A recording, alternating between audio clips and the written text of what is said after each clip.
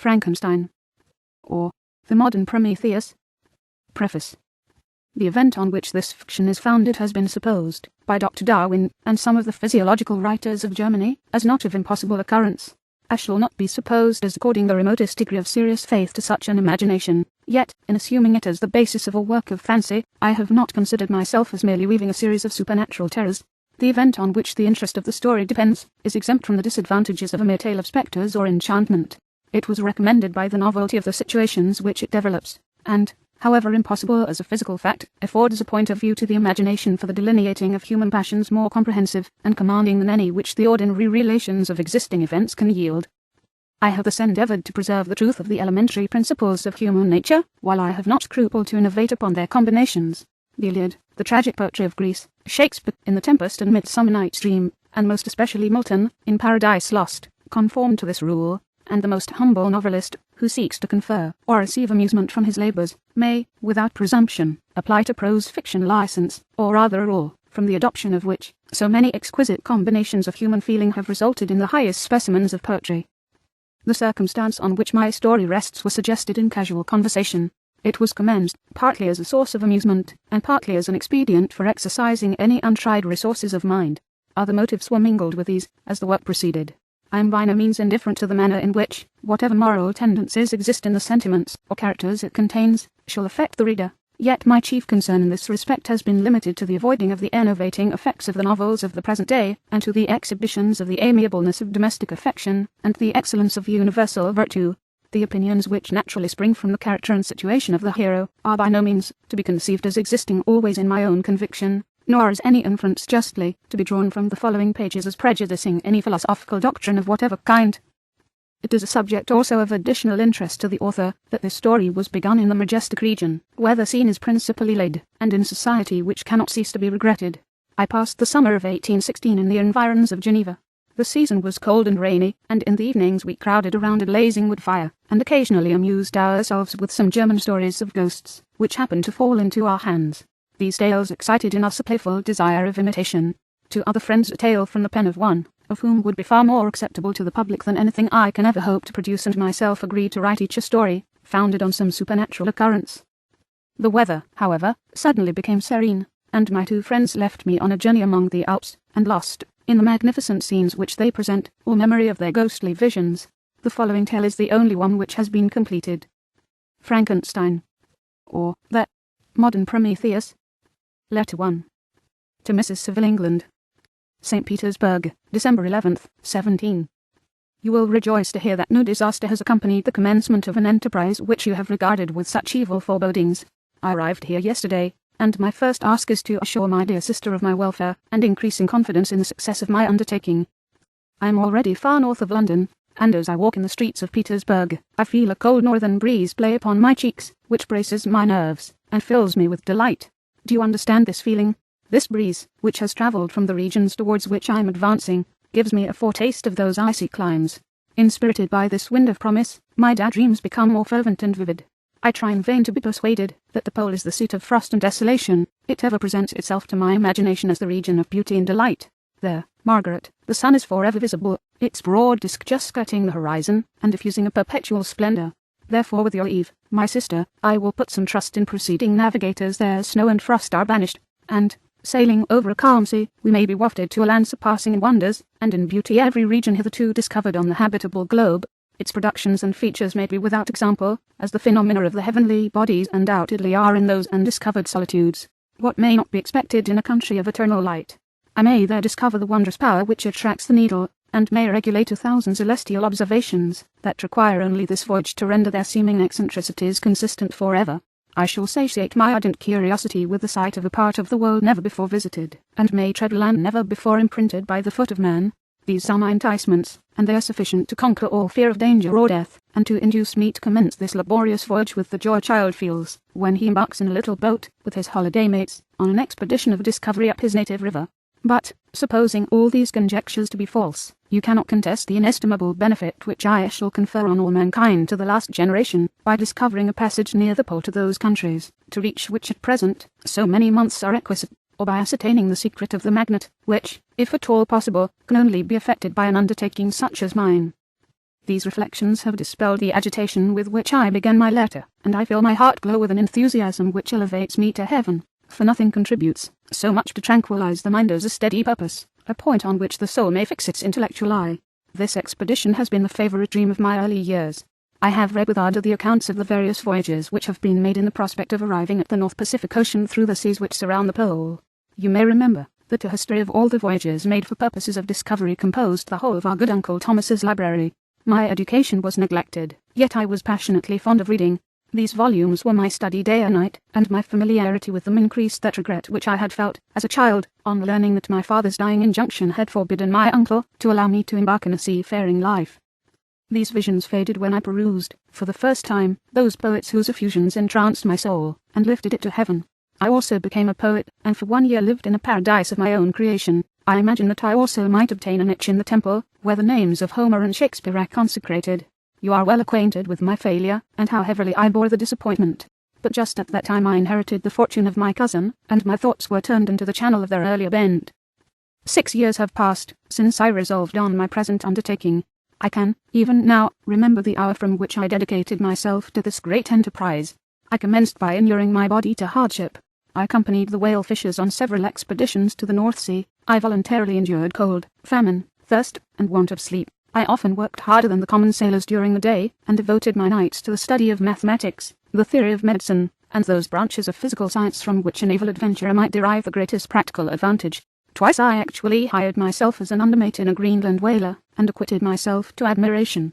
I must own I felt a little proud when my captain offered me the second dignity in the vessel, and entreated me to remain with the greatest earnestness, so valuable did he consider my services. And now, dear Margaret, do I not deserve to accomplish some great purpose? My life might have been passed in ease and luxury, but I preferred glory to every enticement that wealth placed in my path. Oh, that some encouraging voice would answer in the affirmative. My courage and my resolution is firm, but my hopes fluctuate, and my spirits are often depressed.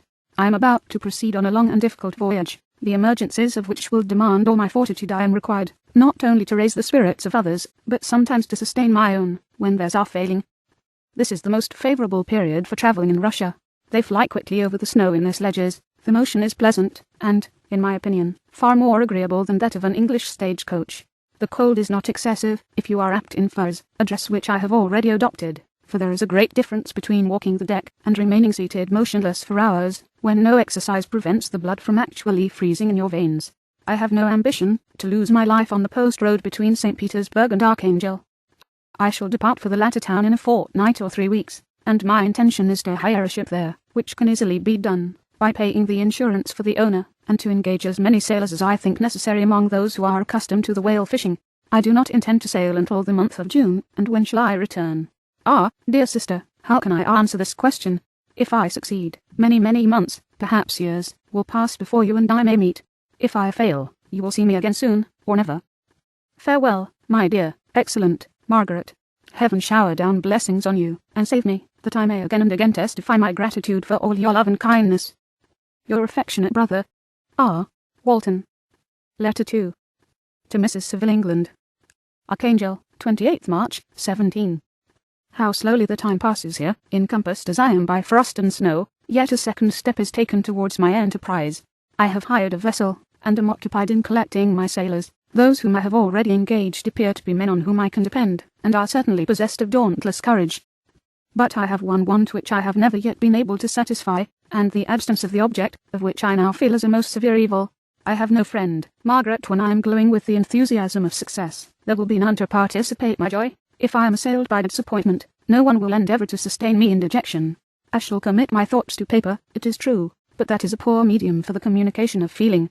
I desire the company of a man who could sympathize with me, whose eyes would reply to mine. You may deem me romantic, my dear sister, but I bitterly feel the want of a friend. I have no one near me, gentle yet courageous, possessed of a cultivated as well as of a capacious mind, whose tastes are like my own, to approve or amend my plans. How would such a friend repair the faults of your poor brother? I am too ardent in execution, and too impatient of difficulties.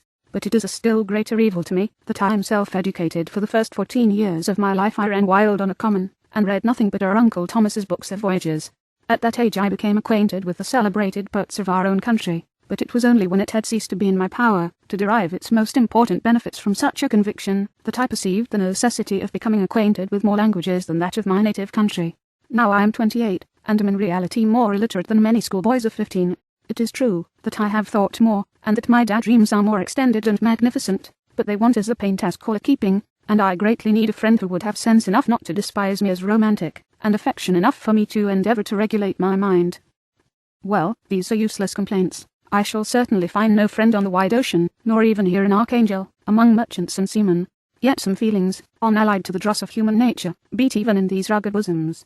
My lieutenant, for instance, is a man of wonderful courage and enterprise. He is madly desirous of glory. He is an Englishman, and in the midst of national and professional prejudices, unsoftened by cultivation, retains some of the noblest endowments of humanity. I first became acquainted with him on board a whale vessel. Finding that he was unemployed in the city, I easily engaged him to assist in my enterprise. The master is a person of an excellent disposition, and is remarkable in the ship for his gentleness, and the mildness of his discipline. He is, indeed, of so amiable a nature, that he will not hunt a favourite, and almost the only amusement here, because he cannot endure to spill blood. He is, moreover, heroically generous. Some years ago he loved a young Russian laddie, of moderate fortune, and having amassed considerable sum in prize money, the father of the girl consented to the match. He saw his mistress once before the destined ceremony, but she was bathed in tears, and, throwing herself at his feet, entreated him to spare her, confessing at the same time that she loved another, but that he was poor, and that her father would never consent to the union. My generous friend reassured the suppliant, and on being informed of the name of her lover instantly abandoned his pursuit. He had already bought a farm with his money, on which he had designed to pass the remainder of his life, but he bestowed the whole on his rival, together with the remains of his prize money to purchase stock, and then himself solicited the young woman's father to consent to her marriage with her lover. But the old man decidedly refused, thinking himself bound in honour to my friend, who, when he found the father inexorable, quitted his country, nor returned until he heard that his former mistress was married according to her inclinations. What a noble fellow! You will exclaim.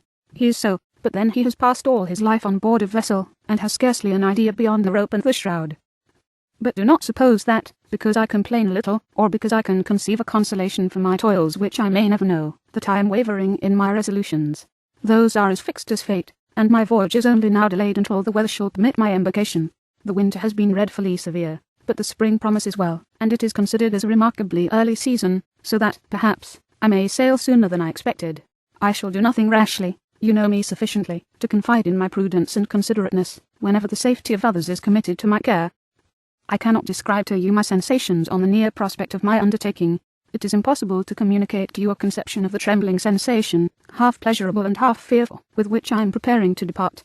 I am going to unexplored regions, to the land of mist and snow, but I shall kill no albatross, therefore do not be alarmed for my safety. Shall I meet you again, after having traversed immense seas, and returned by the most southern cape of Africa or America? I dare not expect such success, yet I cannot bear to look on the reverse of the picture.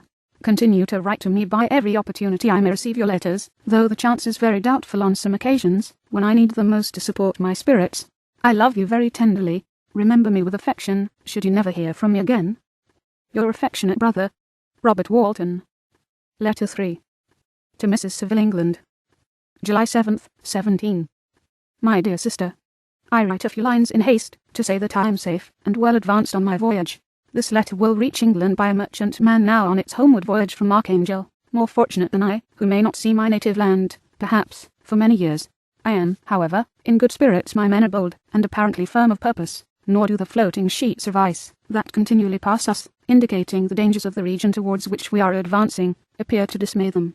We have already reached a very high latitude, but it is the height of summer, and although not so warm as in England, the southern gales, which blow us speedily towards those shores which I so ardently desire to attain, breathe a degree of renovating warmth which I had not expected. No incidents have hitherto befallen us that would make a figure in letter. 1 or 2 stiff gales, and the breaking of a mast, are accidents which experienced navigators scarcely remember to record, and I shall be well content if nothing worse happen to us during our voyage. Adieu, my dear Margaret. Be assured that for my own sake, as well as yours, I will not rashly encounter danger. I will be cool, persevering, and prudent. Remember me to all my English friends. Most affectionately yours, R.W. Letter 4. To Mrs. Saville, England. August 5th, 17. So strange an accident has happened to us, that I cannot forbear recording it, although it is very probable that you will see me before these papers can come into your possession. Last Monday, July 31st, we were nearly surrounded by ice, which closed in the ship on all sides, scarcely leaving her the sea room in which she floated. Our situation was somewhat dangerous, especially as we were compassed round by a very thick fog. We accordingly lay to, hoping that some change would take place in the atmosphere and weather. About 2 o'clock the mist cleared away, and we beheld, stretched out in every direction, vast and irregular plains of ice, which seemed to have no end. Some of my comrades groaned, and my own mind began to grow watchful with anxious thoughts, when a strange sight suddenly attracted our attention, and diverted our solicitude from our own situation. We perceived a low carriage, fixed on a sledge and drawn by dogs, pass on towards the north, at the distance of half a mile, a being which had the shape of a man, but apparently of gigantic stature, sat in the sledge, and guided the dogs. We watched the rapid progress of the traveller with our telescopes, until he was lost among the distant inequalities of the ice. This appearance excited our unqualified wonder. We were, as we believed, many hundred miles from any land, but this apparition seemed to denote that it was not, in reality, so distant as we had supposed. Shut in, however, by ice, it was impossible to follow his track, which we had observed with the greatest attention. About 2 hours after this occurrence, we heard the ground sea, and before night the ice broke, and freed our ship. We, however, lay to until the morning, fearing to encounter in the dark those large loose masses which float about after the breaking up of the ice. I profited of this time to rest for a few hours. In the morning, however, as soon as it was light, I went upon deck, and found all the sailors busy on one side of the vessel, apparently talking to someone in the sea. It was, in fact, a sledge, like that we had seen before, which had drifted towards us in the night, on a large fragment of ice. Only one dog remained alive, but there was a human being within it, whom the sailors were persuading to enter the vessel. He was not, as the other traveller seemed to be, a savage inhabitant of some undiscovered island, but an European. When I appeared on deck, the master said, "Here is a captain, and he will not allow you to perish on the open sea." On perceiving me, the stranger addressed me in English, although with a foreign accent. "Before I come on board your vessel," said he, "will you have the kindness to inform me whither you are bound?" You may conceive my astonishment on hearing such a question addressed to me from a man on the brink of destruction, and to whom I should have supposed that my vessel would have been a resource which he would not have exchanged for the most precious wealth the earth can afford. I replied, however, that we were on a voyage of discovery towards the northern pole. Upon hearing this he appeared satisfied, and consented to come on board. Good God, Margaret, if you had seen the man who thus capitulated for her safety, your surprise would have been boundless. His limbs were nearly frozen, and his body dreadfully emaciated by fatigue and suffering. I never saw a man in so wretched a condition. We attempted to carry him into the cabin, but as soon as he had quitted the fresh air, he fainted. We accordingly brought him back to the deck, and restored him to animation, by rubbing him with brandy, and forcing him to swallow a small quantity. As soon as he showed signs of life, we wrapped him up in blankets, and placed him near the chimney of the kitchen stove. By slow degrees he recovered, and ate a little soup, which restored him wonderfully. 2 days passed in this manner, before he was able to speak, and I often feared that his sufferings had deprived him of understanding. When he had in some measure recovered, I removed him to my own cabin, and attended on him as much as my duty would permit. I never saw a more interesting creature. His eyes have generally an expression of wildness, and even madness, but there are moments when, if anyone performs an act of kindness towards him, or does him any the most trifling service, his whole countenance is lighted up, as it were, with a beam of benevolence and sweetness, that I never saw equalled. But he is generally melancholy and despairing, and sometimes he gnashes his teeth, as if impatient of the weight of woes that oppresses him. When my guest was a little recovered, I had great trouble to keep off the men who wished to ask him 1,000 questions, but I would not allow him to be tormented by their idle curiosity, in a state of body and mind whose restoration evidently depended upon entire repose. Once, however, the lieutenant asked why he had come so far upon the ice in so strange a vehicle. His countenance instantly assumed an aspect of the deepest gloom, and he replied, "To seek one who fled from me." "And did the man whom you pursued travel in the same fashion?" "Yes." "Then I fancy we have seen him, for, the day before we picked you up, we saw some dogs drawing a sledge, with a man in it, across the ice." This aroused the stranger's attention, and he asked a multitude of questions concerning the route which the demon, as he called him, had pursued. Soon after, when he was alone with me, he said, "I have, doubtless, excited your curiosity, as well as that of these good people, but you are too considerate to make inquiries." "Certainly, it would indeed be very impertinent and inhuman in me to trouble you with any inquisitiveness of mine. And yet you rescued me from a strange and perilous situation. You have benevolently restored me to life." Soon after this he inquired if I thought that the breaking up of the ice had destroyed the other sledge. I replied that I could not answer with any degree of certainty, for the ice had not broken until near midnight, and the traveller might have arrived at a place of safety before that time, but of this I could not judge. From this time the stranger seemed very eager to be upon deck, to watch for the sledge which had before appeared, but I have persuaded him to remain in the cabin, for he is far too weak to sustain the rawness of the atmosphere. But I have promised that someone should watch for him, and give him instant notice, if any new object should appear in sight. Such is my journal of what relates to this strange occurrence up to the present day. The stranger has gradually improved in health, but is very silent, and appears uneasy when anyone except myself enters his cabin. Yet his manners are so conciliating and gentle that the sailors are all interested in him, although they have had very little communication with him. For my own part, I begin to love him as a brother, and his constant and deep grief fills me with sympathy and compassion. He must have been a noble creature in his better days, being even now in wreck so attractive and amiable. Said in one of my letters, my dear Margaret, that I should find no friend on the wide ocean, yet I have found a man who, before his spirit had been broken by misery, I should have been happy to have possessed as the brother of my heart. I shall continue my journal concerning the stranger at intervals, should I have any fresh incidents to record. August 13th, 17. My affection for my guest increases every day. He excites at once my admiration, and my pity to an astonishing degree. How can I see so noble a creature destroyed by misery without feeling the most poignant grief? He is so gentle, yet so wise, his mind is so cultivated, and when he speaks, although his words are culled with the choicest art, yet they flow with rapidity and unparalleled eloquence. He is now much recovered from his illness, and is continually on the deck, apparently watching for the sledge that preceded his own. Yet, although unhappy, he is not so utterly occupied by his own misery, but that he interests himself deeply in the employments of others. He has asked me many questions concerning my design, and I have related my little history frankly to him. He appeared pleased with the confidence, and suggested several alterations in my plan, which I shall find exceedingly useful. There is no pedantry in his manner, but all he does appears to spring solely from the interest he instinctively takes in the welfare of those who surround him. He is often overcome by gloom, and then he sits by himself, and tries to overcome all that is sullen or unsocial in his humour. These paroxysms pass from him like a cloud from before the sun, though his dejection never leaves him. I have endeavoured to win his confidence, and I trust that I have succeeded. One day I mentioned to him the desire I had always felt of finding a friend who might sympathise with me, and direct me by his counsel. Said, I did not belong to that class of men who are offended by advice. I am self-educated, and perhaps I hardly rely sufficiently upon my own powers. I wish, therefore, that my companion should be wiser and more experienced than myself, to confirm and support me, nor have I believed it impossible to find a true friend. I agree with you, replied the stranger, in believing that friendship is not only a desirable, but a possible acquisition. I once had a friend, the most noble of human creatures, and am entitled, therefore, to judge respecting friendship.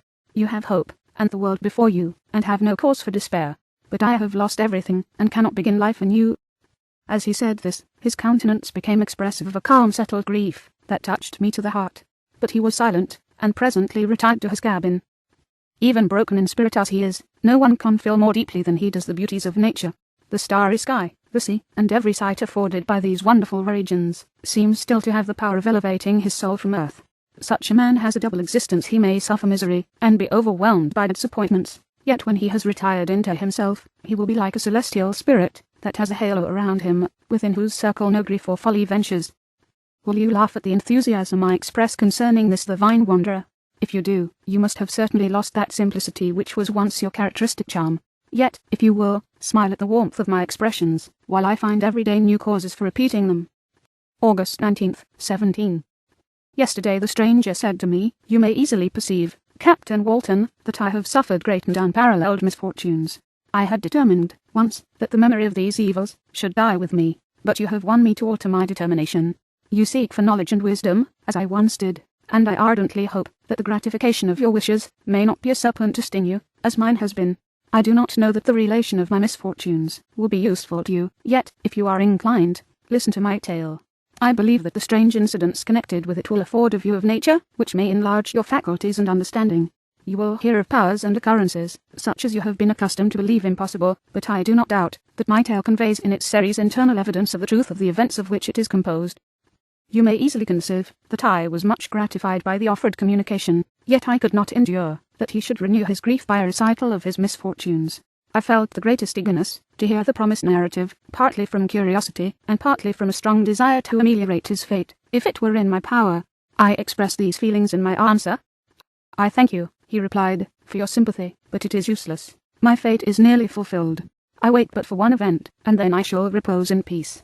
I understand your feeling, continued he, perceiving that I wished to interrupt him. "But you are mistaken, my friend. If this you will allow me to name you, nothing can alter my destiny. Listen to my history, and you will perceive how irrevocably it is determined."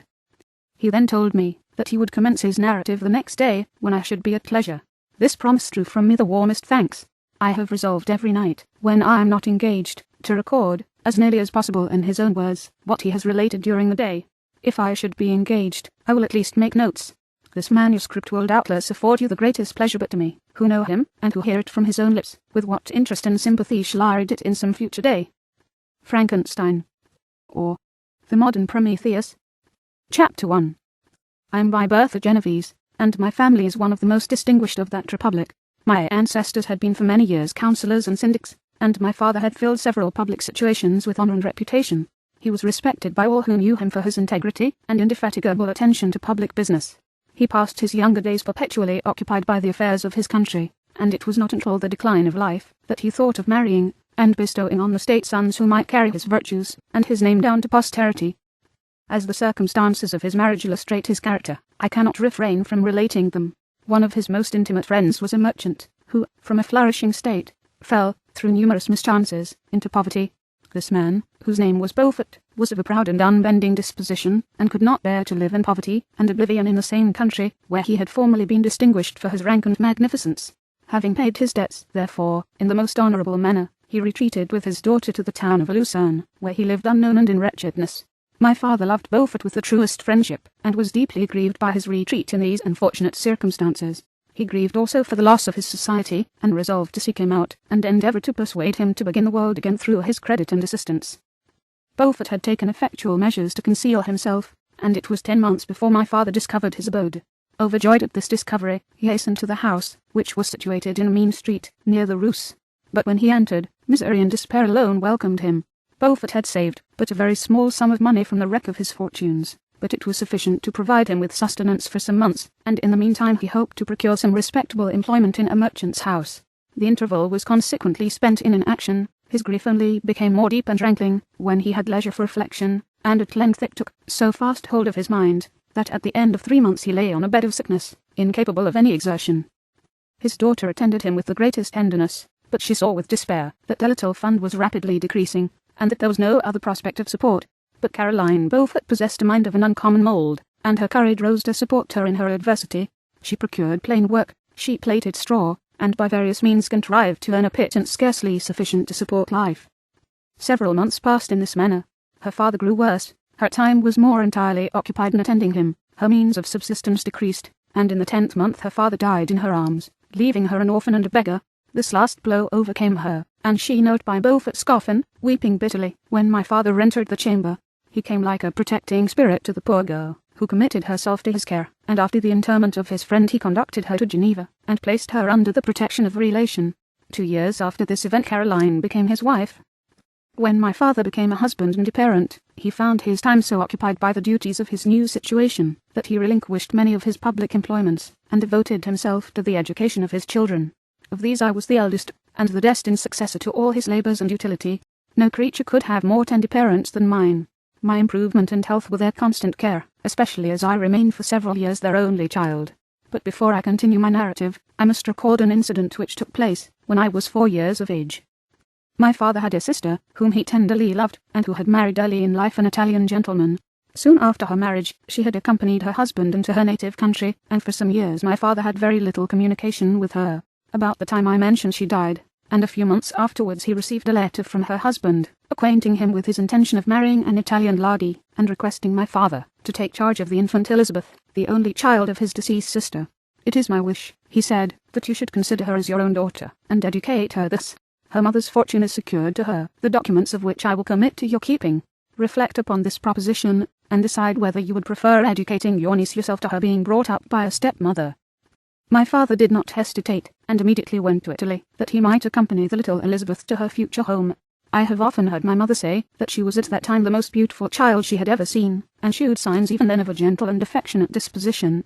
These indications, and a desire to bind as closely as possible the ties of domestic love, determined my mother to consider Elizabeth as my future wife, a design which she never found reason to repent. From this time Elizabeth Lavenza became my playfellow, and, as we grew older, my friend. She was docile and good-tempered, yet gay and playful as a summer insect. Although she was lively and animated, her feelings were strong and deep, and her disposition uncommonly affectionate. No one could better enjoy liberty, yet no one could submit with more grace than she did to constraint and caprice. Her imagination was luxuriant, yet her capability of application was great. Her person was the image of her mind. Her hazel eyes, although as lively as a bird's, possessed an attractive softness. Her figure was light and airy, and, though capable of enduring great fatigue, she appeared the most fragile creature in the world. While I admired her understanding and fancy, I loved to tend on her, as I should on a favourite animal, and I never saw so much grace both of person and mind united to so little pretension. Everyone adored Elizabeth. If the servants had any request to make, it was always through her intercession. We were strangers to any species of disunion and dispute, for although there was a great dissimilitude in our characters, there was an harmony in that very dissimilitude. I was more calm and philosophical than my companion, yet my temper was not so yielding. My application was of longer endurance, but it was not so severe whilst it endured. I delighted in investigating the facts relative to the actual world. She busied herself in following the aerial creations of the poets. The world was to me a secret, which I desired to discover. To her it was a vacancy, which she sought to people with imaginations of her own. My brothers were considerably younger than myself, but I had a friend in one of my schoolfellows, who compensated for this deficiency. Henry Clerval was the son of a merchant of Geneva, an intimate friend of my father.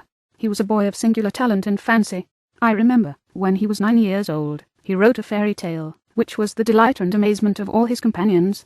His favourite study consisted in books of chivalry and romance, and when very young, I can remember that we used to act plays composed by him out of these favourite books, the principal characters of which were Orlando, Robin Hood, Amadis, and St. George.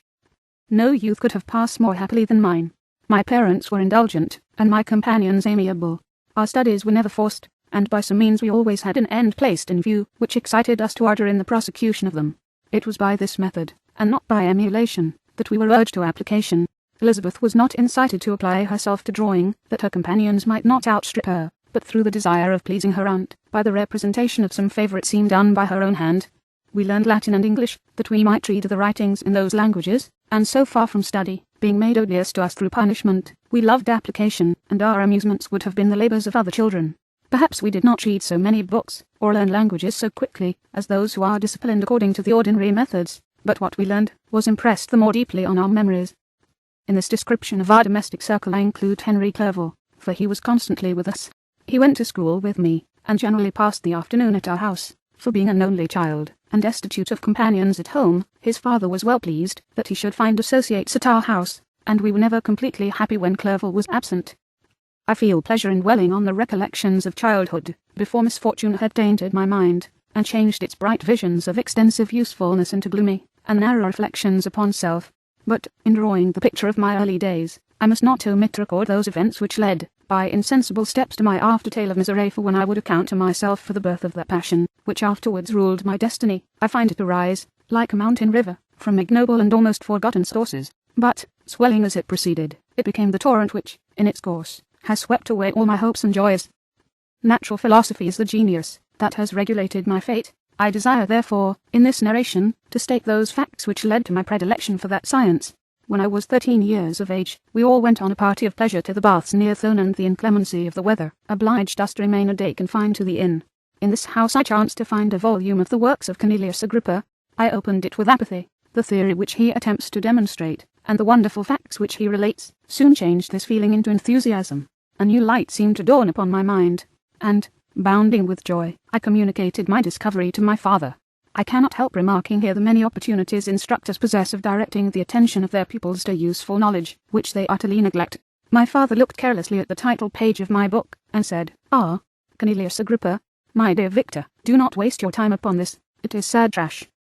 If, instead of this remark, my father had taken the pains to explain to me that the principles of Agrippa had been entirely exploded, and that a modern system of science had been introduced, which possessed much greater powers than the ancient, because the powers of the latter were chimerical, while those of the former were real and practical, under such circumstances, I should certainly have thrown Agrippa aside, and, with my imagination warmed as it was, should probably have applied myself to the more rational theory of chemistry which has resulted from modern discoveries. It is even possible that the train of my ideas would never have received the fatal impulse that led to my ruin, but the cursory glance my father had taken of my volume by no means assured me that he was acquainted with its contents, and I continued to read with the greatest avidity. When I returned home, my first care was to procure the whole works of this author, and afterwards of Paracelsus and Albertus Magnus. I read and studied the wild fancies of these writers with delight. They appeared to me treasures known to few beside myself, and although I often wished to communicate these secret stores of knowledge to my father, yet his indefinite censure of my favourite Agrippa always withheld me. I disclosed my discoveries to Elizabeth, therefore, under a promise of strict secrecy, but she did not interest herself in the subject, and I was left by her to pursue my studies alone. It may appear very strange that a disciple of Albertus Magnus should arise in the 18th century, but our family was not scientifical, and I had not attended any of the lectures given at the schools of Geneva. My dreams were therefore undisturbed by reality, and I entered with the greatest diligence into the search of the philosopher's stone and the elixir of life. But the latter obtained my most undivided attention. Wealth was an inferior object, but what glory would attend the discovery, if I could banish disease from the human frame, and render man invulnerable to any but a violent death. Nor were these my only visions. The raising of ghosts or devils was a promise liberally accorded by my favourite authors, the fulfilment of which I most eagerly sought, and if my incantations were always unsuccessful, I attributed the failure rather to my own inexperience and mistake, than to a want of skill or fidelity in my instructors. The natural phenomena that take place every day before our eyes did not escape my examinations. Distillation, and the wonderful effects of steam, processes of which my favourite authors were utterly ignorant, excited my astonishment. But my utmost wonder was engaged by some experiments on an air pump, which I saw employed by a gentleman whom we were in the habit of visiting. The ignorance of the early philosophers on these, and several other points served to decrease their credit with me, but I could not entirely throw them aside, before some other system should occupy their place in my mind. When I was about 15 years old, we had retired to our house near Belrive, when we witnessed a most violent and terrible thunderstorm. It advanced from behind the mountains of Jura, and the thunder burst at once with frightful loudness from various quarters of the heavens. I remained, while the storm lasted, watching its progress with curiosity and delight. As I stood at the door, on a sudden I beheld a stream of fire issue from an old and beautiful oak, which stood about 20 yards from our house, and so soon as the dazzling light vanished, the oak had disappeared, and nothing remained but a blasted stump. When we visited it the next morning, we found the tree shattered in a singular manner. It was not splintered by the shock, but entirely reduced to thin red bands of wood. I never beheld anything so utterly destroyed. The catastrophe of this tree excited my extreme astonishment, and I eagerly inquired of my father the nature and origin of thunder and lightning. He replied, electricity, describing at the same time the various effects of that power. He constructed a small electrical machine, and exhibited a few experiments. He made also a kite, with a wire and string, which drew down that fluid from the clouds. This last stroke completed the overthrow of Cornelius Agrippa, Albertus Magnus, and Paracelsus, who had so long reigned the lords of my imagination. But by some fatality I did not feel inclined to commence the study of any modern system, and this disinclination was influenced by the following circumstance. My father expressed a wish that I should attend a course of lectures upon natural philosophy, to which I cheerfully consented. Some accident prevented my attending these lectures until the course was nearly finished. The lecture, being therefore one of the last, was entirely incomprehensible to me. The professor discoursed with the greatest fluency of potassium and boron, of sulfates and oxides, terms to which I could affix no idea, and I became disgusted with the science of natural philosophy, although I still read Pliny and Buffon with delight, authors, in my estimation, of nearly equal interest and utility. My occupations at this age were principally the mathematics, and most of the branches of study appertaining to that science.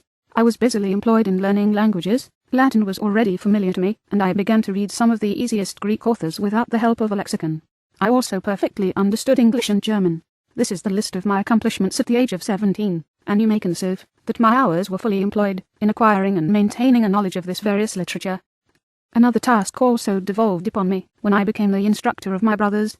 Ernest was 6 years younger than myself, and was my principal pupil. He had been afflicted with ill health from his infancy, through which Elizabeth and I had been his constant nurses. His disposition was gentle, but he was incapable of any severe application. William, the youngest of our family, was yet an infant, and the most beautiful little fellow in the world. His lively blue eyes, dimpled cheeks, and endearing manners, inspired the tenderest affection. Such was our domestic circle, from which care and pain seemed forever banished. My father directed our studies, and my mother partook of our enjoyments. Neither of us possessed the slightest preeminence over the other. The voice of command was never heard amongst us, but mutual affection engaged us all to comply with and obey the slightest desire of each other. Chapter 2. When I had attained the age of 17, my parents resolved that I should become a student at the University of Ingolstadt. I had hitherto attended the schools of Geneva, but my father thought it necessary, for the completion of my education, that I should be made acquainted with other customs than those of my native country. My departure was therefore fixed at an early date, but, Before the day resolved upon could arrive, the first misfortune of my life occurred in Oman, as it were, of my future misery. Elizabeth had caught the scarlet fever, but her illness was not severe, and she quickly recovered. During her confinement, many arguments had been urged to persuade my mother to refrain from attending upon her. She had, at first, yielded to our entreaties, but when she heard that her favourite was recovering, she could no longer debar herself from her society, and entered her chamber long before the danger of infection was past. The consequences of this imprudence were fatal. On the third day my mother sickened. Her fever was very malignant, and the looks of her attendants prognosticated the worst event. On her deathbed the fortitude and benignity of this admirable woman did not desert her. She joined the hands of Elizabeth and myself. "My children," she said, "my firmest hopes of future happiness were placed on the prospect of your union. This expectation will now be the consolation of your father. Elizabeth, my love, you must supply my place to your younger cousins. Alas, I regret that I am taken from you, and, happy and beloved as I have been, is it not hard to quit you all? But these are not thoughts befitting me. I will endeavour to resign myself cheerfully to death, and will indulge a hope of meeting you in another world." She died calmly, and her countenance expressed affection even in death. I need not describe the feelings of those whose dearest ties are rent by that most irreparable evil, the void that presents itself to the soul, and the despair that is exhibited on the countenance. It is so long before the mind can persuade itself that she, whom we saw every day, and whose very existence appeared a part of our own, can have departed for ever, that the brightness of a beloved eye can have been extinguished, and the sound of a voice so familiar and dear to the ear can be hushed, never more to be heard. These are the reflections of the first days, but when the lapse of time proves the reality of the evil, then the actual bitterness of grief commences. Yet from whom has not that rude hand rent away some dear connection? And why should I describe a sorrow which all have felt, and must feel? The time at length arrives, when grief is rather an indulgence than a necessity, and the smile that plays upon the lips, although it may be deemed a sacrilege, is not banished. My mother was dead, but we had still duties which we ought to perform. We must continue course with the rest, and learn to think ourselves fortunate, whilst one remains whom the spoiler has not seized. My journey to Ingolstadt, which had been deferred by these events, was now again determined upon. I obtained from my father a respite of some weeks. This period was spent sadly. My mother's death, and my speedy departure, depressed our spirits, but Elizabeth endeavoured to renew the spirit of cheerfulness in our little society. Since the death of her aunt, her mind had acquired new firmness and vigour. She determined to fulfil her duties with the greatest exactness, and she felt that that most imperious duty of rendering her uncle and cousins happy had devolved upon her. She consoled me, amused her uncle, instructed my brothers, and I never beheld her so enchanting as at this time, when she was continually endeavouring to contribute to the happiness of others, entirely forgetful of herself. The day of my departure at length arrived. I had taken leave of all my friends, excepting Clerval, who spent the last evening with us. He bitterly lamented that he was unable to accompany me, but his father could not be persuaded to part with him, intending that he should become a partner with him in business, in compliance with his favourite theory, that learning was superfluous in the commerce of ordinary life. Henry had a refined mind. He had no desire to be idle, and was well pleased to become his father's partner, but he believed that a man might be a very good trader, and yet possess a cultivated understanding. We sat late, listening to his complaints, and making many little arrangements for the future. The next morning early I departed. Tears gushed from the eyes of Elizabeth. They proceeded partly from sorrow at my departure, and partly because she reflected that the same journey was to have taken place 3 months before, when a mother's blessing would have accompanied me. I threw myself into the chaise that was to convey me away, and indulged in the most melancholy reflections. I, who had ever been surrounded by amiable companions, continually engaged in endeavouring to bestow mutual pleasure, I was now alone. In the university, whither I was going, I must form my own friends, and be my own protector. My life had hitherto been remarkably secluded and domestic, and this had given me invincible repugnance to new countenances. I loved my brothers, Elizabeth, and Clerval. These were old familiar faces, but I believed myself totally unfitted for the company of strangers. Such were my reflections as I commenced my journey, but as I proceeded, my spirits and hopes rose. I ardently desired the acquisition of knowledge. I had often, when at home, thought it hard to remain during my youth cooped up in one place, and had longed to enter the world, and take my station among other human beings. Now my desires were complied with, and it would, indeed, have been folly to repent. I had sufficient leisure for these, and many other reflections during my journey to Ingolstadt, which was long and fatiguing. At length the high white steeple of the town met my eyes. I lighted, and was conducted to my solitary apartment, to spend the evening as I pleased. The next morning I delivered my letters of introduction, and paid a visit to some of the principal professors, and among others to M. Kremp, Professor of Natural Philosophy. He received me with politeness, and asked me several questions concerning my progress in the different branches of science appertaining to natural philosophy. I mentioned, it is true, with fear and trembling, the only authors I had ever read upon those subjects. The professor stared. "Have you," he said, "really spent your time in studying such nonsense?" I replied in the affirmative. "Every minute," continued M. Kremp with warmth, "every instant that you have wasted on those books is utterly and entirely lost. You have burdened your memory with exploded systems and useless names. Good God, in what desert land have you lived, where no one was kind enough to inform you that these fancies, which you have so greedily imbibed, are 1,000 years old, and as musty as they are ancient? I little expected in this enlightened and scientific age to find a disciple of Albertus Magnus and Paracelsus. My dear sir, you must begin your studies entirely anew." So saying, he stepped aside and wrote down a list of several books treating of natural philosophy, which he desired me to procure, and dismissed me, after mentioning that in the beginning of the following week he intended to commence a course of lectures upon natural philosophy in its general relations, and that M. Waldman, a fellow professor, would lecture upon chemistry the alternate days that he missed. I returned home, not disappointed, for I had long considered those authors useless whom the professor had so strongly reprobated, but I did not feel much inclined to study the books which I procured at his recommendation. M. Kremp was a little squat man, with a gruff voice and repulsive countenance. The teacher, therefore, did not prepossess me in favour of his doctrine. Besides, I had a contempt for the uses of modern natural philosophy. It was very different when the masters of the science sought immortality and power. Such views, although futile, were grand, but now the scene was changed. The ambition of the inquirer seemed to limit itself to the annihilation of those visions on which my interest in science was chiefly founded. I was required to exchange chimeras of boundless grandeur for realities of little worth. Such were my reflections during the first 2 or 3 days spent almost in solitude. But as the ensuing week commenced, I thought of the information which M. Kremp had given me concerning the lectures, and although I could not consent to go and hear that little conceited fellow deliver sentences out of a pulpit, I recollected what he had said of M. Waldman, whom I had never seen, as he had hitherto been out of town. Partly from curiosity, and partly from idleness, I went into the lecturing room, which M. Waldman entered shortly after. This professor was very unlike his colleague. He appeared about 50 years of age, but with an aspect expressive of the greatest benevolence. A few grey hairs covered his temples, but those at the back of his head were nearly black. His person was short, but remarkably erect, and his voice the sweetest I had ever heard. He began his lecture by recapitulation of the history of chemistry, and the various improvements made by different men of learning, pronouncing with fervour the names of the most distinguished discoverers. He then took a cursory view of the present state of the science, and explained many of its elementary terms. After having made a few preparatory experiments, he concluded with a panegyric upon modern chemistry, the terms of which I shall never forget. "The ancient teachers of this science," said he, "promised impossibilities, and performed nothing. The modern masters promise very little. They know that metals cannot be transmuted, and that the elixir of life is a chimera.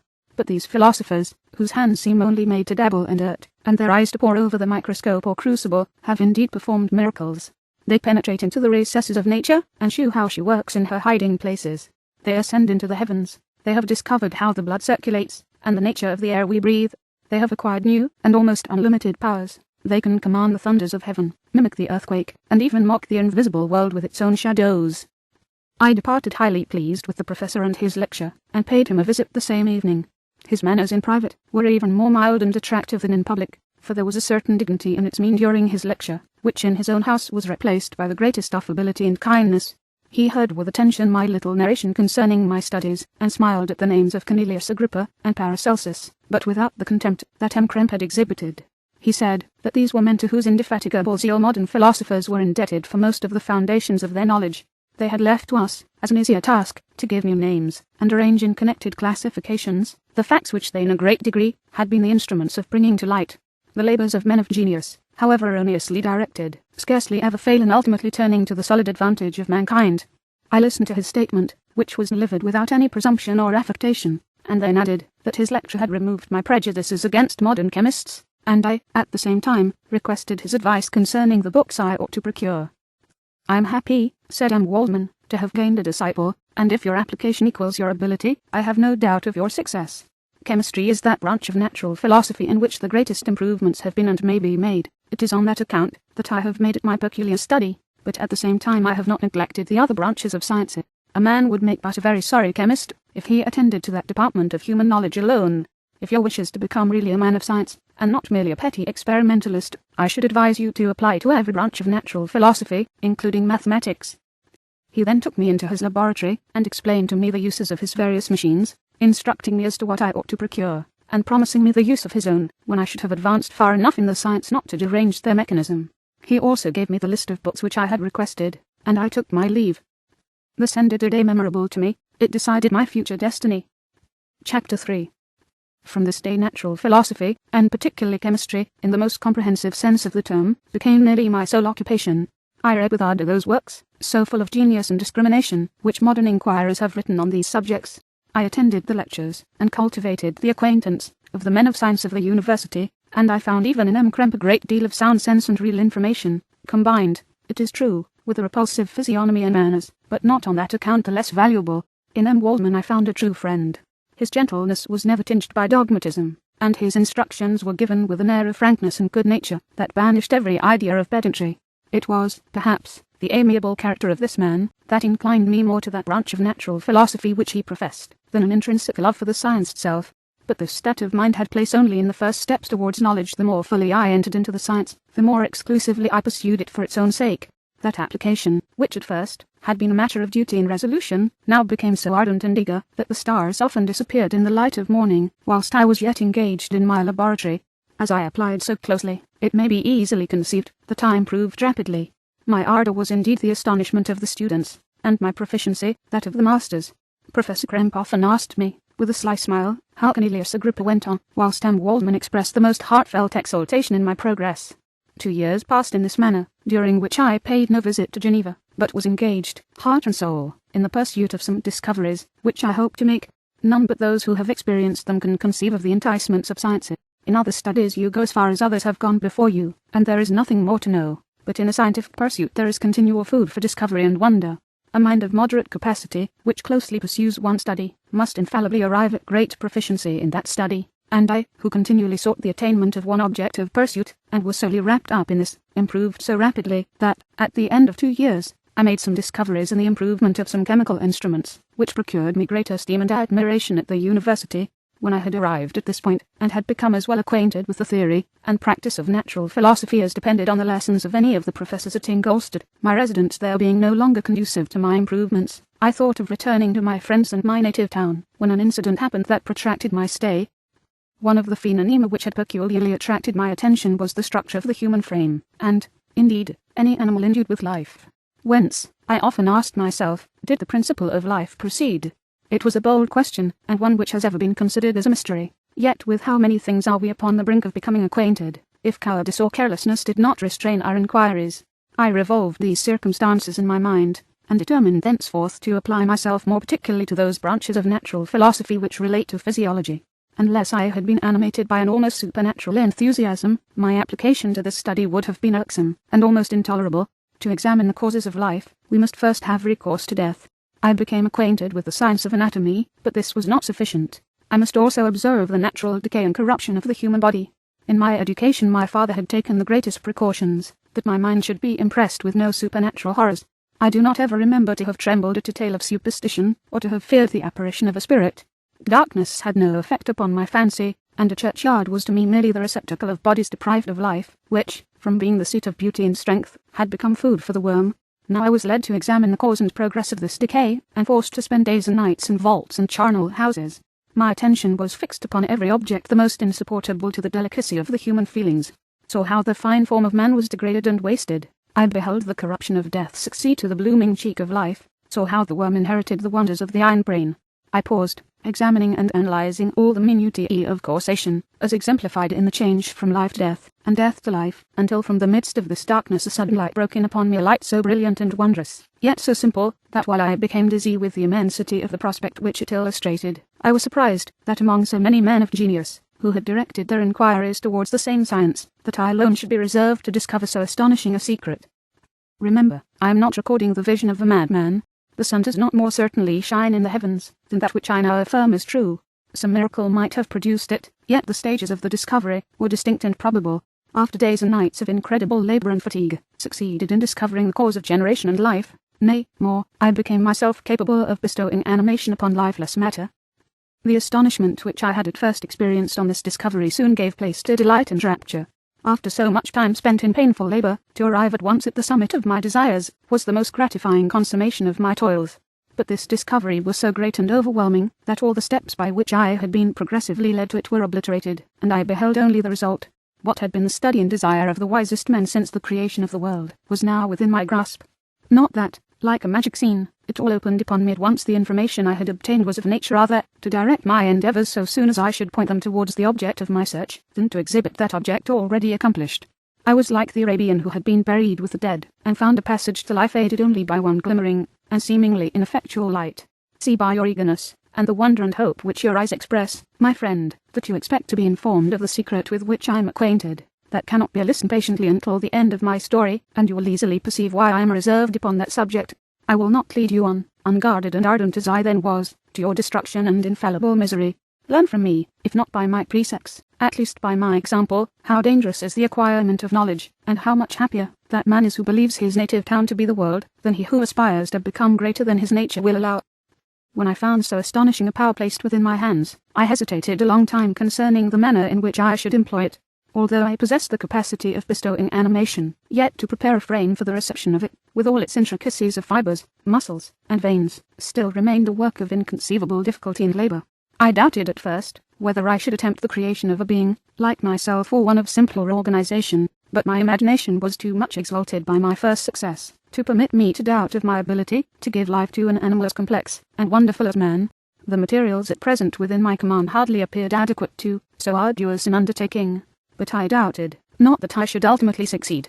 I prepared myself for a multitude of reverses. My operations might be incessantly baffled, and at last my work being perfect, yet, when I considered the improvement which every day takes place in science and mechanics, I was encouraged to hope my present attempts would at least lay the foundations of future success.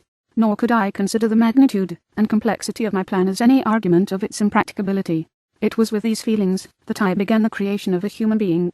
As the minuteness of the parts formed a great hindrance to my speed, I resolved, contrary to my first intention, to make the being of a gigantic stature, that is to say, about 8 feet in height, and proportionably large. After having formed this determination, and having spent some months in successfully collecting and arranging my materials, I began. No one can conceive the variety of feelings which bore me onwards, like a hurricane, in the first enthusiasm of success. Life and death appeared to me ideal bounds, which I should first break through, and pour a torrent of light into our dark world. A new species would bless me as its creator and source. Many happy and excellent natures would owe their being to me. No father could claim the gratitude of his child so completely as I should deserve theirs. Pursuing these reflections, I thought that if I could bestow animation upon lifeless matter, I might in process of time, although I now found it impossible, renew life, where death had apparently devoted the body to corruption. These thoughts supported my spirits, while I pursued my undertaking with unremitting ardour. My cheek had grown pale with study, and my person had become emaciated with confinement. Sometimes, on the very brink of certainty, I failed, yet still I clung to the hope which the next day, or the next hour, might realise. One secret which I alone possessed was the hope to which I had dedicated myself, and the moon gazed on my midnight labours, while, with unrelaxed and breathless eagerness, I pursued nature to her hiding places. Who shall conceive the horrors of my secret toil, as I dabbled among the unhallowed damps of the grave, or tortured the living animal, to animate the lifeless clay? My limbs now tremble, and my eyes swim with the remembrance, but then a resistless, and almost frantic impulse urged me forward, seemed to have lost all soul or sensation, but for this one pursuit. It was indeed but a passing trance, that only made me feel with renewed acuteness so soon as, the unnatural stimulus ceasing to operate, I had returned to my old habits. I collected bones from charnel houses, and disturbed, with profane fingers, the tremendous secrets of the human frame. In a solitary chamber, or rather cell, at the top of the house, and separated from all the other apartments by a gallery and staircase, I kept my workshop of filthy creation. My eyeballs were starting from their sockets, in attending to the details of my employment. The dissecting room and the slaughter-house furnished many of my materials, and often did my human nature turn with loathing from my occupation, whilst, still urged on by an eagerness which perpetually increased, I brought my work near to a conclusion. The summer months passed, while I was thus engaged, heart and soul, in one pursuit. It was a most beautiful season. Never did the fields bestow a more plentiful harvest, or the vines yield a more luxuriant vintage, but my eyes were insensible to the charms of nature, and the same feelings which made me neglect the scenes around me caused me also to forget those friends who were so many miles absent, and whom I had not seen for so long a time. I knew my silence disquieted them, and I well remembered the words of my father Ryan, "Oh, that, while you are pleased with yourself, you will think of us with affection, and we shall hear regularly from you. You must pardon me if I regard any interruption in your correspondence as a proof that your other duties are equally neglected." I knew well, therefore, what would be my father's feelings, but I could not tear my thoughts from my employment, loathsome in itself, but which had taken an irresistible hold of my imagination. I wished, as it were, to procrastinate all that related to my feelings of affection until the great object, which swallowed up every habit of my nature, should be completed. I then thought that my father would be unjust if he ascribed my neglect to vice or faultiness on my part, but I am now convinced that he was justified in conceiving that I should not be altogether free from blame. A human being in perfection ought always to preserve a calm and peaceful mind, and never to allow passion or a transitory desire to disturb his tranquillity.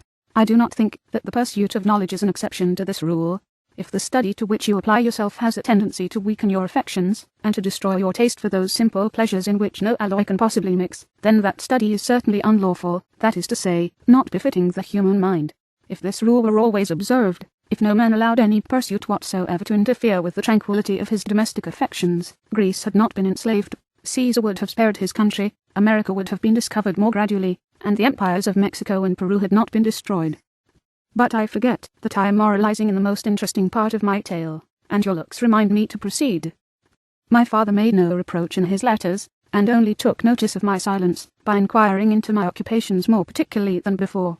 Winter, spring, and summer passed away during my labours, but I did not watch the blossom or the expanding leaf sights which before always yielded me supreme delight, so deeply was I engrossed in my occupation.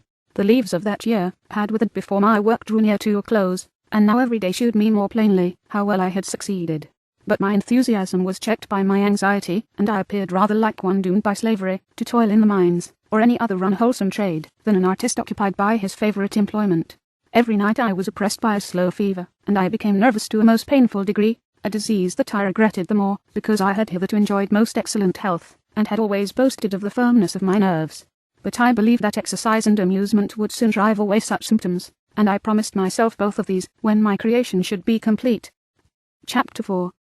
It was on a dreary night of November that I beheld the accomplishment of my toils.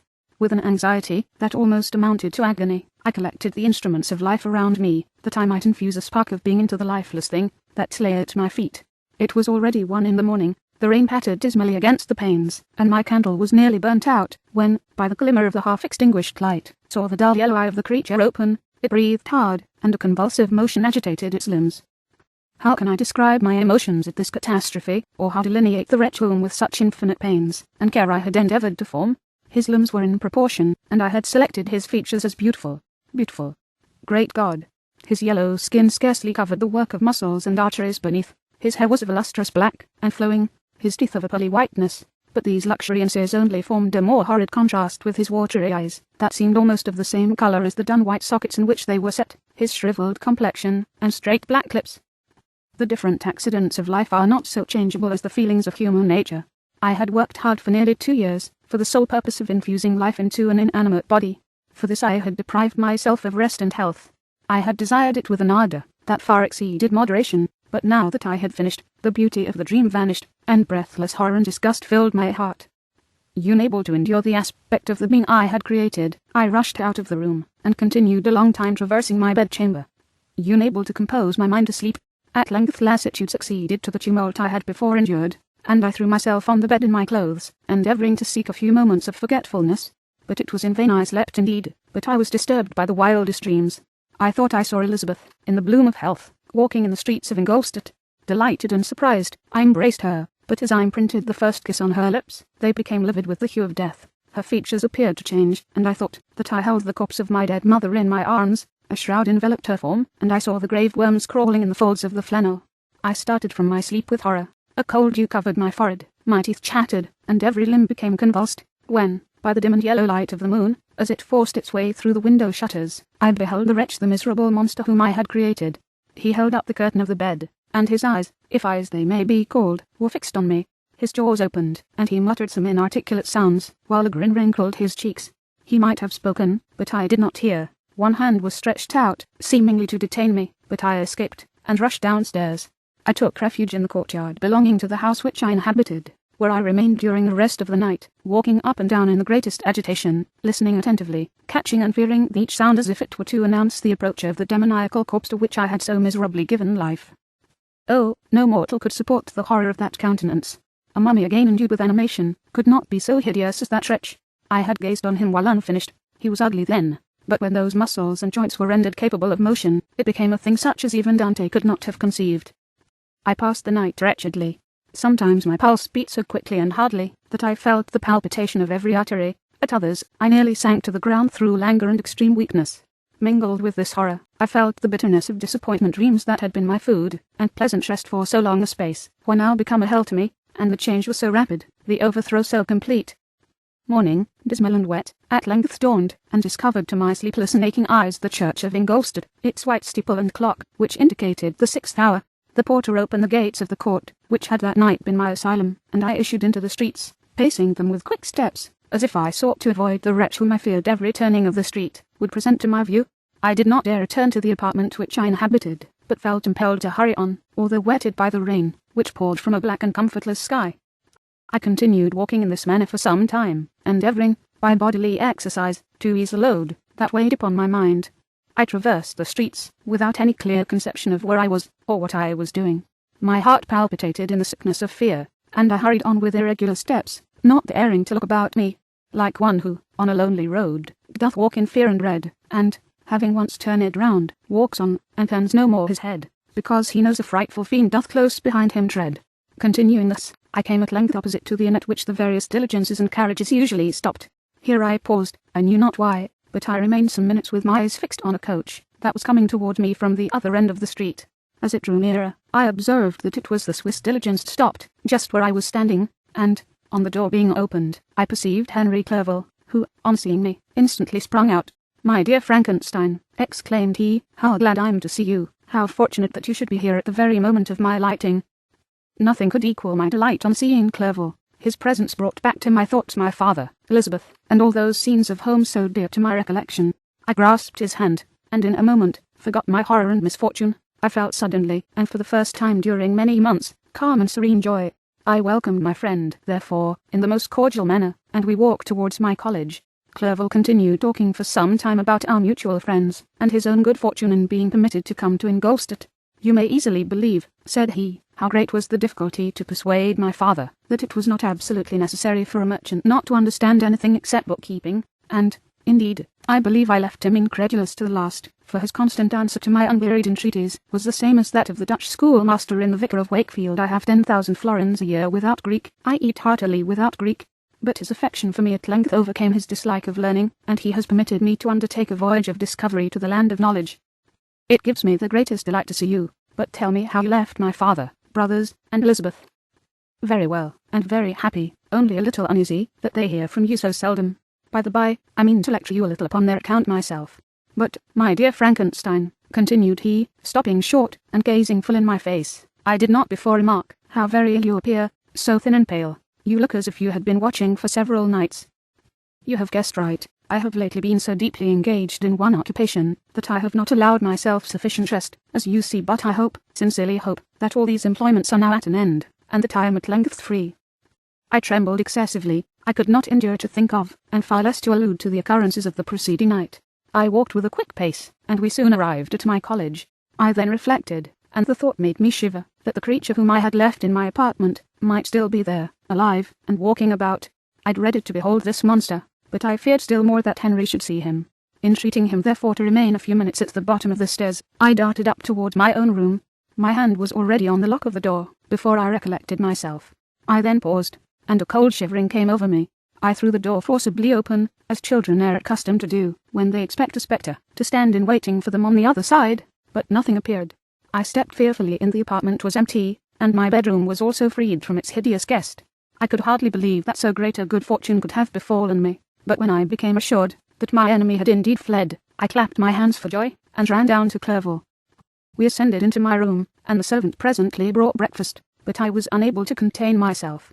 It was not joy only that possessed me. I felt my flesh tingle with excessive sensitiveness, and my pulse beat rapidly. I was unable to remain for a single instant in the same place. I jumped over the chairs, clapped my hands, and laughed aloud. Clerval at first attributed my unusual spirits to joy on his arrival, but when he observed me more attentively, he saw a wildness in my eyes for which he could not account, and my loud, unrestrained, heartless laughter frightened and astonished him. "My dear Victor," cried he, "what, for God's sake, is the matter? Do not laugh in that manner. How ill you are! What is the cause of all this?" "Do not ask me," cried I, putting my hands before my eyes, for I thought I saw the dreaded spectre glide into the room. "He can tell. Oh, save me, save me." I imagined that the monster seized me. I struggled furiously, and fell down in a fit.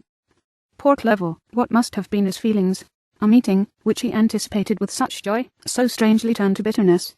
But I was not the witness of his grief, for I was lifeless, and did not recover my senses for a long, long time. This was the commencement of a nervous fever, which confined me for several months.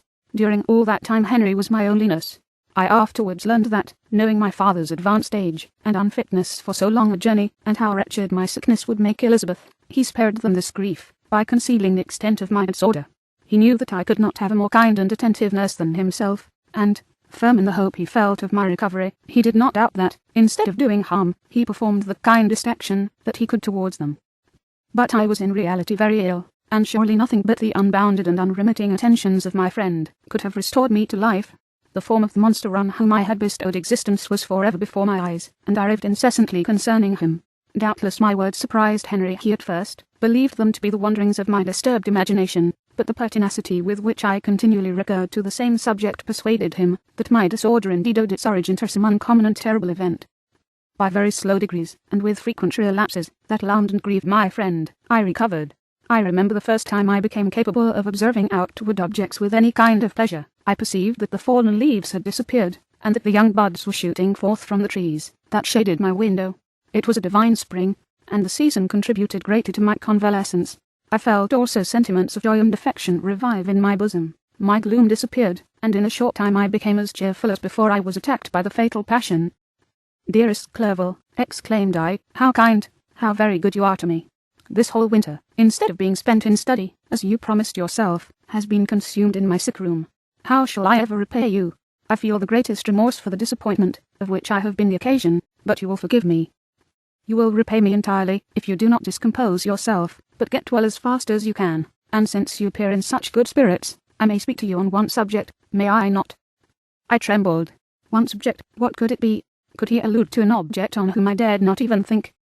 "Compose yourself," said Clerval, who observed my change of colour. "I will not mention it, if it agitates you, but your father and cousin would be very happy if they received a letter from you in your own handwriting. They hardly know how ill you have been, and are uneasy at your long silence." "Is that all, my dear Henry? How could you suppose that my first thought would not fly towards those dear, dear friends whom I love, and who are so deserving of my love? If this is your present temper, my friend, you will perhaps be glad to see a letter that has been lying here some days for you. It is from your cousin, I believe." Chapter 5. Clerval then put the following letter into my hands. To V. Frankenstein. My dear cousin, I cannot describe to you the uneasiness we have all felt concerning your health. We cannot help imagining that your friend Clerval conceals the extent of your disorder, for it is now several months since we have seen your handwriting, and all this time you have been obliged to dictate your letters to Henry. Surely, Victor, you must have been exceedingly ill, and this makes us all very wretched, as much so nearly as after the death of your dear mother. My uncle was almost persuaded that you were indeed dangerously ill, and could hardly be restrained from undertaking a journey to Ingolstadt. Clerval always writes that you are getting better. I eagerly hope that you will confirm this intelligence soon in your own handwriting, for indeed, Victor, we are all very miserable on this account. Relieve us from this fear, and we shall be the happiest creatures in the world. Your father's health is now so vigorous that he appears 10 years younger since last winter. Ernest also is so much improved that you would hardly know him. He is now nearly 16, and has lost that sickly appearance which he had some years ago. He has grown quite robust and active. My uncle and I conversed a long time last night about what profession Ernest should follow. His constant illness when young has deprived him of the habits of application, and now that he enjoys good health, he is continually in the open air, climbing the hills, or rowing on the lake. I therefore proposed that he should be a farmer, which you know, cousin, is a favourite scheme of mine. A farmer's is a very healthy, happy life, and the least hurtful, or rather the most beneficial profession of any. My uncle had an idea of his being educated as an advocate, that through his interest he might become a judge. But, besides that he is not at all fitted for such an occupation, it is certainly more creditable to cultivate the earth for the sustenance of man, than to be the confidant, and sometimes the accomplice, of his vices, which is the profession of a lawyer. Said that the employments of a prosperous farmer, if they were not a more honourable, they were at least a happier species of occupation than that of a judge, whose misfortune it was always to meddle with the dark side of human nature.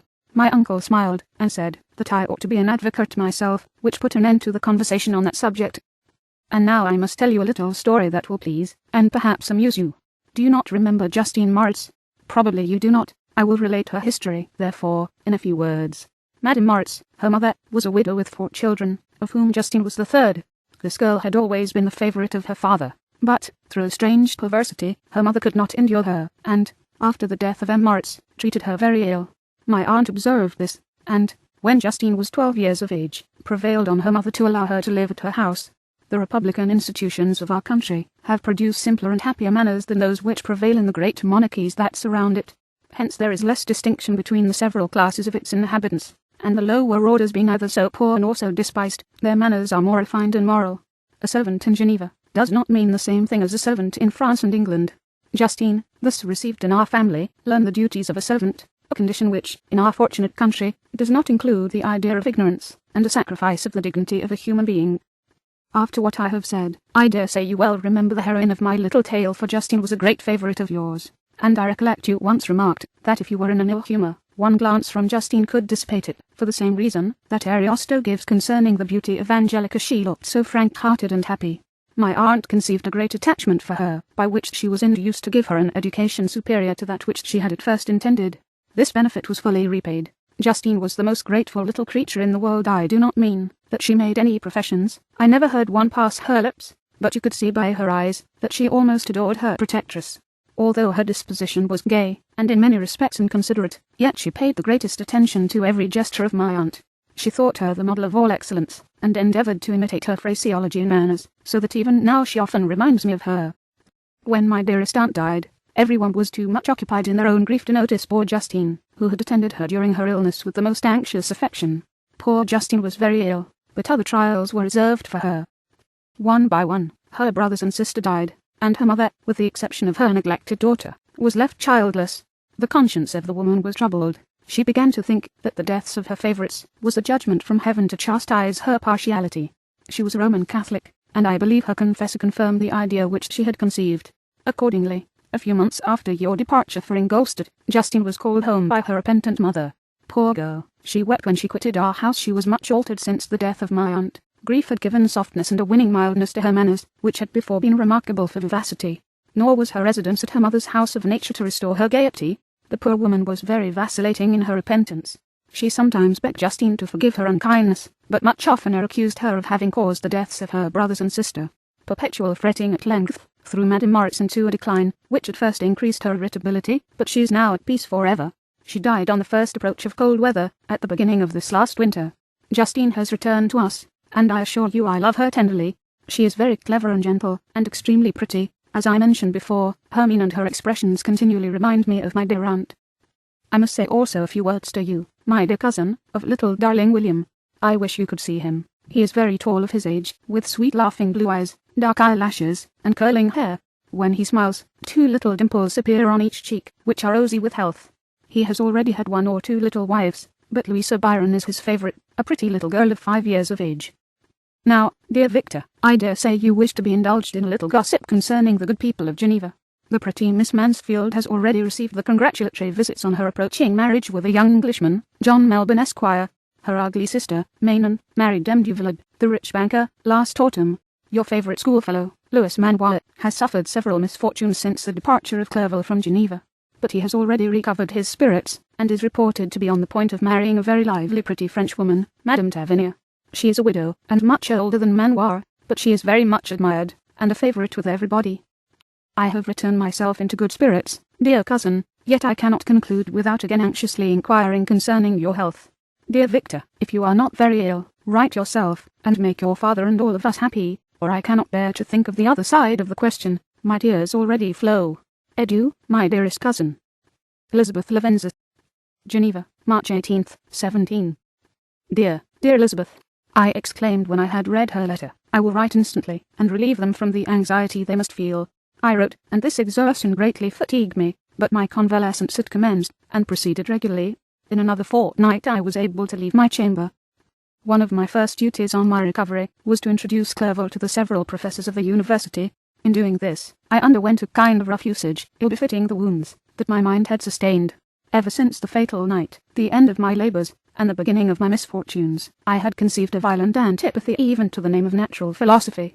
When I was otherwise quite restored to health, the sight of a chemical instrument would renew all the agony of my nervous symptoms. Henry saw this, and had removed all my apparatus from my view. He had also changed my apartment, for he perceived that I had acquired a dislike for the room which had previously been my laboratory. But these cares of Clerval were made of no avail when I visited the professors.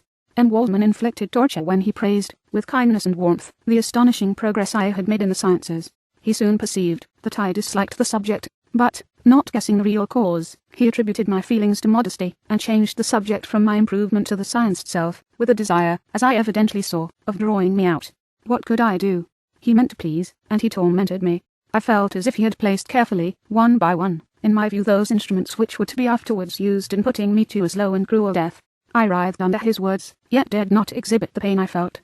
Clerval, whose eyes and feelings were always quick in discerning the sensations of others, declined the subject, alleging, in excuse, his total ignorance, and the conversation took a more general turn. I thanked my friend from my heart, but I did not speak. Saw plainly that he was surprised, but he never attempted to draw my secret from me, and although I loved him with mixture of affection and reverence that knew no bounds, yet I could never persuade myself to confide to him that event which was so often present to my recollection, but which I feared the detail to another would only impress more deeply. M. Kremp was not equally docile, and in my condition at that time, of almost insupportable sensitiveness, his harsh blunt encomiums gave me even more pain than the benevolent approbation of M. Waldman. "D.N. fellow," cried he. "Why, M. Clerval, I assure you he has outstripped us all. Stare if you please, but it is nevertheless true. A youngster who, but a few years ago, believed Cornelius Agrippa as firmly as the gospel, has now set himself at the head of the university, and if he is not soon pulled down, we shall all be out of countenance. Continued he, observing my face expressive of suffering, M. Frankenstein is modest, an excellent quality in a young man. Young men should be diffident of themselves, you know, M. Clerval. I was myself when young, but that wears out in a very short time." M. Kremp had now commenced an eulogy on himself, which happily turned the conversation from a subject that was so annoying to me. Clerval was no natural philosopher. His imagination was too vivid for the minutiae of science. Languages were his principal study, and he sought, by acquiring their elements, to open a field for self-instruction on his return to Geneva. Persian, Arabic, and Hebrew gained his attention after he had made himself perfectly master of Greek and Latin. For my own part, idleness had ever been irksome to me, and now that I wished to fly from reflection, and hated my former studies, I felt great relief in being the fellow pupil with my friend, and found not only instruction, but consolation in the works of the Orientalists. Their melancholy is soothing, and their joy elevating to a degree I never experienced in studying the authors of any other country. When you read their writings, life appears to consist in a warm sun and garden of roses, in the smiles and frowns of a fair enemy, and the fire that consumes your own heart. How different from the manly and heroical poetry of Greece and Rome. Summer passed away in these occupations, and my return to Geneva was fixed for the latter end of autumn, but being delayed by several accidents, winter and snow arrived, the roads were deemed impassable, and my journey was retarded until the ensuing spring. I felt this delay very bitterly, for I longed to see my native town, and my beloved friends. My return had only been delayed so long from an unwillingness to leave Clerval in a strange place, before he had become acquainted with any of its inhabitants. The winter, however, was spent cheerfully, and although the spring was uncommonly late when it came, its beauty compensated for its dilatoriness. The month of May had already commenced, and I expected the letter daily which was to fix the date of my departure, when Henry proposed a pedestrian tour in the environs of Ingolstadt, that I might bid a personal farewell to the country I had so long inhabited. I acceded with pleasure to this proposition. I was fond of exercise, and Clerval had always been my favourite companion in the rambles of this nature that I had taken among the scenes of my native country. We passed a fortnight in these perambulations. My health and spirits had long been restored, and they gained additional strength from the salubrious air I breathed, the natural incidents of our progress, and the conversation of my friend. Study had before secluded me from the intercourse of my fellow creatures, and rendered me unsocial, but Clerval called forth the better feelings of my heart. He again taught me to love the aspect of nature, and the cheerful faces of children. Excellent friend, how sincerely did you love me, and endeavour to elevate my mind, until it was on a level with your own. A selfish pursuit had cramped and narrowed me, until your gentleness and affection warmed and opened my senses. I became the same happy creature who, a few years ago, loving and beloved by all, had no sorrow or care. When happy, inanimate nature had the power of bestowing on me the most delightful sensations. A serene sky and verdant fields filled me with ecstasy. The present season was indeed divine. The flowers of spring bloomed in the hedges, while those of summer were already in bud. I was undisturbed by thoughts which during the preceding year had pressed upon me, notwithstanding my endeavours to throw them off with an invincible burden. Henry rejoiced in my gaiety, and sincerely sympathized in my feelings. He exerted himself to amuse me, while he expressed the sensations that filled his soul. The resources of his mind on this occasion were truly astonishing. His conversation was full of imagination, and very often In imitation of the Persian and Arabic writers, he invented tales of wonderful fancy and passion. At other times he repeated my favourite poems, or drew me out into arguments, which he supported with great ingenuity. We returned to college on a Sunday afternoon. The peasants were dancing, and everyone we met appeared gay and happy.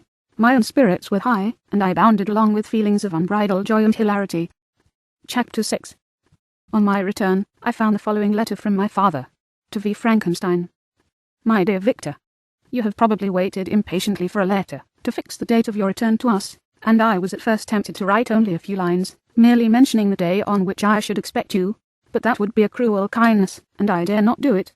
What would be your surprise, my son, when you expected a happy and gay welcome, to behold, on the contrary, tears and wretchedness?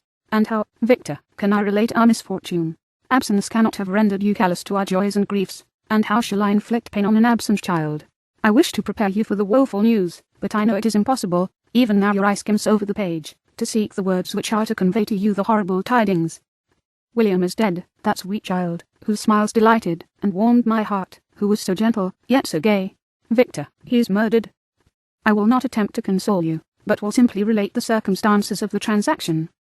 Last Thursday, May 7th, I, my niece, and your 2 brothers, went to walk in Plain Police. The evening was warm and serene, and we prolonged our walk farther than usual. It was already dusk before we thought of returning, and then we discovered that William and Ernest, who had gone on before, were not to be found. We accordingly rested on a seat until they should return.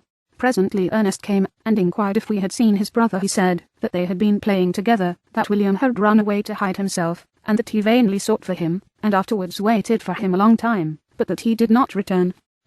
This account rather alarmed us, and we continued to search for him until night fell, when Elizabeth conjectured that he might have returned to the house. He was not there. We returned again, with torches, for I could not rest, when I thought that my sweet boy had lost himself, and was exposed to all the damps and dews of night. Elizabeth also suffered extreme anguish. About 5 in the morning I discovered my lovely boy, whom the night before I had seen blooming and active in health, stretched on the grass, livid and motionless. The print of the murderer's finger was on his neck. He was conveyed home, and the anguish that was visible in my countenance betrayed the secret to Elizabeth. She was very earnest to see the corpse.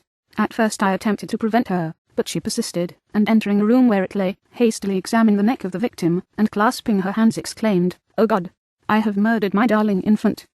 She fainted, and was restored with extreme difficulty. When she again lived, it was only to weep and sigh. She told me that same evening William had teased her to let him wear a very valuable miniature that she possessed of your mother. This picture is gone, and was doubtless the temptation which urged the murderer to the deed. We have no trace of him at present, although our exertions to discover him are unremitted, but they will not restore my beloved William. Come, dearest Victor, you alone can console Elizabeth. She weeps continually, and accuses herself unjustly as the cause of his death. Her words pierce my heart. We are all unhappy, but will not that be an additional motive for you, my son, to return and be our comforter, your dear mother? Alas, Victor, I now say, thank God she did not live to witness the cruel, miserable death of her youngest darling. Come, Victor, not brooding thoughts of vengeance against the assassin, but with feelings of peace and gentleness, that will heal, instead of festering the wounds of our minds. Enter the house of mourning, my friend, but with kindness and affection for those who love you, and not with hatred for your enemies. Your affectionate and afflicted father, Alphonse Frankenstein. Geneva, May 12th, 17. Clerval, who had watched my countenance as I read this letter, was surprised to observe the despair that succeeded to the joy I had first expressed on receiving news from my friends. I threw the letter on the table, and covered my face with my hands. "My dear Frankenstein," exclaimed Henry, when he perceived me weep with bitterness, "are you always to be unhappy?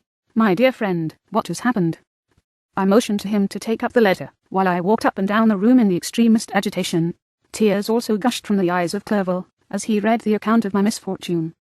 "I can offer you no consolation, my friend," said he. "Your disaster is irreparable. What do you intend to do?" "To go instantly to Geneva. Come with me, Henry, to order the horses." During our walk, Clerval endeavoured to raise my spirits. He did not do this by common topics of consolation, but by exhibiting the truest sympathy. "Poor William," said he, "that dear child, he now sleeps with his angel mother. His friends mourn and weep, but he is at rest. He does not now feel the murderer's grasp. A sod covers his gentle form, and he knows no pain. He can no longer be a fit subject for pity. The survivors are the greatest sufferers, and for them time is the only consolation. Those maxims of the Stoics, that death was no evil, and that the mind of man ought to be superior to despair on the eternal absence of a beloved object, ought not to be urged. Even Cato wept over the dead body of his brother. Clerval spoke this as we hurried through the streets. The words impressed themselves on my mind, and I remembered them afterwards in solitude. But now, as soon as the horses arrived, I hurried into a cabriole and bade farewell to my friend. My journey was very melancholy. At first I wished to hurry on, for I longed to console and sympathize with my loved and sorrowing friends, but when I drew near my native town, I slackened my progress. I could hardly sustain the multitude of feelings that crowded into my mind. I passed through scenes familiar to my youth, but which I had not seen for nearly 6 years. How altered everything might be during that time. One sudden and desolating change had taken place, but 1,000 little circumstances might have by degrees worked other alterations which, although they were done more tranquilly, might not be the less decisive. Fear overcame me. I dared not advance, dreading 1,000 nameless evils that made me tremble, although I was unable to define them. I remained 2 days at Lausanne, in this painful state of mind. I contemplated the lake. The waters were placid, all around was calm, and the snowy mountains, the palaces of nature, were not changed. By degrees the calm and heavenly scene restored me, and I continued my journey towards Geneva. The road ran by the side of the lake, which became narrower as I approached my native town. I discovered more distinctly the black sides of Jura, and the bright summit of Mont Blanc. I wept like a child. Dear mountains, my own beautiful lake, how do you welcome your wanderer? Your summits are clear, the sky and lake are blue and placid. Is this to prognosticate peace, or to mock at my unhappiness? I fear, my friend, that I shall render myself tedious by dwelling on these preliminary circumstances, but they were days of comparative happiness, and I think of them with pleasure. My country, my beloved country, who but a native can tell the delight I took in again beholding thy streams, thy mountains, and, more than all, thy lovely lake. Yet, as I drew nearer home, grief and fear again overcame me. Night also closed around, and when I could hardly see the dark mountains, I felt still more gloomily. The picture appeared a vast and dim scene of evil, and I foresaw obscurely that I was destined to become the most wretched of human beings. Alas! I prophesied truly, and failed only in one single circumstance, that in all the misery I imagined and dreaded, I did not conceive the 100th part of the anguish I was destined to endure. It was completely dark when I arrived in the environs of Geneva. The gates of the town were already shut, and I was obliged to pass the night at Setron, a village half a league to the east of the city. The sky was serene, and, as I was unable to rest, I resolved to visit the spot where my poor William had been murdered.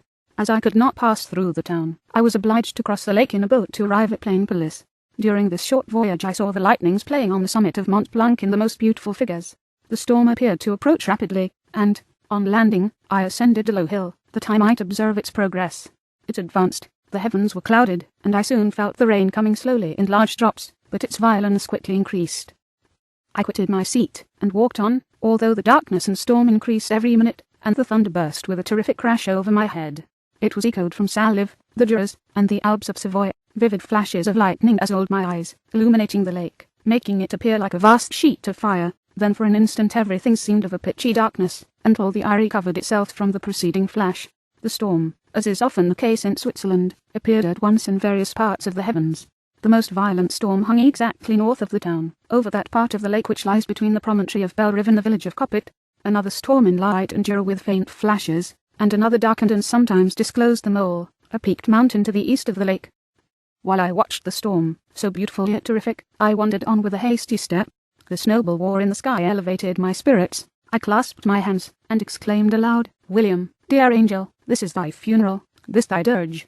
As I said these words, I perceived in the gloom a figure which stole from behind a clump of trees near me. I stood fixed, gazing intently. I could not be mistaken. A flash of lightning illuminated the object, and discovered its shape plainly to me. Its gigantic stature, and the deformity of its aspect, more hideous than belongs to humanity, instantly informed me that it was the wretch, the filthy demon to whom I had given life. What did he there? Could he be? I shuddered at the conception, the murderer of my brother. No sooner did that idea cross my imagination, than I became convinced of its truth. My teeth chattered, and I was forced to lean against a tree for support. The figure passed me quickly, and I lost it in the gloom. Nothing in human shape could have destroyed that fair child. He was the murderer. I could not doubt it. The mere presence of the idea was an irresistible proof of the fact. I thought of pursuing the devil, but it would have been in vain, for another flash discovered him to me hanging among the rocks of the nearly perpendicular ascent of Mont Sallive, a hill that bounds Plainpalais on the south. He soon reached the summit, and disappeared. I remained motionless. The thunder ceased, but the rain still continued, and the scene was enveloped in an impenetrable darkness. I revolved in my mind the events which I had until now sought to forget, the whole train of my progress towards the creation, the appearance of the work of my own hands alive at my bedside, its departure, 2 years had now nearly elapsed since the night on which he first received life, and was this his first crime? Alas! I had turned loose into the world a depraved wretch, whose delight was in carnage and misery, had he not murdered my brother.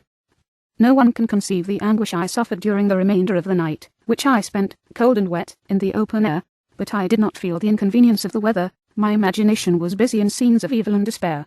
I considered the being whom I had cast among mankind, and endowed with the will and power to effect purposes of horror, such as the deed which he had now done, nearly in the light of my own vampire, my own spirit let loose from the grave, and forced to destroy all that was dear to me. Day dawned, and I directed my steps towards the town. The gates were open, and I hastened to my father's house. My first thought was to discover what I knew of the murderer, and cause instant pursuit to be made. But I paused when I reflected on the story that I had to tell. A being whom I myself had formed, and endued with life, had met me at midnight among the precipices of an inaccessible mountain. I remembered also the nervous fever with which I had been seized just at the time that I dated my creation, and which would give an air of delirium to a tale otherwise so utterly improbable. I well knew that, if any other had communicated such relation to me, I should have looked upon it as the ravings of insanity. Besides, the strange nature of the animal would elude all pursuit, even if I was so far credited as to persuade my relatives to commence it. Besides, of what use would be pursuit? Who could arrest a creature capable of scaling the overhanging sides of Mont Saleve? These reflections determined me, and I resolved to remain silent. It was about 5 in the morning when I entered my father's house. I told the servants not to disturb the family, and went into the library to attend their usual hour of rising. 6 years had elapsed, passed as a dream, but for one indelible trace, and I stood in the same place where I had last embraced my father before my departure for Ingolstadt. Beloved and respectable parent, he still remained to me. I gazed on the picture of my mother, which stood over the mantelpiece. It was an historical subject, painted at my father's desire, and represented Caroline Beaufort in an agony of despair, kneeling by the coffin of her dead father. Her garb was rustic, and her cheek pale, but there was an air of dignity and beauty that hardly permitted the sentiment of pity. Below this picture was a miniature of William, and my tears flowed when I looked upon it. While I was thus engaged, Ernest entered. He had heard me arrive, and hastened to welcome me. He expressed a sorrowful delight to see me welcome. "My dearest Victor," said he. "Ah, I wish you had come 3 months ago, and then you would have found us all joyous and delighted. But we are now unhappy, and, I am afraid, tears instead of smiles will be your welcome. Our father looks so sorrowful. This dreadful event seems to have revived in its mind his grief on the death of Mamma. Poor Elizabeth also is quite inconsolable." Ernest began to weep as he said these words. "Do not," said I, "welcome me thus. Try to be more calm, that I may not be absolutely miserable the moment I enter my father's house after so long an absence. But, tell me, how does my father support his misfortunes, and how is my poor Elizabeth?" "She indeed requires consolation. She accused herself of having caused the death of my brother, and that made her very wretched. But since the murderer has been discovered, good God, how can that be? Who could attempt to pursue him? It is impossible. One might as well try to overtake the winds, or confine a mountain stream with a straw."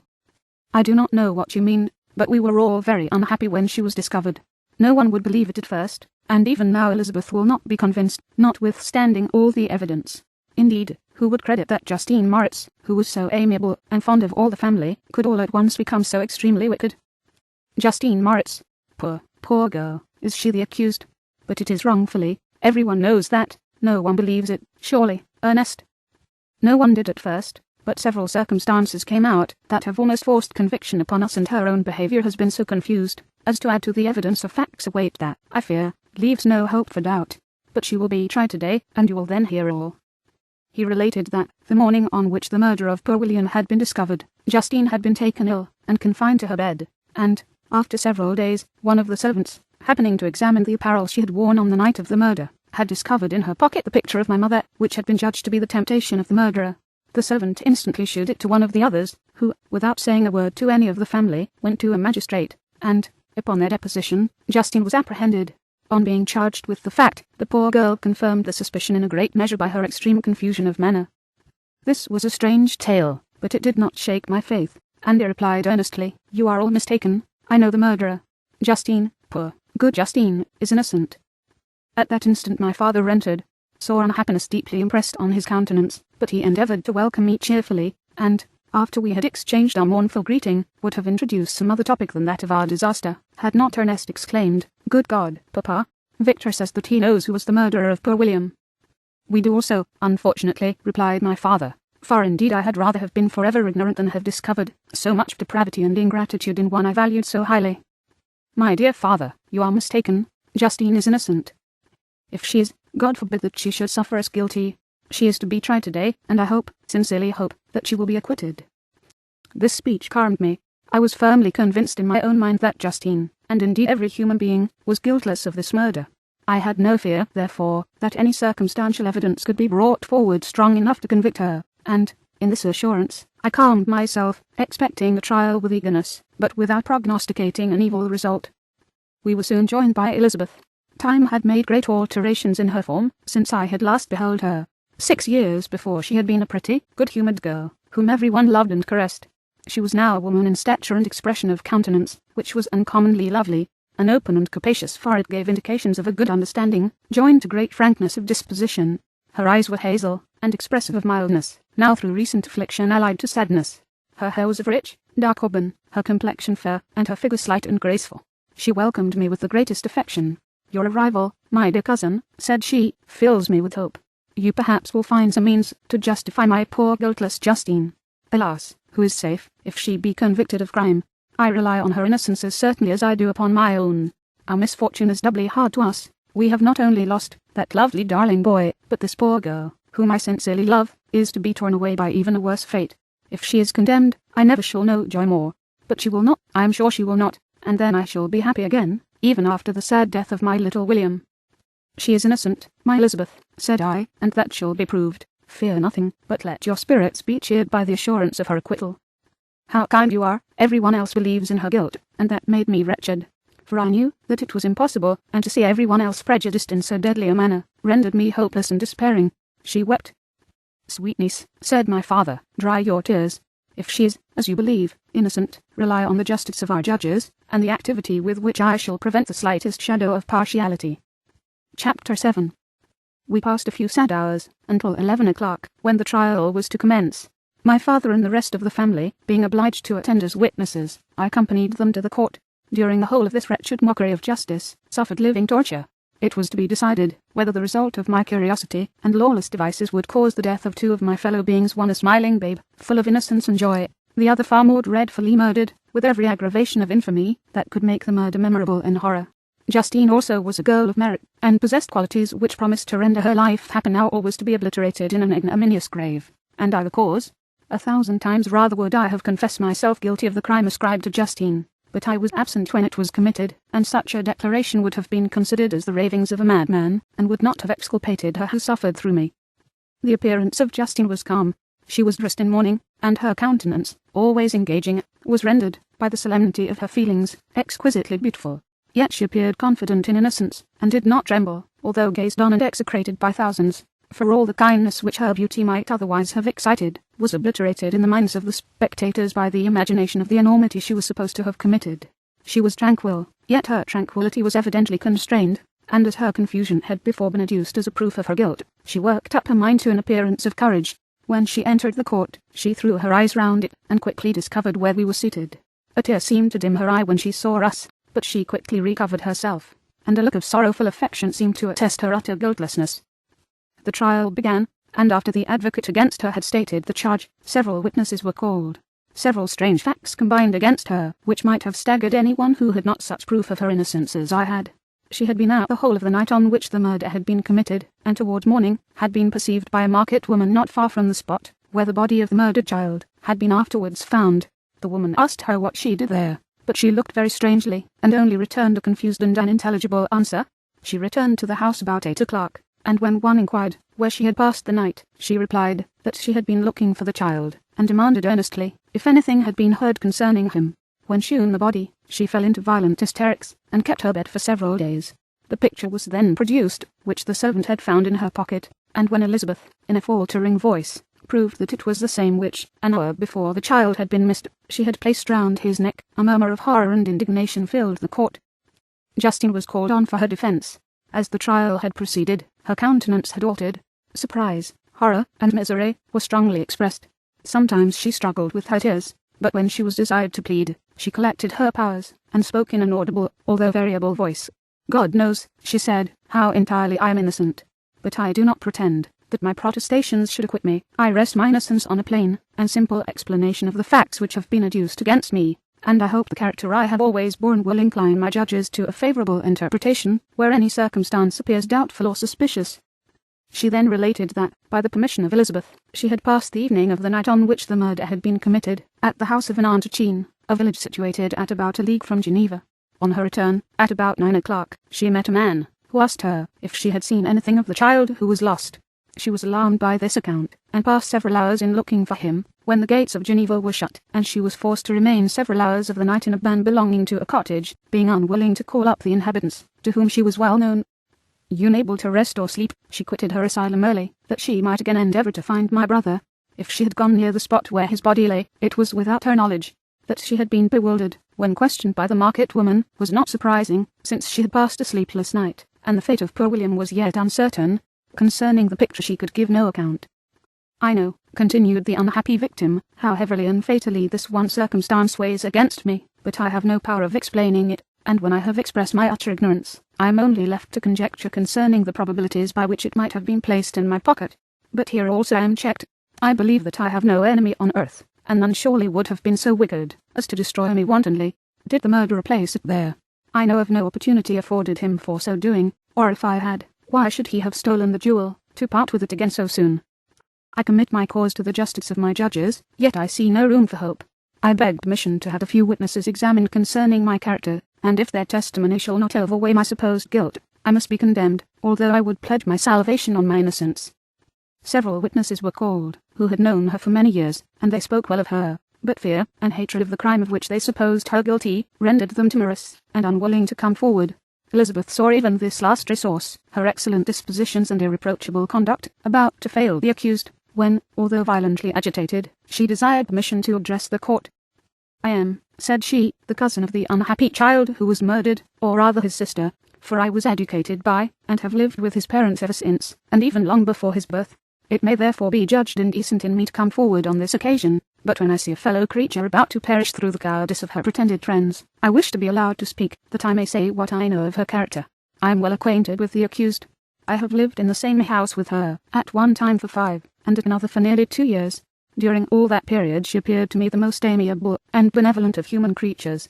She nursed Madame Frankenstein, my aunt, in her last illness with the greatest affection and care, and afterwards attended her own mother during a tedious illness, in a manner that excited the admiration of all who knew her. After which she again lived in my uncle's house, where she was beloved by all the family. She was warmly attached to the child who is now dead, and acted towards him like a most affectionate mother. For my own part, I do not hesitate to say that, notwithstanding all the evidence produced against her, I believe and rely on her perfect innocence. She had no temptation for such an action as to the bauble on which the chief proof rests. If she had earnestly desired it, I should have willingly given it to her. So much do I esteem and value her. Excellent Elizabeth. A murmur of approbation was heard, but it was excited by her generous interference, and not in favour of poor Justine, on whom the public indignation was turned with renewed violence, charging her with the blackest ingratitude. She herself wept as Elizabeth spoke, but she did not answer. My own agitation and anguish was extreme during the whole trial. I believed in her innocence. I knew it. Could the demon, who had I did not for a minute doubt murdered my brother, also in his hellish sport have betrayed the innocent to death and ignominy? I could not sustain the horror of my situation, and when I perceived that the popular voice, and the countenances of the judges, had already condemned my unhappy victim, I rushed out of the court in agony. The tortures of the accused did not equal mine. She was sustained by innocence, but the fangs of remorse tore my bosom, and would not forego their hold. I passed a night of unmingled wretchedness. In the morning I went to the court. My lips and throat were parched. I dared not ask the fatal question, but I was known, and the officer guessed the cause of my visit. The ballots had been thrown. They were all black, and Justine was condemned. I cannot pretend to describe what I then felt. I had before experienced sensations of horror, and I have endeavoured to bestow upon them adequate expressions, but words cannot convey an idea of the heart-sickening despair that I then endured. The person to whom I addressed myself added that Justine had already confessed her guilt. That evidence, he observed, was hardly required in so glaring a case, but I am glad of it, and, indeed, none of our judges like to condemn a criminal upon circumstantial evidence, be it ever so decisive. When I returned home, Elizabeth eagerly demanded the result. My cousin, replied I, it is decided as you may have expected. All judges had rather that 10 innocent should suffer than that one guilty should escape. But she has confessed. This was a dire blow to poor Elizabeth, who had relied with firmness upon Justine's innocence. "Alas," said she, "how shall I ever again believe in human benevolence? Justine, whom I loved and esteemed as my sister, how could she put on those smiles of innocence only to betray? Her mild eyes seemed incapable of any severity or ill humour, and yet she has committed a murder." Soon after we heard that the poor victim had expressed a wish to see my cousin. My father wished her not to go, but said that he left it to her own judgment and feelings to decide. "Yes," said Elizabeth, "I will go, although she is guilty, and you, Victor, shall accompany me. I cannot go alone." The idea of this visit was torture to me, yet I could not refuse. We entered the gloomy prison chamber, and beheld Justine sitting on some straw at the further end. Her hands were manacled, and her head rested on her knees. She rose on seeing us enter, and when we were left alone with her, she threw herself at the feet of Elizabeth, weeping bitterly. My cousin wept also. "Oh, Justine," said she, "why did you rob me of my last consolation? I relied on your innocence, and although I was then very wretched, I was not so miserable as I am now. And you also believe that I am so very, very wicked? Do you also join with my enemies to crush me?" Her voice was suffocated with sobs. "Rise, my poor girl," said Elizabeth. "Why do you kneel, if you are innocent? I am not one of your enemies. I believed you guiltless, notwithstanding every evidence, until I heard that you had yourself declared your guilt. That report, you say, is false. And be assured, dear Justine, that nothing can shake my confidence in you for a moment, but your own confession. I did confess, but I confessed a lie. I confessed that I might obtain absolution, but now that falsehood lies heavier at my heart than all my other sins. The God of heaven forgive me. Ever since I was condemned, my confessor has besieged me. He threatened and menaced, until I almost began to think that I was the monster that he said I was. He threatened excommunication and hellfire in my last moments, if I continued obdurate. Dear lady, I had none to support me. All looked on me as a wretch doomed to ignominy and perdition. What could I do? In an evil hour I subscribed to a lie, and now only am I truly miserable." She paused, weeping, and then continued, "I thought with horror, my sweet lady, that you should believe your Justine, whom your blessed aunt had so highly honoured, and whom you loved, was a creature capable of a crime which none but the devil himself could have perpetrated. Dear William, dearest blessed child, soon shall see you again in heaven, where we shall all be happy, and that consoles me, going as I am to suffer ignominy and death. Oh, Justine, forgive me for having for one moment distrusted you. Why did you confess? But do not mourn, my dear girl. I will everywhere proclaim your innocence, and force belief. Yet you must die, you, my playfellow, my companion, my more than sister. I never can survive so horrible a misfortune.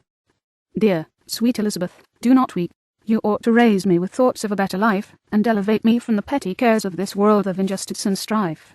Do not you, excellent friend, drive me to despair. I will try to comfort you, but this, I fear, is an evil too deep and poignant to admit of consolation, for there is no hope. Yet heaven bless thee, my dearest Justine, with resignation, and a confidence elevated beyond this world. Oh, how I hate its shoes and mockeries, when one creature is murdered, another is immediately deprived of life in a slow torturing manner. Then the executioners, their hands yet reeking with the blood of innocence, believe that they have done a great deed. They call this retribution. Hateful name. When that word is pronounced, I know greater and more horrid punishments are going to be inflicted than the gloomiest tyrant has ever invented to satiate his utmost revenge. Yet this is not consolation for you, my Justine, unless indeed that you may glory in escaping from so miserable a den. Alas! I would I were in peace with my aunt and my lovely William, escaped from a world which is hateful to me, and the visages of men which I abhor. Justine smiled languidly. This, dear lady, is despair, and not resignation. I must not learn the lesson that you would teach me. Talk of something else, something that will bring peace, and not increase of misery. During this conversation I had retired to a corner of the prison room, where I could conceal the horrid anguish that possessed me. Despair. Who dared talk of that? The poor victim, who on the morrow was to pass the dreary boundary between life and death, felt not as I did, such deep and bitter agony. I gnashed my teeth, and ground them together, uttering a groan that came from my inmost soul. Justine started. When she saw who it was, she approached me, and said, "Dear sir, you are very kind to visit me. You, I hope, do not believe that I am guilty." I could not answer. "No, Justine," said Elizabeth, "he is more convinced of your innocence than I was, for even when he heard that you had confessed, he did not credit it. I truly thank him. In these last moments I feel the sincerest gratitude towards those who think of me with kindness. How sweet is the affection of others to such a wretch as I am. It removes more than half my misfortune, and I feel as if I could die in peace, now that my innocence is acknowledged by you, dear lady, and your cousin." Thus the poor sufferer tried to comfort others and herself. She indeed gained the resignation she desired. But I, the true murderer, felt the never-dying worm alive in my bosom, which allowed of no hope or consolation. Elizabeth also wept, and was unhappy, but hers also was the misery of innocence, which, like a cloud, that passes over the fair moon, for a while hides, but cannot tarnish its brightness. Anguish and despair had penetrated into the core of my heart. I bore a hell within me, which nothing could extinguish. We stayed several hours with Justine, and it was with great difficulty that Elizabeth could tear herself away. "I wish," cried she, "that I were to die with you. I cannot live in this world of misery." Justine assumed an air of cheerfulness, while she with difficulty repressed her bitter tears. She embraced Elizabeth, and said, in a voice of half-suppressed emotion, "Farewell, sweet lady, dearest Elizabeth, my beloved and only friend. May heaven in its bounty bless and preserve you. May this be the last misfortune that you will ever suffer. Live, and be happy, and make others so." As we returned, Elizabeth said, "You know not, my dear Victor, how much I am relieved, now that I trust in the innocence of this unfortunate girl. I never could again have known peace, if I had been deceived in my reliance on her. For the moment that I did believe her guilty, I felt an anguish that I could not have long sustained. Now my heart is lightened. The innocent suffers, but she whom I thought amiable and good has not betrayed the trust I reposed in her, and I am consoled." Amiable cousin, such were your thoughts, mild and gentle as your own dear eyes and voice. But I was a wretch, and none ever conceived of the misery that I then endured. End of Volume 1. Frankenstein, or The Modern Prometheus, in 3 volumes, Volume 2. Chapter 1. Nothing is more painful to the human mind than, after the feelings have been worked up by a quick succession of events, the dead calmness of inaction and certainty which follows, and deprives the soul both of hope and fear. Justine died, she rested, and I was alive. The blood flowed freely in my veins, but a weight of despair and remorse pressed on my heart, which nothing could remove. Sleep fled from my eyes. I wandered like an evil spirit, for I had committed deeds of mischief beyond description horrible, and more, much more, I persuaded myself was yet behind. Yet my heart overflowed with kindness, and the love of virtue. I had begun life with benevolent intentions, and thirsted for the moment when I should put them in practice, and make myself useful to my fellow beings. Now all was blasted instead of that serenity of conscience, which allowed me to look back upon the past with self-satisfaction, and from thence to gather promise of new hopes. I was seized by remorse and the sense of guilt, which hurried me away to a hell of intense tortures, such as no language can describe. This state of mind preyed upon my health, which had entirely recovered from the first shock it had sustained. I shunned the face of man. All sound of joy or complacency was torture to me. Solitude was my only consolation, deep, dark, death-like solitude. My father observed with pain the alteration perceptible in my disposition and habits, and endeavoured to reason with me on the folly of giving way to immoderate grief. "Do you think, Victor," said he, "that I do not suffer also? No one could love a child more than I loved your brother." Tears came into his eyes as he spoke. "But is it not a duty to the survivors that we should refrain from augmenting their unhappiness by an appearance of immoderate grief? It is also a duty owed to yourself, for excessive sorrow prevents improvement or enjoyment, or even the discharge of daily usefulness, without which no man is fit for society." This advice, although good, was totally inapplicable to my case. I should have been the first to hide my grief, and console my friends, if remorse had not mingled its bitterness with my other sensations. Now I could only answer my father with a look of despair, and endeavour to hide myself from his view. About this time we retired to our house at Belrive. This change was particularly agreeable to me. The shutting of the gates regularly at 10 o'clock, and the impossibility of remaining on the lake after that hour, had rendered our residence within the walls of Geneva very irksome to me. I was now free. Often, after the rest of the family had retired for the night, I took the boat, and passed many hours upon the water. Sometimes, with my sails set, I was carried by the wind, and sometimes, after rowing into the middle of the lake, I left the boat to pursue its own course, and gave way to my own miserable reflections. I was often tempted, when all was at peace around me, and I the only unquiet thing, that wandered restless in a scene so beautiful and heavenly, if I except some bat, or the frogs, whose harsh and interrupted croaking was heard only when I approached the shore. Often, say, I was tempted to plunge into the silent lake, that the waters might close over me and my calamities forever. But I was restrained when I thought of the heroic and suffering Elizabeth, whom I tenderly loved, and whose existence was bound up in mine. I thought also of my father and surviving brother should I by my base desertion leave them exposed and unprotected to the malice of the fiend whom I had let loose among them. At these moments I wept bitterly, and wished that peace would revisit my mind, only that I might afford them consolation and happiness. But that could not be. Remorse extinguished every hope. I had been the author of unalterable evils, and I lived in daily fear, lest the monster whom I had created should perpetrate some new wickedness. I had an obscure feeling that all was not over, and that he would still commit some signal crime, which by its enormity should almost efface the recollection of the past. there was always scope for fear, so long as anything I loved remained behind. My abhorrence of this fiend cannot be conceived. When I thought of him, I gnashed my teeth, my eyes became inflamed, and I ardently wished to extinguish that life which I had so thoughtlessly bestowed. When I reflected on his crimes and malice, my hatred and revenge burst all bounds of moderation. I would have made a pilgrimage to the highest peak of the Andes, could I, when there, have precipitated him to their base. I wished to see him again, that I might wreak the utmost extent of anger on his head, and avenge the deaths of William and Justine. Our house was the house of mourning. My father's health was deeply shaken by the horror of the recent events. Elizabeth was sad and desponding. She no longer took delight in her ordinary occupations. All pleasure seemed to her sacrilege toward the dead. Eternal woe and tears, she then thought, was the just tribute she should pay to innocence so blasted and destroyed. She was no longer that happy creature, who in earlier youth wandered with me on the banks of the lake, and talked with ecstasy of our future prospects. She had become grave, and often conversed of the inconstancy of fortune, and the instability of human life. When I reflect, my dear cousin, said she, on the miserable death of Justine Moritz, I no longer see the world, and its works as they before appeared to me. Before, I looked upon the accounts of vice and injustice, that I read in books or heard from others, as tales of ancient days, or imaginary evils. At least they were remote, and more familiar to reason than to the imagination. But now misery has come home, and men appear to me as monsters thirsting for each other's blood. Yet I am certainly unjust. Everybody believed that poor girl to be guilty, and if she could have committed the crime for which she suffered, assuredly she would have been the most depraved of human creatures. For the sake of a few jewels, to have murdered the son of her benefactor and friend, a child whom she had nursed from its birth, and appeared to love, as if it had been her own. I could not consent to the death of any human being, but certainly I should have thought such a creature unfit to remain in the society of men. Yet she was innocent. I feel she was innocent. You are of the same opinion, and that confirms me. Alas, Victor, when falsehood can look so like the truth, who can assure themselves of certain happiness?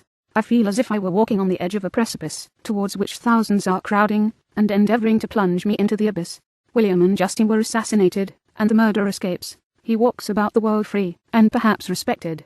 But even if I were condemned to suffer in the scaffold for the same crimes, I would not change places with such wretch. I listened to this discourse with the extremest agony. I, not indeed, but in effect, was the true murderer. Elizabeth read my anguish in my countenance, and kindly taking my hand said, "My dearest cousin, you must calm yourself. These events have affected me, God knows how deeply, but I am not so wretched as you are.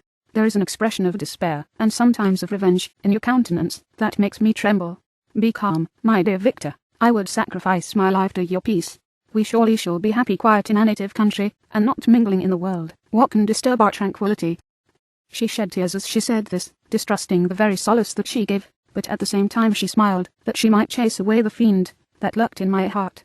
My father, who saw in the unhappiness that was painted in my face only an exaggeration of that sorrow which I might naturally feel, thought that an amusement suited to my taste would be the best means of restoring to me my wonted serenity. It was from this cause that he had removed to the country, and, induced by the same motive, he now proposed that we should all make an excursion to the valley of Germanix. I had been there before, but Elizabeth and Ernest never had, and both had often expressed an earnest desire to see the scenery of this place, which had been described to them so wonderful and sublime. Accordingly we departed from Geneva on this tour about the middle of the month of August, nearly 2 months after the death of Justine. The weather was uncommonly fine, and if mine had been a sorrow to be chased away by any fleeting circumstance, this excursion would certainly have had the effect intended by my father. As it was, I was somewhat interested in the scene. It sometimes lulled, although it could not extinguish my grief. During the first day we travelled in a carriage. In the morning we had seen the mountains at a distance, towards which we gradually advanced. We perceived that the valley through which we wound, and which was formed by the river Ave, whose course we followed, closed in upon us by degrees, and when the sun had set, we beheld immense mountains and precipices overhanging us on every side, and heard the sound of the river raging among rocks, and the dashing of waterfalls around. The next day we pursued our journey upon mules, and as we ascended still higher, the valley assumed a more magnificent and astonishing character. Ruined castles hanging on the precipices of piny mountains, the impetuous Ave, and cottages every here and there peeping forth from among the trees, formed a scene of singular beauty, but it was augmented and rendered sublime by the mighty Alps, whose white and shining pyramids and domes towered above all, as belonging to another earth, the habitations of another race of beings. We passed the bridge of Bellucia, where the ravine, which the river forms, opened before us, and we began to ascend the mountain that overhangs it. Soon after we entered the valley of Germanix. This valley is more wonderful and sublime, but not so beautiful and picturesque as that of Servox, through which we had just passed. The high and snowy mountains were its immediate boundaries, but we saw no more ruined castles and fertile fields. Immense glaciers approached the road, We heard the rumbling thunder of the falling avalanche, and marked the smoke of its passage. Mont Blanc, the supreme and magnificent Mont Blanc, raised itself from the surrounding hills, and its tremendous dome overlooked the valley. During this journey, sometimes joined Elizabeth, and exerted myself to point out to her the various beauties of the scene. I often suffered my mule to lag behind, and indulged in the misery of reflection. At other times I spurred on the animal before my companions, that I might forget them, the world, and, more than all, myself. When at a distance, I lighted, and threw myself on the grass, weighed down by horror and despair. At 8 in the evening I arrived at Germanics. My father and Elizabeth were very much fatigued. Ernest, who accompanied us, was delighted, and in high spirits. The only circumstance that detracted from his pleasure was the south wind, and the rain it seemed to promise for the next day. We retired early to our apartments, but not to sleep, at least I did not. I remained many hours at the window, watching the pallid lightning that played above Mont Blanc, and listening to the rushing of the Arve, which ran below my window. Chapter 2. The next day, contrary to the prognostications of our guides, was fine, although clouded. We visited the source of the Arve, and rode about the valley until evening. These sublime and magnificent scenes afforded me the greatest consolation that I was capable of receiving. They elevated me from all littleness of feeling, and although they did not remove my grief, they subdued and tranquilized it. In some degree, also, they diverted my mind from the thoughts over which it had brooded for the last month. I returned in the evening, fatigued, but less unhappy, and conversed with my family with more cheerfulness than had been my custom for some time. My father was pleased, and Elizabeth overjoyed. "My dear cousin," said she, "you see what happiness you diffuse when you are happy. Do not relapse again." The following morning the rain poured down in torrents, and thick mists hid the summits of the mountains. I rose early, but felt unusually melancholy. The rain depressed me, my old feelings recurred, and I was miserable. I knew how disappointed my father would be at this sudden change, and I wished to avoid him until I had recovered myself so far as to be enabled to conceal those feelings that overpowered me. I knew that they would remain that day at the inn, and as I had ever inured myself to rain, moisture, and cold, I resolved to go alone to the summit of Mont Anvet. I remembered the effect that the view of the tremendous and ever-moving glacier had produced upon my mind, when I first saw it. It had then filled me with a sublime ecstasy that gave wings to the soul, and allowed it to soften the obscure world to light and joy. The sight of the awful and majestic in nature had indeed always the effect of solemnizing my mind, and causing me to forget the passing cares of life. I determined to go alone, for I was well acquainted with the path, and the presence of another would destroy the solitary grandeur of the scene. The ascent is precipitous, but the path is cut into continual and short windings, which enable you to surmount the perpendicularity of the mountain. It is a scene terrifically desolate. In 1,000 spots the traces of the winter avalanche may be perceived. Wet trees lie broken and strewed on the ground, some entirely destroyed, others bent, leaning upon the jutting rocks of the mountain, or transversely upon other trees. The path, as you ascend higher, is intersected by ravines of snow, down which stones continually roll from above. One of them is particularly dangerous, as the slightest sound, such as even speaking in a loud voice, produces a concussion of air sufficient to draw destruction upon the head of the speaker. The pines are not all luxuriant, but they are sombre, and add an air of severity to the scene. I looked on the valley beneath. Vast mists were rising from the rivers which ran through it, and curling in thick wreaths around the opposite mountains, whose summits were hid in uniform clouds, while rain poured from the dark sky, and added to the melancholy impression I received from the objects around me. Alas, why does man boast of sensibilities superior to those apparent in the brute? It only renders them more necessary beings. If our impulses were confined to hunger, thirst, and desire, we might be nearly free. But now we are moved by every wind that blows, and a chance word or scene, that word may convey to us. We rest. A dream has power to poison sleep. We rise. One wandering thought pollutes the day. We feel, conceive, or reason, laugh, or weep, embrace fond will, or cast our cares away. It is the same for, be it joy or sorrow, the path of its departure still is free. Man's yesterday may ne'er be like his morrow. Naught may endure but mutability. It was nearly noon, when I arrived at the top of the ascent. For some time I sat upon the rock that overlooks the sea of ice. A mist covered both that and the surrounding mountains. Presently a breeze dissipated the cloud, and I descended upon the glacier. The surface is very uneven, rising like the waves of a troubled sea, descending low, and interspersed by rifts that sink deep. The field of ice is almost a league in width, but I spent nearly 2 hours in crossing it. The opposite mountain is a bare perpendicular rock. From the side where I now stood Mont Anvet was exactly opposite, at the distance of a league, and above it rose Mont Blanc, in awful majesty. I remained in recess of the rock, gazing on this wonderful and stupendous scene. The sea, or rather the vast river of ice, wound among its dependent mountains, whose aerial summits hung over its recesses. Their icy and glittering peaks shone in the sunlight over the clouds. The heart, which was before sorrowful, now swelled with something like joy. I exclaimed, wandering spirits, If indeed ye wander, and do not trust in your narrow beds, allow me this faint happiness, or take me, as your companion, away from the joys of life. As I said this, suddenly beheld the figure of a man, at some distance, advancing towards me with superhuman speed. He bounded over the crevices in the ice, among which I had walked with caution. His stature also, as he approached, seemed to exceed that of man. I was troubled, a mist came over my eyes, and I felt a faintness seize me, but I was quickly restored by the cold gale of the mountains. I perceived, as the shape came nearer, sight tremendous and abhorred, that it was the wretch whom I had created. I trembled with rage and horror, resolving to wait his approach, and then close with him in mortal combat. He approached. His countenance bespoke bitter anguish, combined with disdain and malignity, while its unearthly ugliness rendered it almost too horrible for human eyes. But I scarcely observed this. Anger and hatred had at first deprived me of utterance, and I recovered only to overwhelm him with words expressive of furious detestation and contempt. "Devil!" I exclaimed, "do you dare approach me, and do not you fear the fierce vengeance of my arm wreaked on your miserable head? Begone, vile insect, or rather stay, that I may trample you to dust, and, oh, that I could, with the extinction of your miserable existence, restore those victims whom you have so diabolically murdered." "I expected this reception," said the demon. "All men hate the wretched. How then must I be hated, who am miserable beyond all living things? Yet you, my creator, detest and spurn me, thy creature, to whom thou art bound by ties only dissoluble by the annihilation of one of us. You purpose to kill me. How dare you sport thus with life? Do your duty towards me, and I will do mine towards you, and the rest of mankind. If you will comply with my conditions, I will leave them, and you at peace, but if you refuse, I will glut the maw of death, until it be satiated with the blood of your remaining friends. Abhorred monster, fiend that thou art, the tortures of hell are too mild a vengeance for thy crimes. Wretched devil, you reproach me with your creation. Come on then, that I may extinguish the spark which I so negligently bestowed." My rage was without bounds. I sprang on him, impelled by all the feelings which can arm one being against the existence of another. He easily eluded me, and said, "Be calm. I entreat you to hear me, before you give vent to your hatred on my devoted head. Have I not suffered enough, that you seek to increase my misery? Life, although it may only be an accumulation of anguish, is dear to me, and I will defend it. Remember, thou hast made me more powerful than thyself, the height is superior to thine, my joints more supple, but I will not be tempted to set myself in opposition to thee.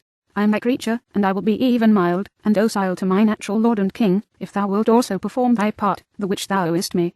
O, Frankenstein, be not equitable to every other, and trample upon me alone, to whom thy justice, and even thy clemency and affection, is most due. Remember, that I am thy creature. I ought to be thy Adam, but I am rather the fallen angel, whom thou drivest from joy for no misdeed. Everywhere I see bliss, from which I alone am irrevocably excluded. I was benevolent and good, misery made me a fiend. Make me happy, and I shall again be virtuous. Begone, I will not hear you. There can be no community between you and me. We are enemies. Begone, or let us try our strength in a fight, in which one must fall. How can I move thee? Will no entreaties cause thee to turn a favourable eye upon thy creature, who implores thy goodness and compassion? Believe me, Frankenstein, I was benevolent. My soul glowed with love and humanity, but am I not alone, miserably alone? You, my creator, abhor me. What hope can I gather from your fellow creatures, who owe me nothing? They spurn and hate me. The desert mountains and dreary glaciers are my refuge. I have wandered here many days. The caves of ice, which I only do not fear, are a dwelling to me, and the only one which man does not grudge. These bleak skies I hail, for they are kinder to me than your fellow beings. If the multitude of mankind knew of my existence, they would do as you do, and arm themselves for my destruction. Shall I not then hate them who abhor me? I will keep no terms with my enemies. I am miserable, and they shall share my wretchedness. Yet it is in your power to recompense me, and deliver them from an evil which it only remains for you to make so great, that not only you and your family, but thousands of others, shall be swallowed up in the whirlwinds of its rage. Let your compassion be moved, and do not disdain me. Listen to my tale. When you have heard that, abandon or commiserate me, as you shall judge that I deserve. But hear me. The guilty are allowed, by human laws, bloody as they may be, to speak in their own defense, before they're condemned. Listen to me, Frankenstein. You accuse me of murder, and yet you would, with a satisfied conscience, destroy your own creature. Oh, praise the eternal justice of man. Yet I ask you, not to spare me. Listen to me, and then, if you can, and if you will, destroy the work of your hands.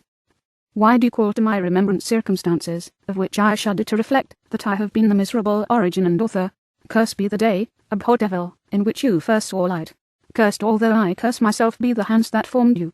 You have made me wretched beyond expression. You have left me no power to consider whether I am just to you or not. Begone, relieve me from the sight of your detested form. Thus I relieve thee, my creator, he said, and placed his hated hands before my eyes, which I flung from me with violence. This I take from the sight which you abhor. Still thou canst listen to me, and grant me thy compassion. By the virtues that I once possessed, I demand this from you. Hear my tale. It is long and strange, and the temperature of this place is not fitting to your fine sensations. Come to the hut upon the mountain.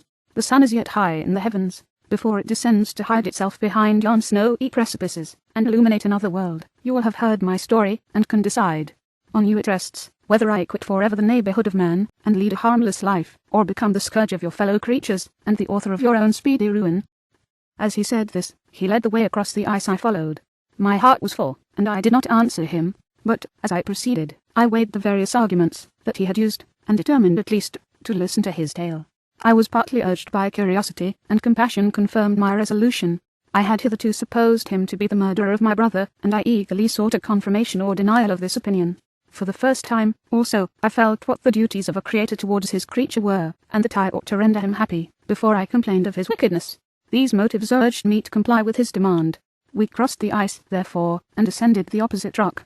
The air was cold, and the rain again began to descend. We entered the hut, the fiend with an air of exultation, I with a heavy heart, and depressed spirits. But I consented to listen, and, seating myself by the fire which my odious companion had lighted, he thus began his tale. Chapter 3. It is with considerable difficulty that I remember the original error of my being. All the events of that period appear confused and indistinct. A strange multiplicity of sensations seized me, and I saw, felt, heard, and smelled at the same time, and it was, indeed, a long time before I learned to distinguish between the operations of my various senses. By degrees, I remember, a stronger light pressed upon my nerves, so that I was obliged to shut my eyes.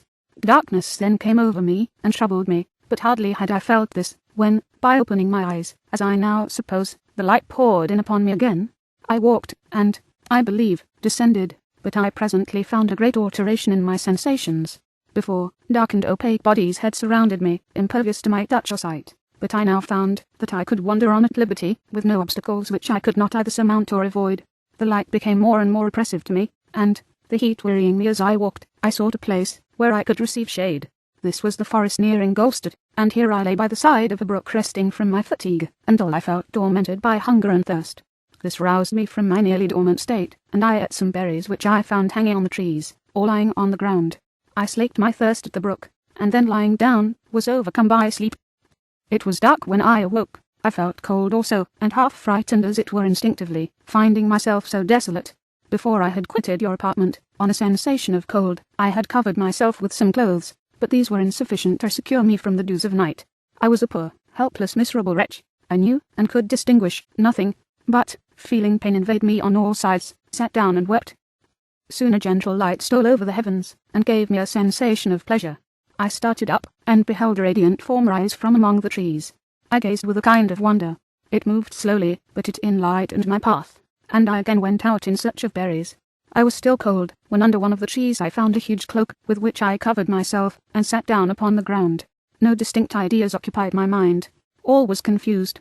I felt light, and hunger, and thirst, and darkness. Innumerable sounds rung in my ears, and on all sides various scents saluted me. The only object that I could distinguish was the bright moon, and I fixed my eyes on that with pleasure. Several changes of day and night passed, and the orb of night had greatly lessened. When I began to distinguish my sensations from each other, I gradually saw plainly the clear stream that supplied me with drink, and the trees that shaded me with their foliage. I was delighted when I first discovered that a pleasant sound, which often saluted my ears, proceeded from the throats of the little winged animals who had often intercepted the light from my eyes. I began also to observe, with greater accuracy, the forms that surrounded me, and to perceive the boundaries of the radiant roof of light which canopied me. Sometimes I tried to imitate the pleasant songs of the birds, but was unable. Sometimes I wished to express my sensations in my own mode, but the uncouth and inarticulate sounds which broke from me frightened me into silence again. The moon had disappeared from the night, and again, with a lessened form, shewed itself, while I still remained in the forest. My sensations had, by this time, become distinct, and my mind received every day additional ideas. My eyes became accustomed to the light, and to perceive objects in their right forms. I distinguished the insect from the herb, and, by degrees, one herb from another. I found that the sparrow uttered none but harsh notes, whilst those of the blackbird and thrush were sweet and enticing. One day, when I was oppressed by cold, I found a fire which had been left by some wandering beggars, and was overcome with delight at the warmth I experienced from it.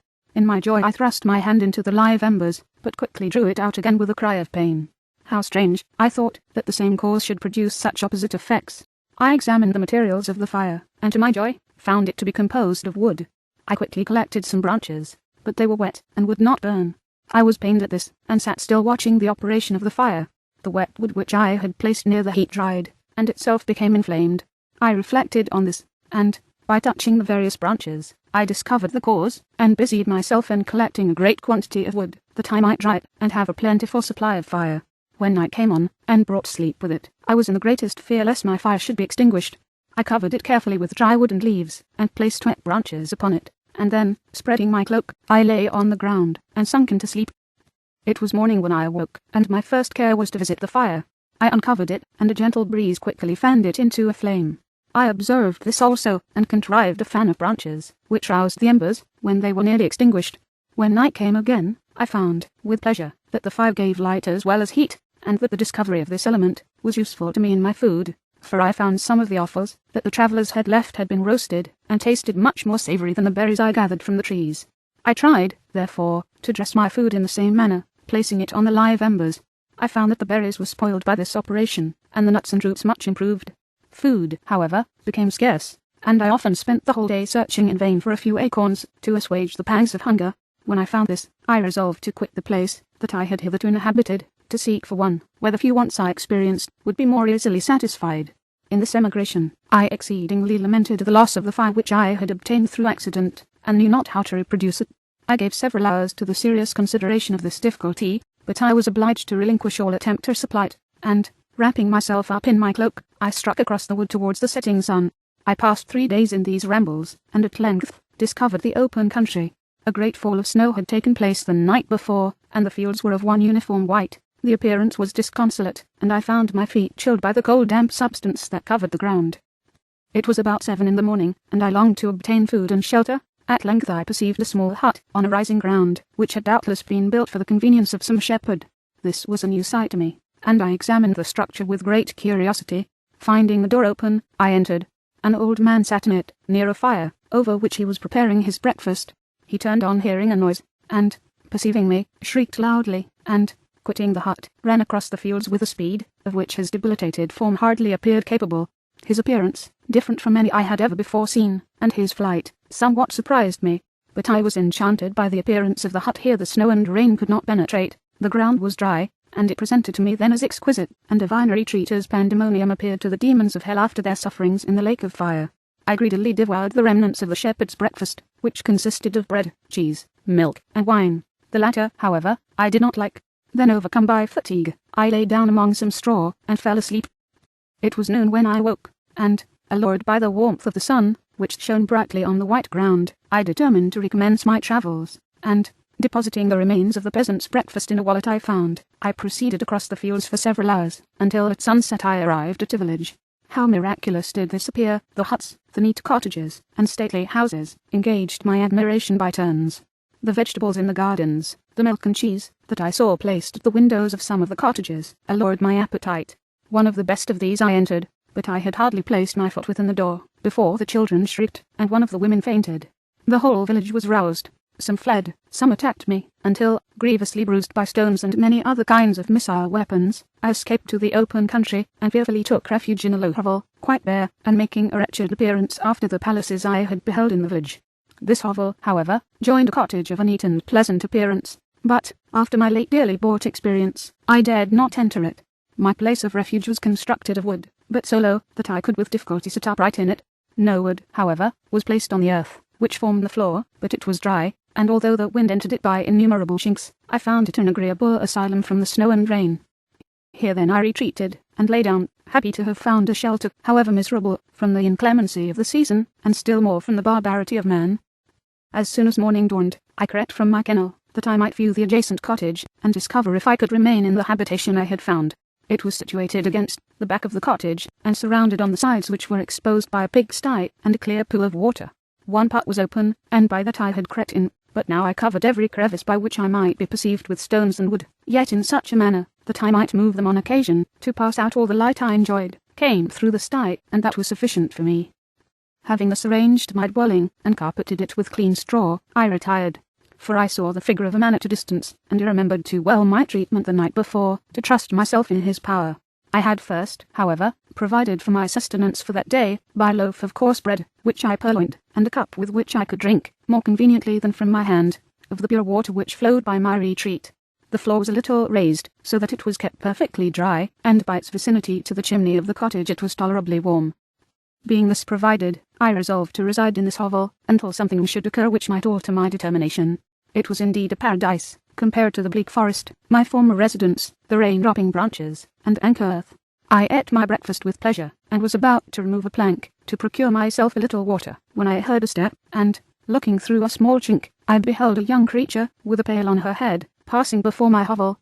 The girl was young, and of gentle demeanour, unlike what I have since found cottagers and farmhouse servants to be. Yet she was meanly dressed, a coarse blue petticoat and a linen jacket being her only garb. Her fair hair was plaited, but not adorned. She looked patient, yet sad. I lost sight of her, and in about a quarter of an hour she returned, bearing the pail, which was now partly filled with milk. As she walked along, seemingly incommoded by the burden, a young man met her, whose countenance expressed a deeper despondence. Uttering a few sounds with an air of melancholy, he took the pail from her head, and bore it to the cottage himself. She followed, and they disappeared. Presently I saw the young man again, with some tools in his hand, cross the field behind the cottage, and the girl was also busied, sometimes in the house, and sometimes in the yard. On examining my dwelling, I found that one of the windows of the cottage had formerly occupied a part of it, but the panes had been filled up with wood. In one of these was a small, and almost imperceptible chink, through which the eye could just penetrate. Through this crevice, a small room was visible, whitewashed and clean, but very bare of furniture. In one corner, near a small fire, sat an old man, leaning his head on his hands in a disconsolate attitude. The young girl was occupied in arranging the cottage, but presently she took something out of a drawer, which employed her hands, and she sat down beside the old man, who, taking up an instrument, began to play and to produce sounds, sweeter than the voice of the thrush or the nightingale. It was a lovely sight, even to me, poor wretch, who had never beheld aught beautiful before. The silver hair and benevolent countenance of the aged cottager won my reverence, while the gentle manners of the girl enticed my love. He played a sweet mournful air, which I perceived drew tears from the eyes of his amiable companion, of which the old man took no notice, until she sobbed audibly. He then pronounced a few sounds, and the fair creature, leaving her work, knelt at his feet. He raised her, and smiled with such kindness and affection, that I felt sensations of a peculiar and overpowering nature. They were a mixture of pain and pleasure, such as I had never before experienced, either from hunger or cold, warmth or food, and I withdrew from the window, unable to bear these emotions. Soon after this the young man returned, bearing on his shoulders a load of wood. The girl met him at the door, helped to relieve him of his burden, and, taking some of the fuel into the cottage, placed it on the fire. Then she and the youth went apart into a nook of the cottage, and he showed her a large loaf and a piece of cheese. She seemed pleased, and went into the garden for some roots and plants, which she placed in water, and then upon the fire. She afterwards continued her work, whilst the young man went into the garden, and appeared busily employed, in digging and pulling up roots. After he had been employed thus about an hour, the young woman joined him, and they entered the cottage together. The old man had, in the meantime, been pensive, but, on the appearance of his companions, he assumed a more cheerful air, and they sat down to eat. The meal was quickly dispatched. The young woman was again occupied in arranging the cottage. The old man walked before the cottage in the sun for a few minutes, leaning on the arm of the youth. Nothing could exceed in beauty the contrast between these two excellent creatures. One was old, with silver hairs and a countenance beaming with benevolence and love. The younger was slight and graceful in his figure, and his features were moulded with the finest symmetry, yet his eyes and attitude expressed the utmost sadness and despondency. The old man returned to the cottage, and the youth, with tools different from those he had used in the morning, directed his steps across the fields. Night quickly shut in, but, to my extreme wonder, I found that the cottagers had a means of prolonging light by the use of tapers, and was delighted to find that the setting of the sun did not put an end to the pleasure I experienced in watching my human neighbours. In the evening, the young girl and her companion were employed in various occupations which I did not understand, and the old man again took up the instrument, which produced the divine sounds that had enchanted me in the morning.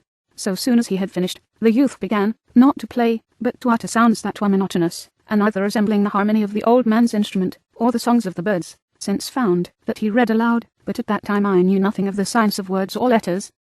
The family, after having been thus occupied for a short time, extinguished their lights, and retired, as I conjectured, to rest. Chapter 4. I lay on my straw, but I could not sleep. I thought of the occurrences of the day. What chiefly struck me was the gentle manners of these people, and I longed to join them, but dared not. I remembered too well the treatment I had suffered the night before from the barbarous villagers, and resolved, whatever course of conduct I might hereafter think it right to pursue, that for the present I would remain quietly in my hovel, watching, and endeavouring to discover the motives which influenced their actions. The cottagers rose the next morning before the sun. The young woman arranged the cottage, and prepared the food, and the youth departed after the first meal. This day was passed in the same routine as that which preceded it. The young man was constantly employed out of doors, and the girl in various laborious occupations within. The old man, whom I soon perceived to be blind, employed his leisure hours on his instrument, or in contemplation. Nothing could exceed the love and respect which the younger cottagers exhibited towards their venerable companion.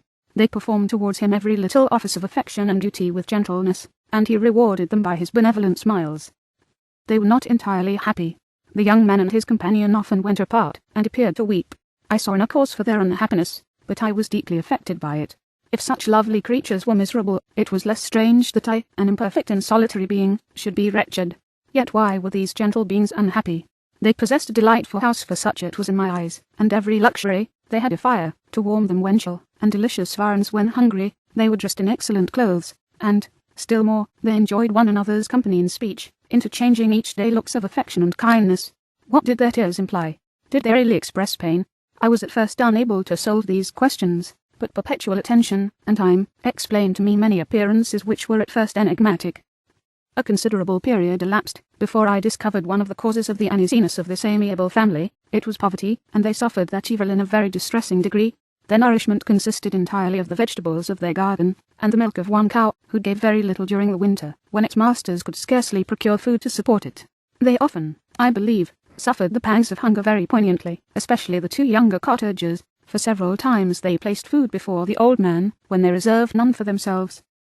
This trait of kindness moved me sensibly. I had been accustomed, during the night, to steal a part of their store for my own consumption, but when I found that in doing this, I inflicted pain on the cottagers, I abstained, and satisfied myself with berries, nuts, and roots, which I gathered from a neighbouring wood. I discovered also another means through which I was enabled to assist their labours.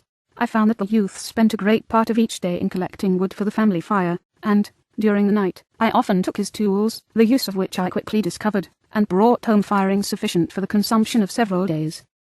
I remember, the first time that I did this, the young woman, when she opened the door in the morning, appeared greatly astonished on seeing a great pile of wood on the outside. She uttered some words in a loud voice, and the youth joined her, who also expressed surprise.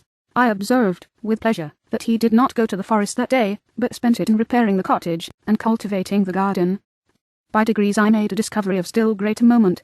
I found that these people possessed a method of communicating their experience and feelings to one another by articulate sounds. I perceived that the words they spoke sometimes produced pleasure or pain, smiles or sadness, in the minds and countenances of the hearers. This was indeed a godlike science, and I ardently desired to become acquainted with it. But I was baffled in every attempt I made for this purpose. Their pronunciation was quick, and the words they uttered, not having any apparent connection with visible objects, I was unable to discover any clue by which I could unravel the mystery of their reference. By great application, however, and after having remained during the space of several revolutions of the moon in my hovel, I discovered the names that were given to some of the most familiar objects of discourse. I learned and applied the words fire, milk, bread, and wood. I learned also the names of the cottagers themselves. The youth and his companion had each of them several names, but the old man had only one, which was father. The girl was called sister, or Agatha, and the youth Felix, brother, or son.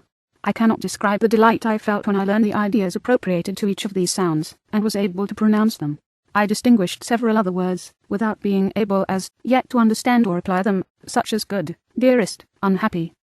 I spent the winter in this manner. The gentle manners and beauty of the cottagers greatly endeared them to me when they were unhappy. I felt depressed. When they rejoiced, sympathized in their joys. Saw few human beings beside them, and if any other happened to enter the cottage, their harsh manners and rude gait only enhanced to me the superior accomplishments of my friends. The old man, I could perceive, often endeavoured to encourage his children, as sometimes I found that he called them, to cast off their melancholy. He would talk in a cheerful accent, with an expression of goodness, that bestowed pleasure even upon me. Agatha listened with respect, her eyes sometimes filled with tears, which she endeavoured to wipe away unperceived. But I generally found that her countenance and tone were more cheerful after having listened to the exhortations of her father. It was not thus with Felix. He was always the saddest of the group, and, even to my unpractised senses, he appeared to have suffered more deeply than his friends. But if his countenance was more sorrowful, his voice was more cheerful than that of his sister, especially when he addressed the old man. I could mention innumerable instances, which, although slight, marked the dispositions of these amiable cottagers. In the midst of poverty and want, Felix carried with pleasure to his sister the first little white flower that peeped out from beneath the snowy ground. Early in the morning, before she had risen, he cleared away the snow that obstructed her path to the milk house, drew water from the well, and brought the wood from the outhouse, where, to his perpetual astonishment, he found his store always replenished by an invisible hand.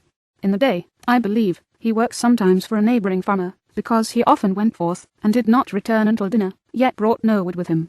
At other times he worked in the garden, but, as there was little to do in the frosty season, he read to the old man and Agatha. This reading had puzzled me extremely at first, but, by degrees, I discovered that he uttered many of the same sounds when he read as when he talked. I conjectured, therefore, that he found on the paper signs for speech which he understood, and I ardently longed to comprehend these also, but how was that possible, when I did not even understand the sounds for which they stood as signs? I improved, however, sensibly in this science, but not sufficiently to follow up any kind of conversation, although I applied my whole mind to the endeavour, for I easily perceived that, although I eagerly longed to discover myself to the cottagers, I ought not to make the attempt until I had first become master of their language, which knowledge might enable me to make them overlook the deformity of my figure, for with this also the contrast perpetually presented to my eyes had made me acquainted. I had admired the perfect forms of my cottagers, their grace, beauty, and delicate complexions, but how was I terrified when I viewed myself in a transparent pool.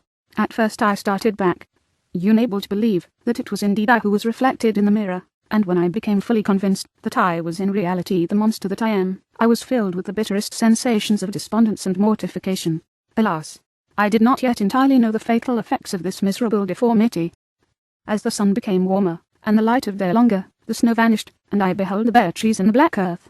From this time Felix was more employed, and the heart-moving indications of impending famine disappeared. Their food, as I afterwards found, was coarse, but it was wholesome, and they procured a sufficiency of it. Several new kinds of plants sprung up in the garden, which they dressed, and these signs of comfort increased daily as the season advanced. The old man, leaning on his son, walked each day at noon, when it did not rain, as I found it was called, when the heavens poured forth its waters. This frequently took place, but a high wind quickly dried the earth, and the season became far more pleasant than it had been. My mode of life in my hovel was uniform. During the morning I attended the motions of the cottagers, and when they were dispersed in various occupations, I slept. The remainder of the day was spent in observing my friends. When they had retired to rest, if there was any moon, or the night was starlight, I went into the woods, and collected my own food and fuel for the cottage. When I returned, as often as it was necessary, I cleared their path from the snow, and performed those offices that I had seen done by Felix.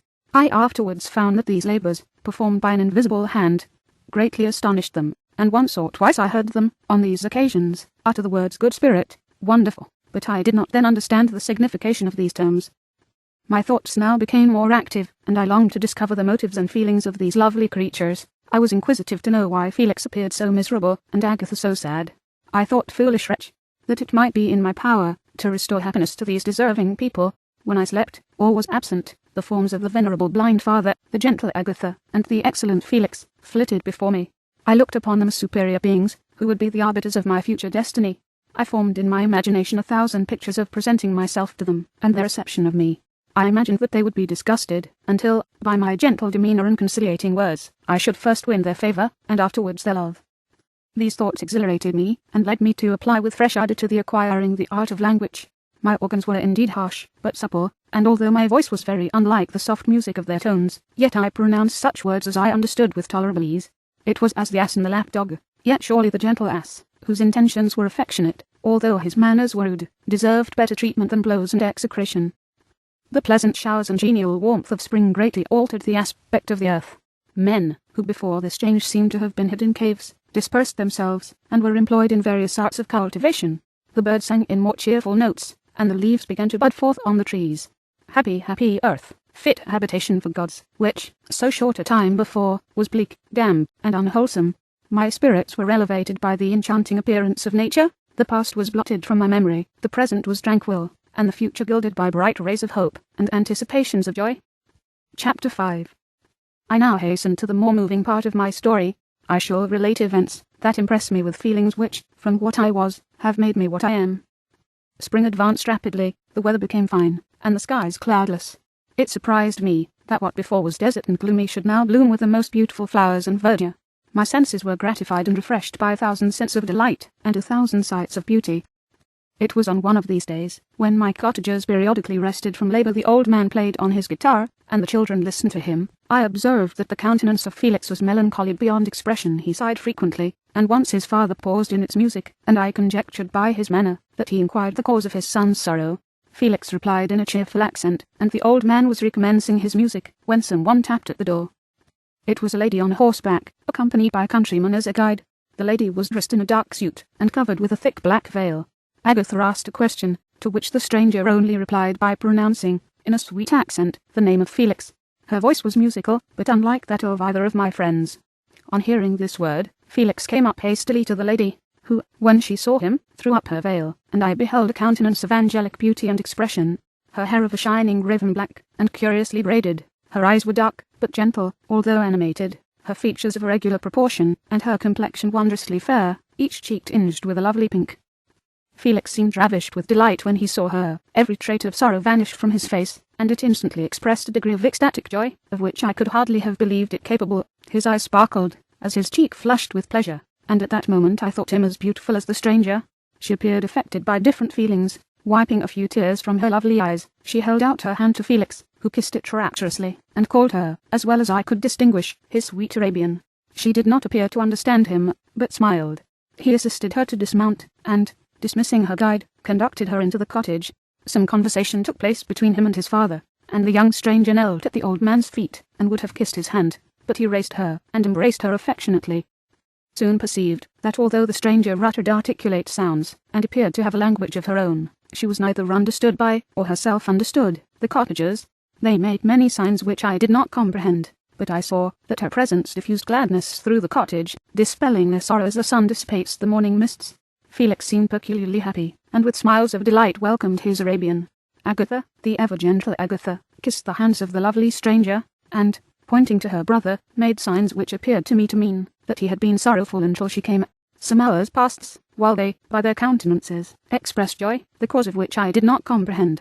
Presently I found, by the frequent recurrence of one sound which the stranger repeated after them, that she was endeavouring to learn their language, and the idea instantly occurred to me that I should make use of the same instructions to the same end.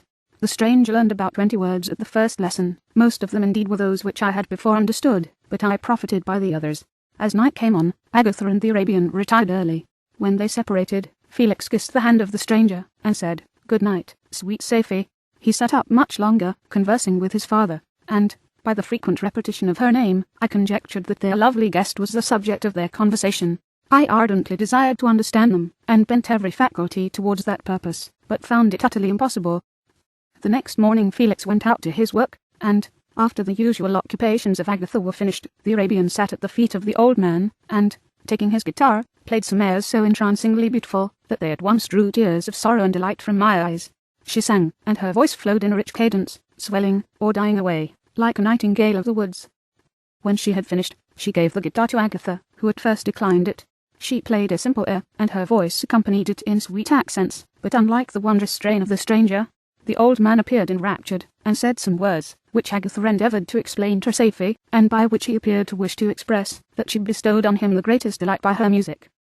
The days now passed as peaceably as before, with the sole alteration that joy had taken place of sadness in the countenances of my friends.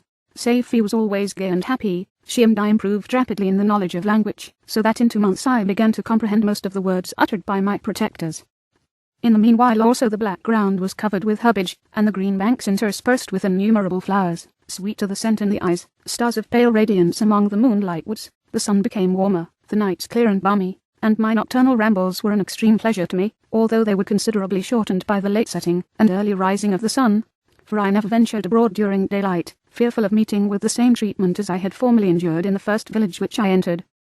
My days were spent in close attention, that I might more speedily master the language, and I may boast that I improved more rapidly than the Arabian, who understood very little and conversed in broken accents, whilst I comprehended and could imitate almost every word that was spoken.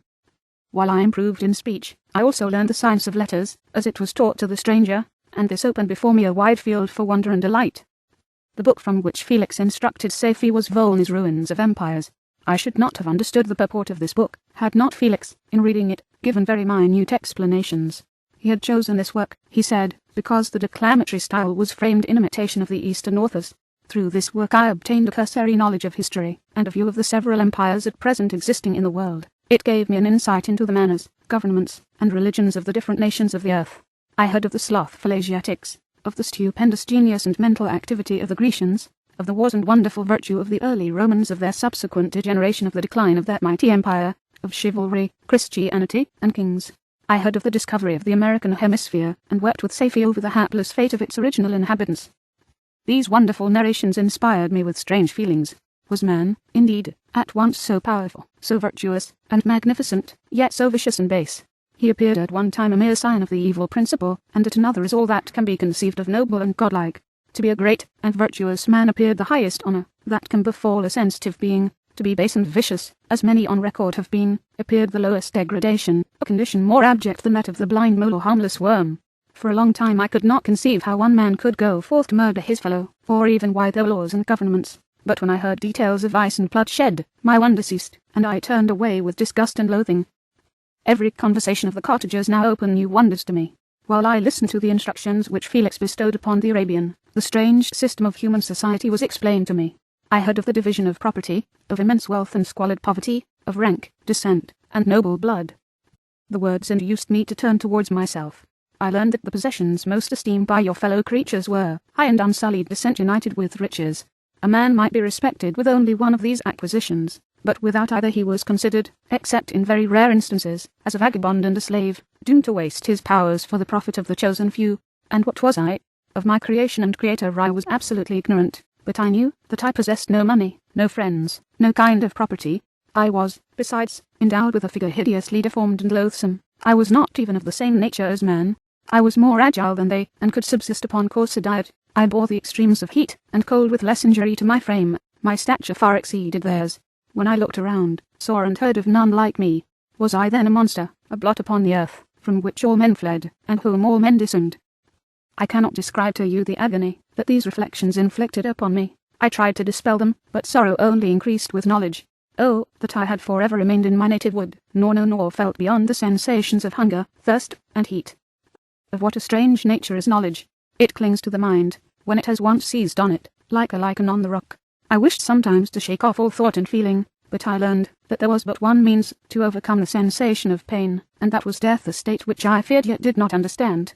I admired virtue and good feelings, and loved the gentle manners and amiable qualities of my cottagers, but I was shut out from intercourse with them, except through means which I obtained by stealth, when I was unseen and unknown, and which rather increased than satisfied the desire I had of becoming one among my fellows. The gentle words of Agatha, and the animated smiles of the charming Arabian, were not for me. The mild exhortations of the old man, and the lively conversation of the loved Felix, were not for me. Miserable, unhappy wretch! Other lessons were impressed upon me even more deeply. I heard of the difference of sexes, of the birth and growth of children, how the father doted on the smiles of the infant, and the lively sallies of the older child, how all the life and cares of the mother were wrapped up in the precious charge, how the mind of youth expanded and gained knowledge of brother, sister, and all the various relationships which bind one human being to another in mutual bonds. But where were my friends and relations? No father had watched my infant days, no mother had blessed me with smiles and caresses, or if they had, all my past life was now a blot, a blind vacancy in which I distinguished nothing. From my earliest remembrance I had been as I then was in heightened proportion. I had never yet seen a being resembling me, or who claimed any intercourse with me. What was I? The question again recurred, to be answered only with groans. I will soon explain to what these feelings tended, but allow me now to return to the cottagers, whose story excited in me such various feelings of indignation, delight, and wonder, but which all terminated in additional love and reverence for my protectors, for so I loved, in an innocent, half-painful self-deceit, to call them. Chapter 6. Some time elapsed before I learned the history of my friends. It was one which could not fail to impress itself deeply on my mind, unfolding as it did a number of circumstances each interesting and wonderful to one so utterly inexperienced as I was. The name of the old man was de Lacy. He was descended from a good family in France, where he had lived for many years in affluence, respected by his superiors, and beloved by his equals. His son was bred in the service of his country, and Agatha had ranked with ladies of the highest distinction. A few months before my arrival, they had lived in a large and luxurious city, called Paris, surrounded by friends, and possessed of every enjoyment which virtue, refinement of intellect, or taste, accompanied by a moderate fortune, could afford. The father of Saifi had been the cause of their ruin. He was a Turkish merchant, and had inhabited Paris for many years, when, for some reason which I could not learn, he became obnoxious to the government. He was seized and cast into prison the very day that Safie arrived from Constantinople to join him. He was tried and condemned to death. The injustice of his sentence was very flagrant. All Paris was indignant, and it was judged that his religion and wealth, rather than the crime alleged against him, had been the cause of his condemnation. Felix had been present at the trial. His horror and indignation were uncontrollable when he heard the decision of the court. He made, at that moment, a solemn vow to deliver him, and then looked around for the means. After many fruitless attempts to gain admittance to the prison, he found a strongly grated window in an unguarded part of the building, which lighted the dungeon of the unfortunate Mahometan, who, loaded with chains, waited in despair the execution of the barbarous sentence. Felix visited the grate at night, and made known to the prisoner his intentions in his favour. The Turk, amazed and delighted, endeavoured to kindle the zeal of his deliverer by promises of reward and wealth. Felix rejected his offers with contempt, yet when he saw the lovely Safie, who was allowed to visit her father, and who, by her gestures, expressed her lively gratitude, the youth could not help owning to his own mind that the captive possessed a treasure which would fully reward his toil and hazard. The Turk quickly perceived the impression that his daughter had made on the heart of Felix, and endeavoured to secure him more entirely in his interests by the promise of her hand in marriage, so soon as he should be conveyed to a place of safety. Felix was too delicate to accept this offer, yet he looked forward to the probability of that event, as to the consummation of his happiness. During the ensuing days, while the preparations were going forward for the escape of the merchant, the zeal of Felix was warmed by several letters that he received from this lovely girl, who found means to express her thoughts in the language of her lover by the aid of an old man, a servant of her father's, who understood French. She thanked him in the most ardent terms for his intended services towards her father, and at the same time she gently deplored her own fate.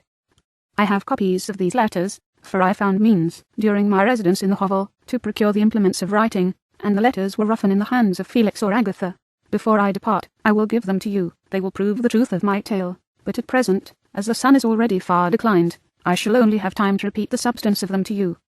Safie related that her mother was a Christian Arab, seized and made a slave by the Turks. Recommended by her beauty, she had won the heart of the father of Safie, who married her. The young girl spoke in high and enthusiastic terms of her mother, who, born in freedom, spurned the bondage to which she was now reduced. She instructed her daughter in the tenets of her religion, and taught her to aspire to higher powers of intellect and an independence of spirit, forbidden to the female followers of Mahomet. This lady died, but her lessons were indelibly impressed on the mind of Safie, who sickened at the prospect of again returning to Asia, and the being immured within the walls of a harem, allowed only to occupy herself with puerile amusements, ill-suited to the temper of her soul, now accustomed to grand ideas and a noble emulation for virtue. The prospect of marrying a Christian, and remaining in a country where women were allowed to take a rank in society, was enchanting to her. The day for the execution of the Turk was fixed, but, on the night previous to it, he had quitted prison, and before morning was distant many leagues from Paris. Felix had procured passports in the name of his father, sister, and himself. He had previously communicated his plan to the former, who aided the deceit by quitting his house, under the pretence of a journey, and concealed himself, with his daughter, in an obscure part of Paris. Felix conducted the fugitives through France to Lyons, and across Mont-Cenis to Leghorn, where the merchant had decided to wait a favourable opportunity of passing into some part of the Turkish dominions. Safie resolved to remain with her father until the moment of his departure, before which time the Turk renewed his promise that she should be united to his deliverer, and Felix remained with them in expectation of that event, and in the meantime he enjoyed the society of the Arabian, who exhibited towards him the simplest and tenderest affection. They conversed with one another through the means of an interpreter, and sometimes with the interpretation of looks, and Safie sent to him the divine airs of her native country. The Turk allowed this intimacy to take place, and encouraged the hopes of the youthful lovers, while in his heart he had formed far other plans.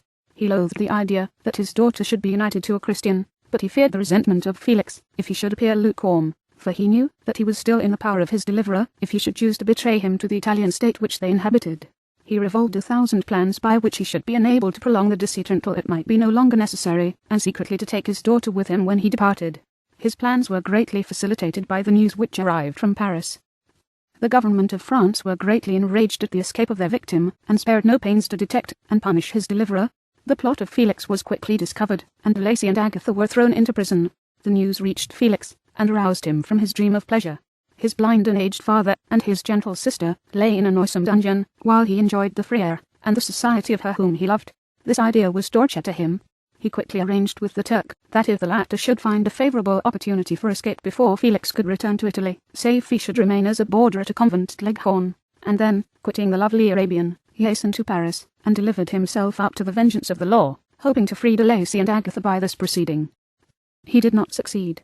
They remained confined for 5 months before the trial took place, the result of which deprived them of their fortune, and condemned them to a perpetual exile from their native country. They found a miserable asylum in the cottage in Germany, where I discovered them. Felix soon learned that the treacherous Turk, for whom he and his family endured such unheard of oppression, on discovering that his deliverer was thus reduced to poverty and impotence, became a traitor to good feeling and honour, and had quitted Italy with his daughter, insultingly sending Felix a pittance of money to aid him, as he said, in some plan of future maintenance.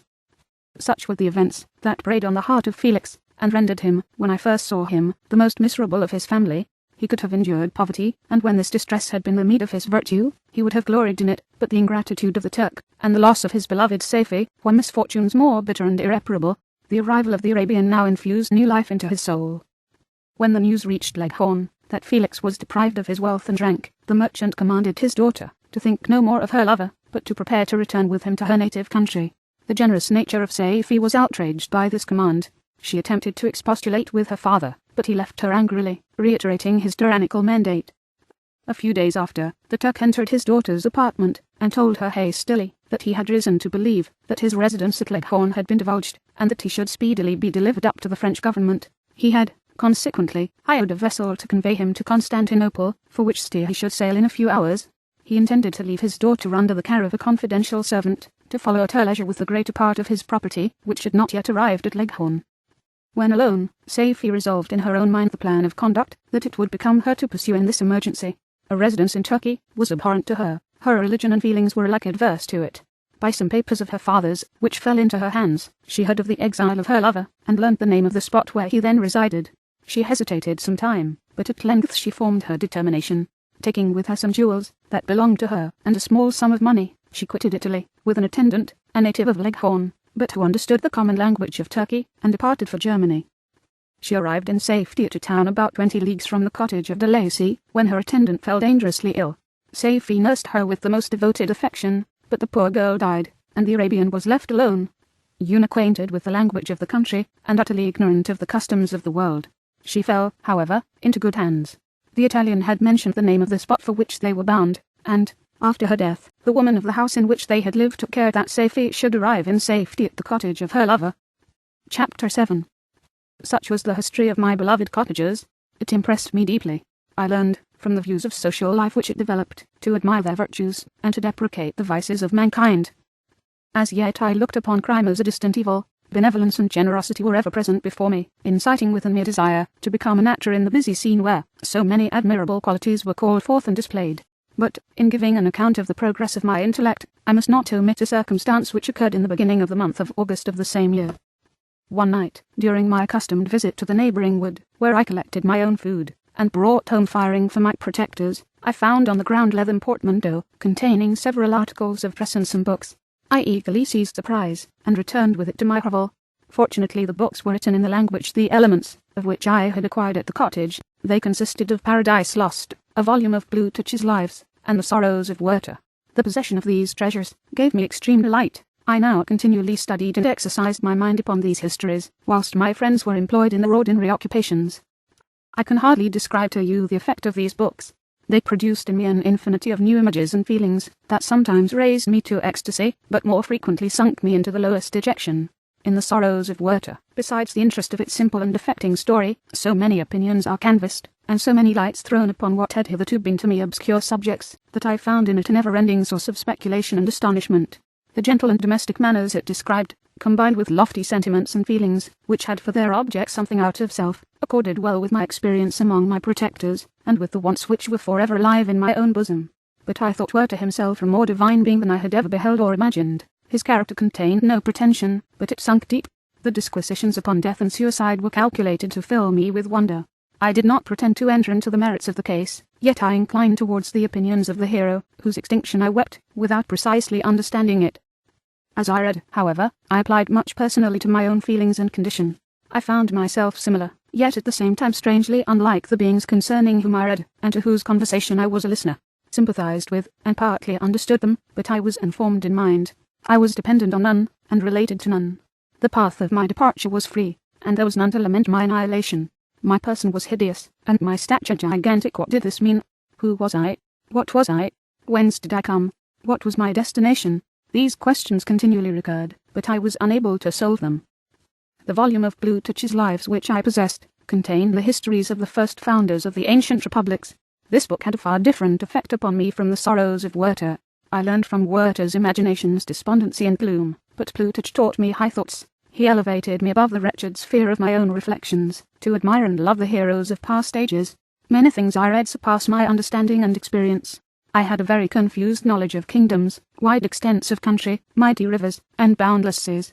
But I was perfectly unacquainted with towns, and large assemblages of men. The cottage of my protectors had been the only school in which I had studied human nature, but this book developed new and mightier scenes of action. I read of men concerned in public affairs governing or massacring their species. I felt the greatest ardor for virtue rise within me, and abhorrence for vice, as far as I understood the signification of those terms, relative as they were, as I applied them, to pleasure and pain alone. Induced by these feelings, I was of course led to admire peaceable lawgivers, Numa, Solon, and Lycurgus, in preference to Romulus and Theseus. The patriarchal lives of my protectors caused these impressions to take a firm hold on my mind. Perhaps, if my first introduction to humanity had been made by a young soldier, burning for glory and slaughter, I should have been imbued with different sensations. But Paradise Lost excited different and far deeper emotions. I read it, as I had read the other volumes which had fallen into my hands, as a true history. It moved every feeling of wonder and awe that the picture of an omnipotent God warring with his creatures was capable of exciting. I often referred the several situations, as their similarity struck me, to my own. Like Adam, I was created apparently united by no link to any other being in existence, but his state was far different from mine in every other respect. He had come forth from the hands of God a perfect creature, happy and prosperous, guarded by the especial care of his Creator. He was allowed to converse with and acquire knowledge from beings of a superior nature, but I was wretched, helpless, and alone. Many times I considered Satan as the fitter emblem of my condition, for often, like him, when I viewed the bliss of my protectors, the bitter gall of envy rose within me. Another circumstance strengthened and confirmed these feelings. Soon after my arrival in the hovel, I discovered some papers in the pocket of the dress which I had taken from your laboratory. At first I had neglected them, but now that I was able to decipher the characters in which they were written, I began to study them with diligence. It was your journal of the 4 months that preceded my creation. You minutely described in these papers every step you took in the progress of your work. This history was mingled with accounts of domestic occurrences. You, doubtless, recollect these papers. Here they are. Everything is related in them which bears reference to my accursed origin. The whole detail of that series of disgusting circumstances which produced it is set in view. The minutest description of my odious and loathsome person is given, in language which painted your own horrors, and rendered mine ineffaceable. Second as I read. Hateful day when I received life! I exclaimed in agony. Cursed Creator, why did you form a monster, so hideous that even you turned from me in disgust? God in pity made man beautiful and alluring, after his own image, but my form is a filthy type of yours, more horrid from its very resemblance. Satan had his companions, fellow devils, to admire and encourage him, but I am solitary and detested. These were the reflections of my hours of despondency and solitude, but when I contemplated the virtues of the cottagers, their amiable and benevolent dispositions, I persuaded myself that, when they should become acquainted with my admiration of their virtues, they would compassionate me, and overlook my personal deformity. Could they turn from their door one, however monstrous, who solicited their compassion and friendship? I resolved, at least, not to despair, but in every way, to fit myself for an interview with them which would decide my fate. I postponed this attempt for some months longer, for the importance attached to its success inspired me with a dread lest I should fail. Besides, I found that my understanding improved so much with every day's experience, that I was unwilling to commence this undertaking until a few more months should have added to my wisdom. Several changes, in the meantime, took place in the cottage. The presence of safety diffused happiness among its inhabitants, and I also found that a greater degree of plenty reigned there. Felix and Agatha spent more time in amusement and conversation, and were assisted in their labours by servants.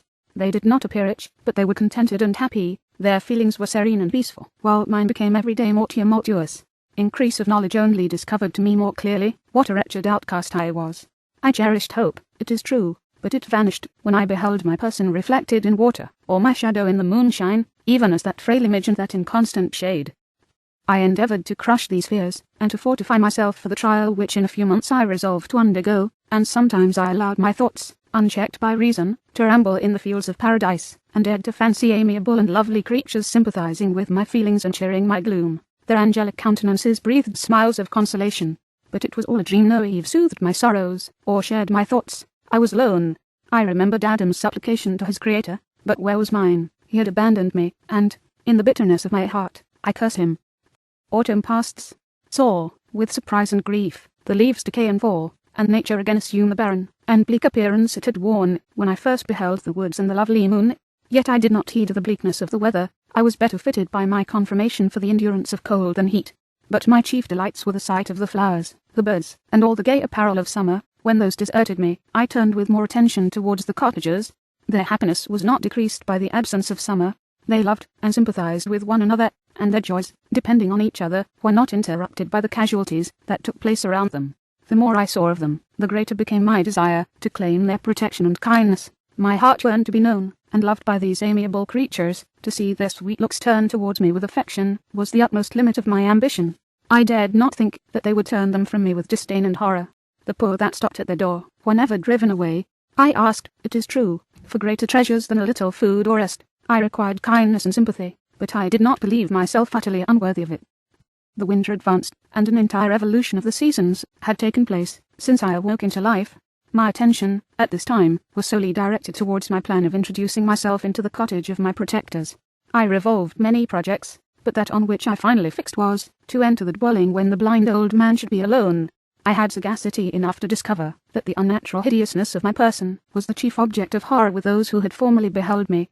My voice, although harsh, had nothing terrible in it. I thought, therefore, that if, in the absence of his children, I could gain the goodwill and mediation of the old Lacey, I might, by his means, be tolerated by my younger protectors. One day, when the sun shone on the red leaves that strewed the ground and diffused cheerfulness, although it denied warmth, Safie, Agatha, and Felix departed on a long country walk, and the old man, at his own desire, was left alone in the cottage. When his children had departed, he took up his guitar and played several mournful, but sweet airs, more sweet and mournful than I had ever heard him play before. At first his countenance was illuminated with pleasure, but, as he continued, thoughtfulness and sadness succeeded. At length, laying aside the instrument, he sat absorbed in reflection. My heart beat quick. This was the hour and moment of trial, which would decide my hopes, or realise my fears. The servants were gone to a neighbouring fair.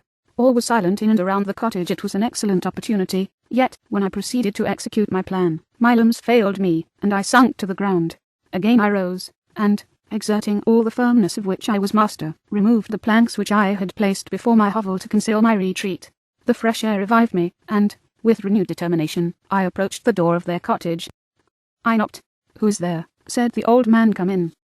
I entered. "Pardon this intrusion," said I am a traveller in want of a little rest. You would greatly oblige me if you would allow me to remain a few minutes before the fire." "Enter," said de Lacy, "and I will try in what manner I can relieve your wants. But, unfortunately, my children are from home, and, as I am blind, I am afraid I shall find it difficult to procure food for you." "Do not trouble yourself, my kind host. I have food. It is warmth and rest, only that I need." Sat down, and a silence ensued. I knew that every minute was precious to me, yet I remained irresolute in what manner to commence the interview, when the old man addressed me. "By your language, stranger, suppose you are my countryman. Are you French?" "No, but I was educated by a French family, and understand that language only.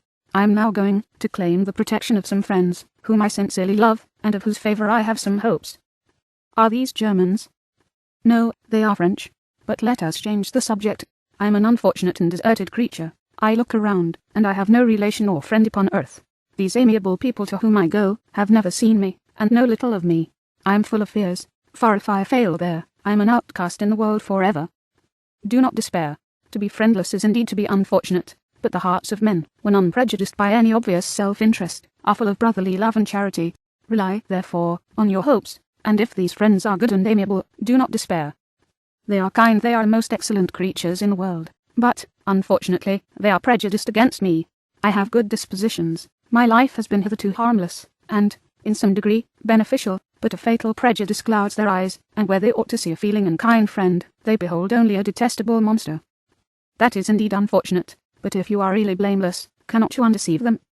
I am about to undertake that task, and it is on that account that I feel so many overwhelming terrors. I tenderly love these friends. I have, unknown to them, been for many months in the habits of daily kindness towards them, but they believe that I wish to injure them, and it is that prejudice which I wish to overcome. Where do these friends reside? Near this spot.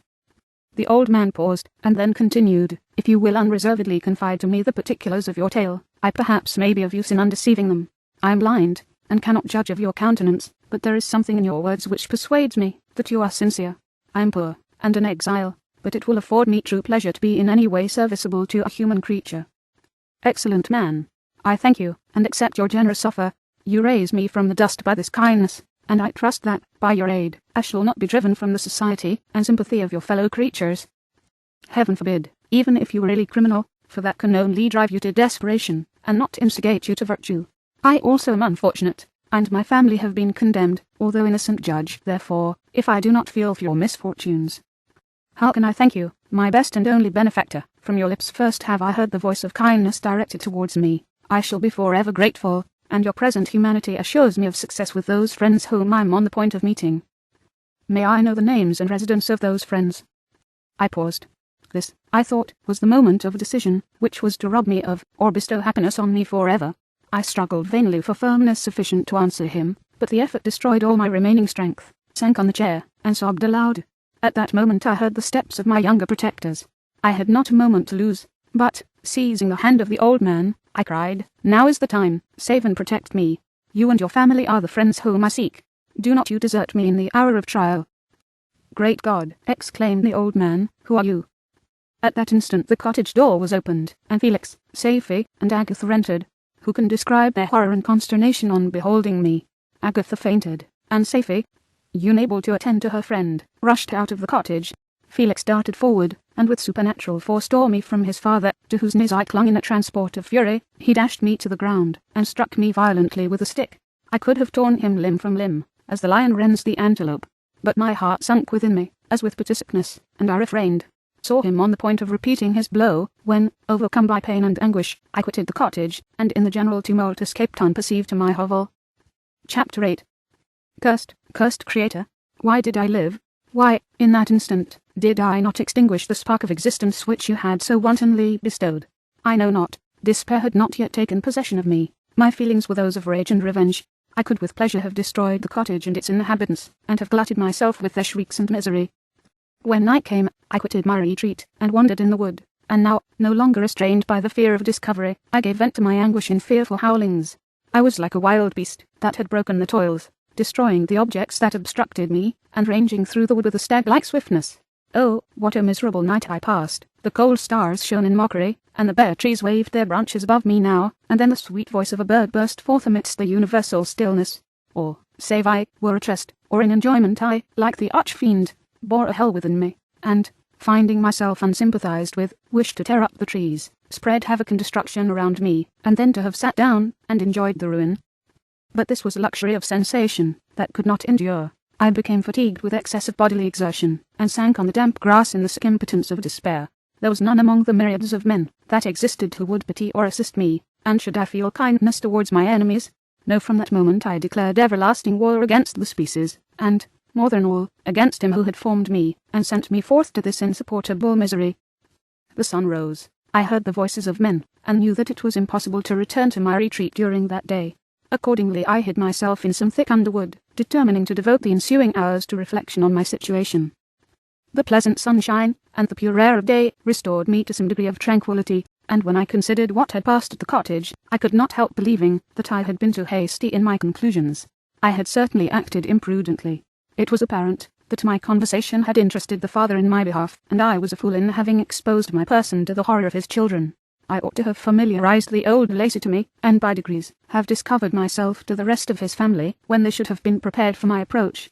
But I did not believe my errors to be irretrievable, and, after much consideration, I resolved to return to the cottage, seek the old man, and by my representations, win him to my party. These thoughts calmed me, and in the afternoon I sank into a profound sleep, but the fever of my blood did not allow me to be visited by peaceful dreams. The horrible scene of the preceding day was forever acting before my eyes. The females were flying, and the enraged Felix tearing me from his father's feet. I awoke exhausted, and, finding that it was already night, I crept forth from my hiding place, and went in search of food. When my hunger was appeased, I directed my steps towards the well-known path that conducted to the cottage. All there was at peace. I crept into my hovel, and remained in silent expectation of the accustomed hour when the family arose. That hour passed, the sun mounted high in the heavens, but the cottagers did not appear. I trembled violently, apprehending some dreadful misfortune. The inside of the cottage was dark, and I heard no motion. I cannot describe the agony of this suspense. Presently 2 countrymen passed by, but, Pausing near the cottage, they entered into conversation, using violent gesticulations, but I did not understand what they said, as they spoke the language of the country, which differed from that of my protectors. Soon after, however, Felix approached with another man. I was surprised, as I knew that he had not quitted the cottage that morning, and waited anxiously to discover, from his discourse, the meaning of these unusual appearances. "Do you consider," said his companion to him, "that you will be obliged to pay 3 months' rent, and to lose the produce of your garden? I do not wish to take any unfair advantage, and I beg therefore that you will take some days to consider of your determination." "It is utterly useless," replied Felix. "We can never again inhabit your cottage. The life of my father is in the greatest danger, owing to the dreadful circumstance that I have related. My wife and my sister will never recover their horror. I entreat you not to reason with me any more. Take possession of your tenement, and let me fly from this place." Felix trembled violently as he said this. He and his companion entered the cottage, in which they remained for a few minutes, and then departed. I never saw any of the family of de Lacy more. I continued for the remainder of the day in my hovel in a state of utter and stupid despair.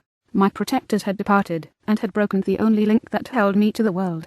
For the first time the feelings of revenge and hatred filled my bosom, and I did not strive to control them, but, allowing myself to be borne away by the stream, I bent my mind towards injury and death. When I thought of my friends, of the mild voice of de Lacy, the gentle eyes of Agatha, and the exquisite beauty of the Arabian, these thoughts vanished, and a gush of tears somewhat soothed me. But again, when I reflected that they had spurned and deserted me, anger returned, rage of anger, and unable to injure anything human, I turned my fury towards inanimate objects. As night advanced, I placed a variety of combustibles around the cottage, and, after having destroyed every vestige of cultivation in the garden, I waited with forced impatience until the moon had sunk to commence my operations. As the night advanced, a fierce wind arose from the woods, and quickly dispersed the clouds that had loitered in the heavens. The blast tore along like a mighty avalanche, and produced a kind of insanity in my spirits that burst all bounds of reason and reflection. I lighted the dry branch of a tree, and danced with fury around the devoted cottage, my eyes still fixed on the western horizon, the edge of which the moon nearly touched. A part of its orb was at length hid, and I waved my brand. It sunk, and, with a loud scream, I fired the straw, and heath, and bushes, which I had collected. The wind fanned the fire, and the cottage was quickly enveloped by the flames, which clung to it, and licked it with their forked and destroying tongues. As soon as I was convinced that no assistance could save any part of the habitation, I quitted the scene, and sought for refuge in the woods. And now, with the world before me, whither should I bend my steps? I resolved to fly far from the scene of my misfortunes. But to me, hated and despised, every country must be equally horrible. At length the thought of you crossed my mind. I learned from your papers that you were my father, my creator, and to whom could I apply with more fitness than to him who had given me life? Among the lessons that Felix had bestowed upon Siphi, geography had not been omitted. I had learned from these the relative situations of the different countries of the earth. You had mentioned Geneva as the name of your native town, and towards this place I resolved to proceed. But how was I to direct myself? I knew that I must travel in a southwesterly direction to reach my destination, but the sun was my only guide. I did not know the names of the towns that I was to pass through, nor could I ask information from a single human being, but I did not despair. From you only could I hope for succor, although towards you I felt no sentiment but that of hatred. Unfeeling, heartless creator, you had endowed me with perceptions and passions, and then cast me abroad an object for the scorn and horror of mankind. But on you only had I any claim for pity and redress, and from you I determined to seek that justice which I vainly attempted to gain from any other being that wore their human form. My travels were long, and the sufferings I endured intense. It was late in autumn when I quitted the district where I had so long resided. I travelled only at night, fearful of encountering the visage of a human being. Nature decayed around me, and the sun became hateless. Rain and snow poured around me. Mighty rivers were frozen. The surface of the earth was hard, and chill, and bare, and I found no shelter. O earth, how often did I imprecate curses on the cause of my being! The mildness of my nature had fled, and all within me was turned to gall and bitterness. The nearer I approached to your habitation, the more deeply did I feel the spirit of revenge enkindled in my heart. Snow fell, and the waters were hardened, but I rested not. A few incidents now and then directed me, and I possessed a map of the country, but I often wandered wide from my path. The agony of my feelings allowed me no respite. No incident occurred from which my rage and misery could not extract its food, but a circumstance that happened when I arrived on the confines of Switzerland, when the sun had recovered its warmth, and the earth again began to look green, confirmed in an especial manner the bitterness and horror of my feelings. I generally rested during the day, and travelled only when I was secured by night from the view of man. One morning, however, finding that my path lay through a deep wood, I ventured to continue my journey after the sun had risen, The day, which was one of the first of spring, cheered even me by the loveliness of its sunshine, and the balminess of the air. I felt emotions of gentleness and pleasure, that had long appeared dead, revive within me. Half surprised by the novelty of these sensations, I allowed myself to be borne away by them, and, forgetting my solitude and deformity, dared to be happy. Soft tears again bedewed my cheeks, and I even raised my humid eyes with thankfulness towards the blessed sun which bestowed such joy upon me. I continued to wind among the paths of the wood, until I came to its boundary, which was skirted by a deep and rapid river, into which many of the trees bent their branches, now budding with the fresh spring. Here I paused, not exactly knowing what path to pursue, when I heard the sound of voices, that induced me to conceal myself under the shade of a cypress. I was scarcely hid, when a young girl came running towards the spot where I was concealed, laughing as if she ran from someone in sport. She continued her course along the precipitous sides of the river, when suddenly her foot slipped, and she fell into the rapid stream. I rushed from my hiding place, and, with extreme labour from the force of the current, saved her, and dragged her to shore. She was senseless, and I endeavoured, by every means in my power, to restore animation, when I was suddenly interrupted by the approach of a rustic, who was probably the person from whom she had playfully fled. On seeing me, he darted towards me, and, tearing the girl from my arms, hastened towards the deeper parts of the wood. I followed speedily, I hardly knew why, but when the man saw me draw near, he aimed a gun, which he carried, at my body, and fired. Sunk to the ground, and my injurer, with increased swiftness, escaped into the wood. This was then the reward of my benevolence. I had saved a human being from destruction, and, as a recompense, I now writhed under the miserable pain of a wound, which shattered the flesh and bone. The feelings of kindness and gentleness, which I had entertained, but a few moments before, gave place to a hellish rage and gnashing of teeth. Inflamed by pain, I vowed eternal hatred and vengeance to all mankind. But the agony of my wound overcame me, my pulses paused, and I fainted. For some weeks I led a miserable life in the woods, endeavouring to cure the wound which I had received. The ball had entered my shoulder, and I knew not whether it had remained there or passed through. At any rate I had no means of extracting it. My sufferings were augmented also by the oppressive sense of the injustice and ingratitude of their infliction. My daily vows rose for revenge, a deep and deadly revenge, such as would alone compensate for the outrages and anguish I had endured. After some weeks my wound healed, and I continued my journey. The labours I endured were no longer to be alleviated by the bright sun or gentle breezes of spring. All joy was but a mockery, which insulted my desolate state, and made me feel more painfully that I was not made for the enjoyment of pleasure. But my toils now drew near a close, and, 2 months from this time, I reached the environs of Geneva. It was evening when I arrived, and I retired to a hiding place among the fields that surround it, to meditate in what manner I should apply to you. I was oppressed by fatigue and hunger, and far too unhappy to enjoy the gentle breezes of evening, or the prospect of the sun setting behind the stupendous mountains of Jura. At this time a slight sleep relieved me from the pain of reflection, which was disturbed by the approach of a beautiful child, who came running into the recess I had chosen with all the sportiveness of infancy. Suddenly, as I gazed on him, an idea seized me, that this little creature was unprejudiced, and had lived too short a time, to have imbibed a horror of deformity. If, therefore, I could seize him, and educate him as my companion and friend, I should not be so desolate in this peopled earth. Urged by this impulse, seized on the boy as he passed, and drew him towards me. As soon as he beheld my form, he placed his hands before his eyes, and uttered a shrill scream. I drew his hand forcibly from his face, and said, "Child, what is the meaning of this? I do not intend to hurt you. Listen to me." He struggled violently. "Let me go," he cried. "Monster, ugly wretch, you wish to eat me, and tear me to pieces. You are a noble. Let me go, or I will tell my papa." "Boy, you will never see your father again. You must come with me." "Hideous monster, let me go. My papa is a syndic. He is a Frankenstein. He would punish you. You dare not keep me." "Frankenstein, you belong then to my enemy, to him towards whom I have sworn eternal revenge. You shall be my first victim." The child still struggled, and loaded me with epithets which carried despair to my heart. I grasped his throat to silence him, and in a moment he lay dead at my feet. I gazed on my victim, and my heart swelled with exultation and hellish triumph. Clapping my hands, I exclaimed, "I too can create desolation. My enemy is not impregnable. This death will carry despair to him, and 1,000 other miseries shall torment and destroy him." As I fixed my eyes on the child, saw something glittering on his breast. I took it. It was a portrait of a most lovely woman. In spite of my malignity, it softened and attracted me. For a few moments I gazed with delight on her dark eyes, fringed by deep lashes, and her lovely lips, but presently my rage returned. I remembered that I was forever deprived of the delights that such beautiful creatures could bestow, and that she whose resemblance I contemplated would, in regarding me, have changed that air of divine benignity to one expressive of disgust and affright. Can you wonder that such thoughts transported me with rage? I only wonder that at that moment, Instead of venting my sensations in exclamations and agony, I did not rush among mankind, and perish in the attempt to destroy them. While I was overcome by these feelings, I left the spot where I had committed the murder, and was seeking a more secluded hiding place, when I perceived a woman passing near me. She was young, not indeed so beautiful as her whose portrait I held, but of an agreeable aspect, and blooming in the loveliness of youth and health. Here, I thought, is one of those whose smiles are bestowed on all but me. She shall not escape thanks to the lessons of Felix, and the sanguinary laws of man. I have learned how to work mischief. I approached her unperceived, and placed the portrait securely in one of the folds of her dress. For some days I haunted the spot where these scenes had taken place, sometimes wishing to see you, sometimes resolved to quit the world and its miseries forever. At length I wandered towards these mountains, and have ranged through their immense recesses, consumed by a burning passion which you alone can gratify. We may not part until you have promised to comply with my requisition. I am alone, and miserable. Man will not associate with me, but one as deformed and horrible as myself would not deny herself to me. My companion must be of the same species, and have the same defects. This being you must create. Chapter 9.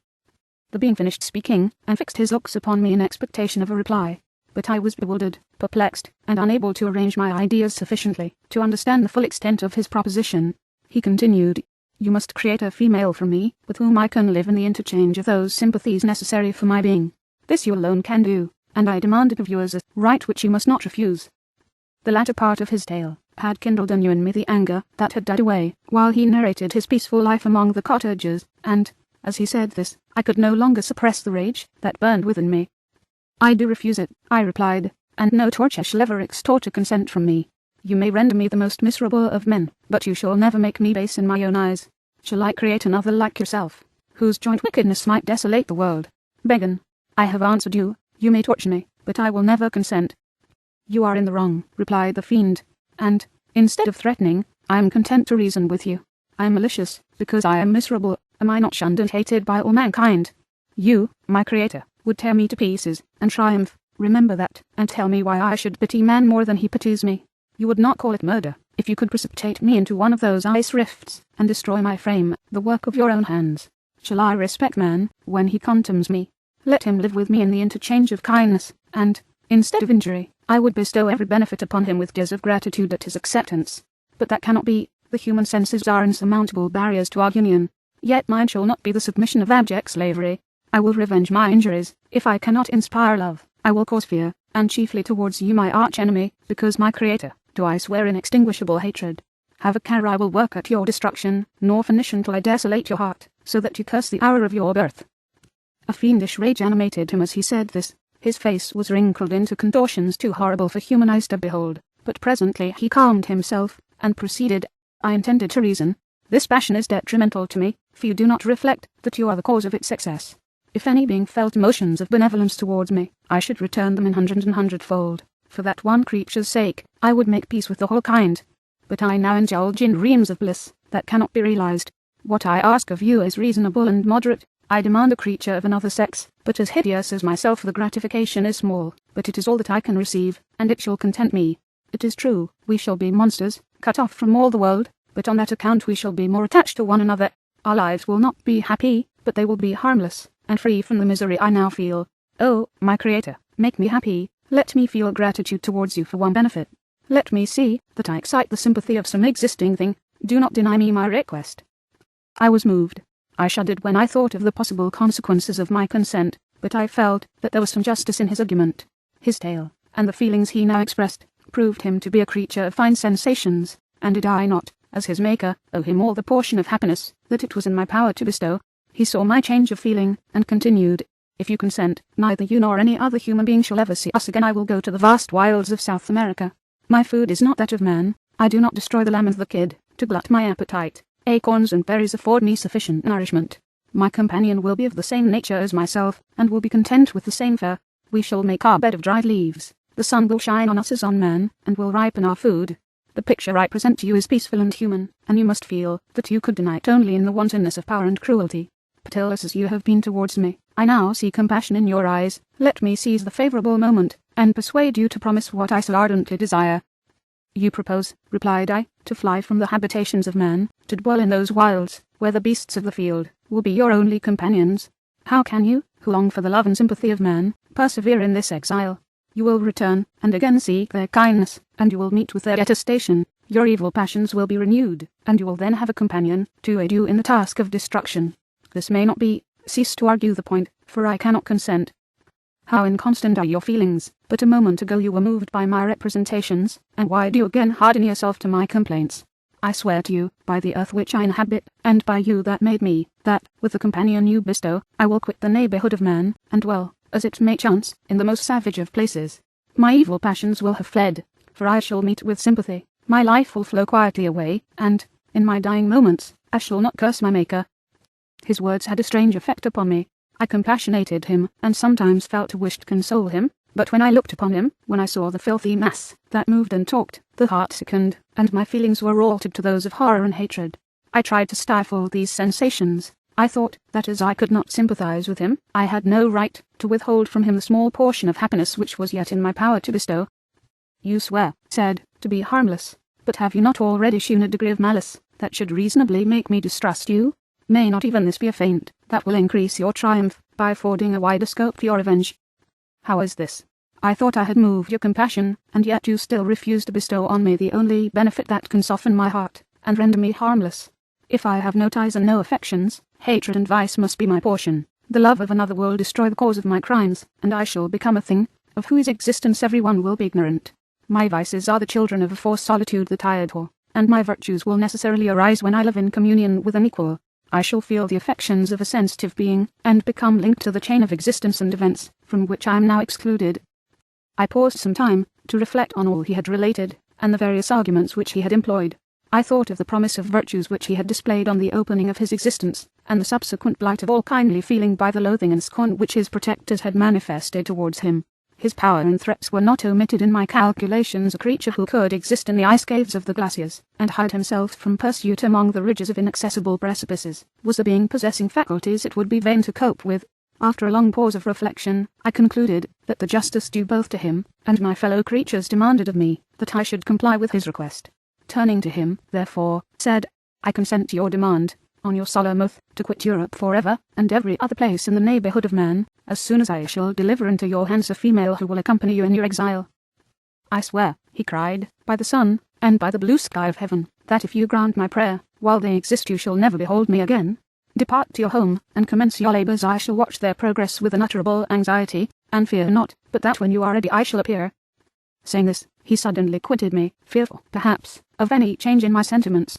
Saw him descend the mountain with greater speed than the flight of an eagle, and quickly lost him among the undulations of the sea of ice. His tale had occupied the whole day, and the sun was upon the verge of the horizon when he departed. I knew that I ought to hasten my ascent towards the valley, as I should soon be encompassed in darkness. But my heart was heavy, and my steps slow. The labour of winding among the little paths of the mountains, and fixing my feet firmly as I advanced, perplexed me, occupied as I was by the emotions which the occurrences of the day had produced. Night was far advanced when I came to the halfway resting place, and seated myself beside the fountain. The stars shone at intervals, as the clouds passed from over them. The dark pines rose before me, and every here and there a broken tree lay on the ground. It was a scene of wonderful solemnity, and stirred strange thoughts within me. I wept bitterly, and, clasping my hands in agony, I exclaimed, "Oh, stars, and clouds, and winds, ye are all about to mock me. If you really pity me, crush sensation and memory. Let me become as naught, but if not, depart and leave me in darkness." These were wild and miserable thoughts, but I cannot describe to you how the eternal twinkling of the stars weighed upon me, and how I listened to every blast of wind, as if it were a dull ugly siroc on its way to consume me. Morning dawned before I arrived at the village of Chamonix, but my presence, so haggard and strange, hardly calmed the fears of my family, who had waited the whole night in anxious expectation of my return. The following day we returned to Geneva.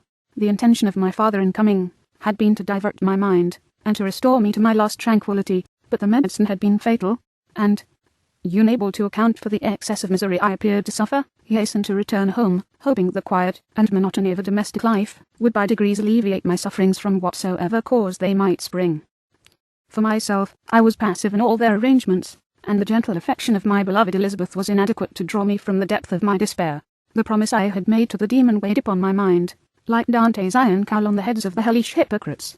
All pleasures of earth and sky passed before me like a dream, and that thought only had to me the reality of life.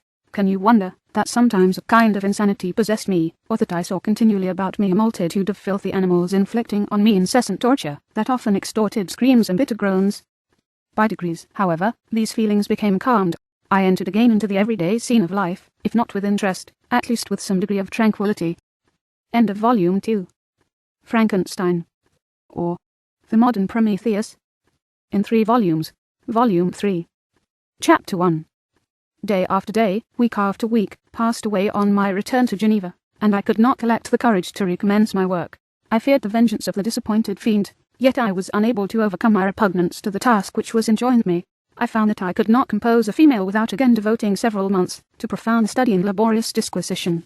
I had heard of some discoveries having been made by an English philosopher, the knowledge of which was material to my success, and I sometimes thought of obtaining my father's consent to visit England for this purpose. But I clung to every pretence of delay, and could not resolve to interrupt my returning tranquillity.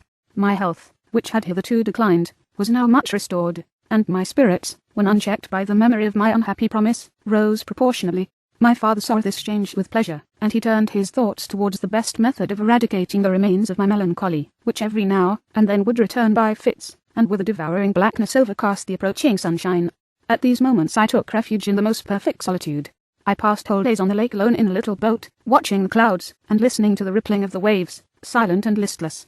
But the fresh air and bright sun seldom failed to restore me to some degree of composure, and, on my return, I met the salutations of my friends with a readier smile and a more cheerful heart. It was after my return from one of these rambles that my father, calling me aside, thus addressed me. I am happy to remark, my dear son, that you have resumed your former pleasures, and seem to be returning to yourself. And yet you are still unhappy, and still avoid our society. For some time I was lost in conjecture as to the cause of this, but yesterday an idea struck me, and if it is well founded, I conjure you to avow it. Reserve on such a point would be not only useless, but draw down treble misery on us all. I trembled violently at this exordium, and my father continued, I confess, my son, that I have always looked forward to your marriage with your cousin as the tie of our domestic comfort, and the stay of my declining years. You were attached to each other from your earliest infancy, you studied together, and appeared, in dispositions and tastes, entirely suited to one another. But so blind is the experience of man, that what I conceived to be the best assistance to my plan, may have entirely destroyed it. You, perhaps, regard her as your sister, without any wish that she might become your wife. Nay, you may have met with another whom you may love, and, considering yourself as bound in honour to your cousin, this struggle may occasion the poignant misery which you appear to feel. My dear father, reassure yourself. I love my cousin tenderly and sincerely. I never saw any woman who excited, as Elizabeth does, my warmest admiration and affection. My future hopes and prospects are entirely bound up in the expectation of our union. The expression of your sentiments on this subject, my dear Victor, gives me more pleasure than I have for some time experienced. If you feel thus, we shall assuredly be happy, however present events may cast a gloom over us. But it is this gloom, which appears to have taken so strong a hold of your mind, that I wish to dissipate. Tell me, therefore, whether you object to an immediate solemnization of the marriage. We have been unfortunate, and recent events have drawn us from that everyday tranquillity befitting my years and infirmities. You are younger, yet I do not suppose, possessed as you are of a competent fortune, that an early marriage would at all interfere with any future plans of honour and utility that you may have formed. Do not suppose, however, that I wish to dictate happiness to you, or that a delay on your part would cause me any serious uneasiness. Interpret my words with candour, and answer me, I conjure you, with confidence and sincerity. I listened to my father in silence, and remained for some time incapable of offering any reply. I revolved rapidly in my mind a multitude of thoughts, and endeavoured to arrive at some conclusion. Alas, to me the idea of an immediate union with my cousin was one of horror and dismay. I was bound by a solemn promise, which I had not yet fulfilled, and dared not break, or, if I did, what manifold miseries might not impend over me and my devoted family. Could I enter into a festival with this deadly weight, yet hanging round my neck, and bowing me to the ground? I must perform my engagement, and let the monster depart with his mate, before I allowed myself to enjoy the delight of an union from which I expected peace. I remembered also the necessity imposed upon me of either journeying to England, or entering into a long correspondence with those philosophers of that country, whose knowledge and discoveries were of indispensable use to me in my present undertaking. The latter method of obtaining the desired intelligence was dilatory and unsatisfactory besides. Any variation was agreeable to me, and I was delighted with the idea of spending a year or two in change of scene and variety of occupation, in absence from my family, during which period some event might happen which would restore me to them in peace, and happiness my promise might be fulfilled, and the monster have departed, or some accident might occur to destroy him, and put an end to my slavery for ever. These feelings dictated my answer to my father. I expressed a wish to visit England, but, concealing the true reasons of this request, I clothed my desires under the guise of wishing to travel and see the world before I sat down for life within the walls of my native town. I urged my entreaty with earnestness, and my father was easily induced to comply, for a more indulgent and less dictatorial parent did not exist upon earth. Our plan was soon arranged. I should travel to Strasbourg, where Clerval would join me. Some short time would be spent in the towns of Holland, and our principal stay would be in England. We should return by France, and it was agreed that the tour should occupy the space of 2 years. My father pleased himself with the reflection that my union with Elizabeth should take place immediately on my return to Geneva.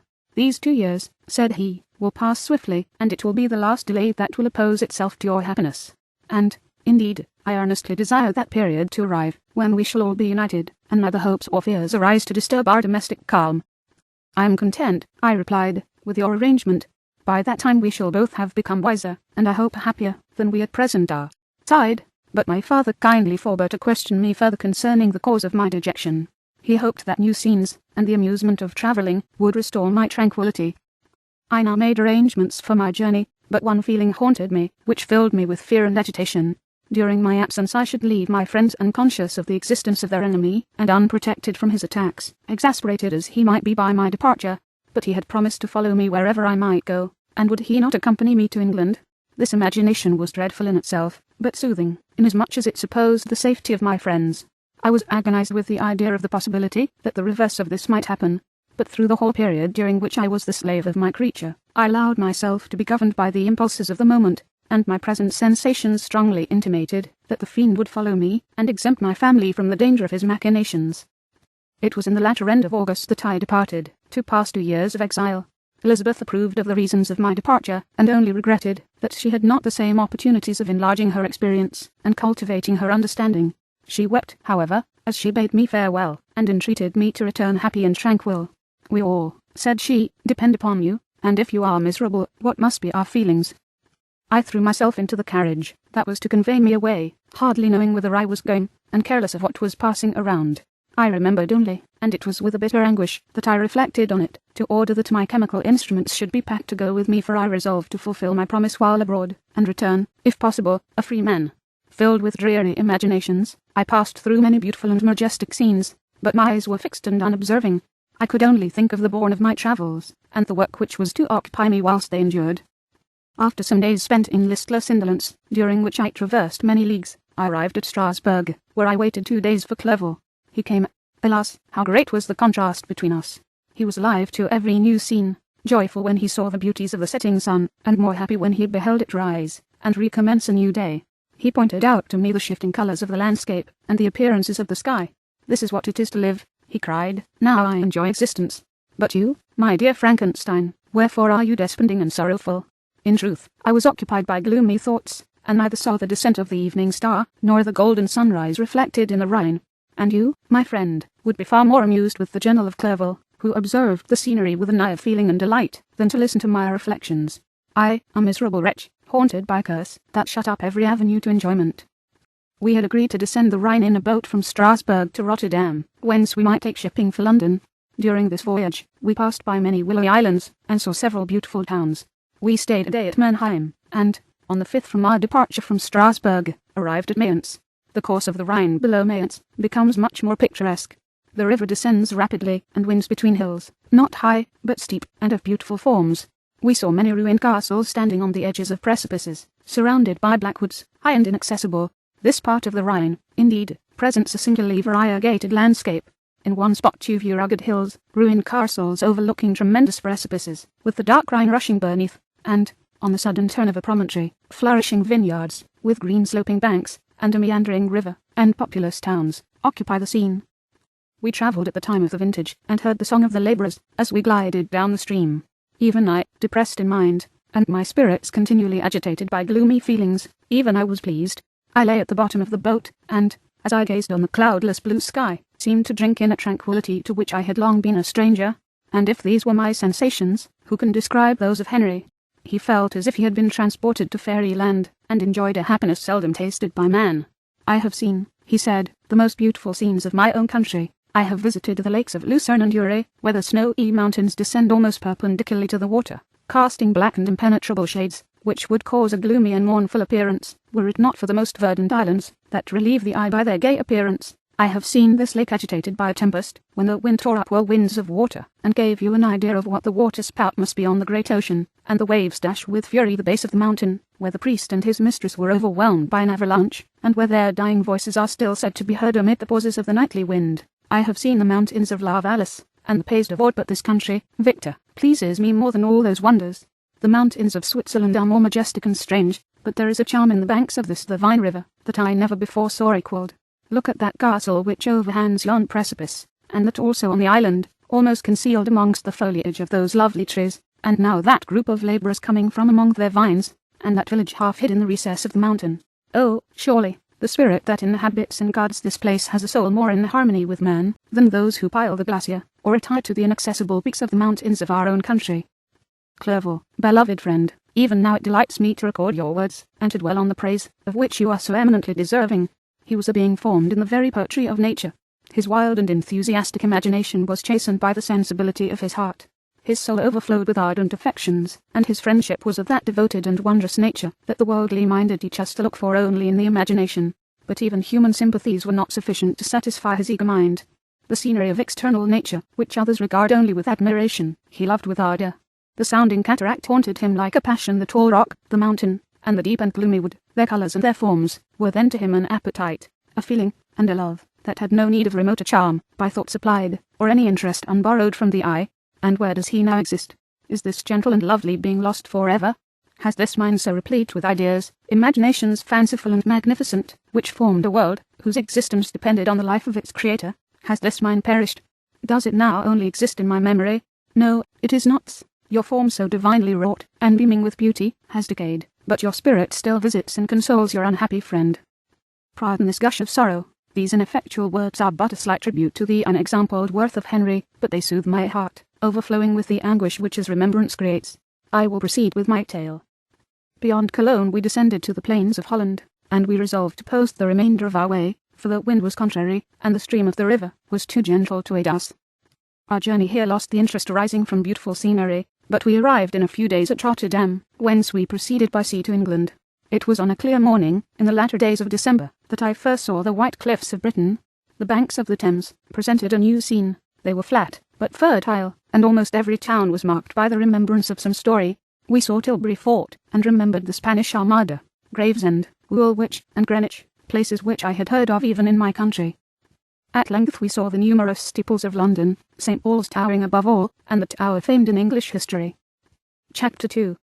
London was our present point of rest. We determined to remain several months in this wonderful and celebrated city.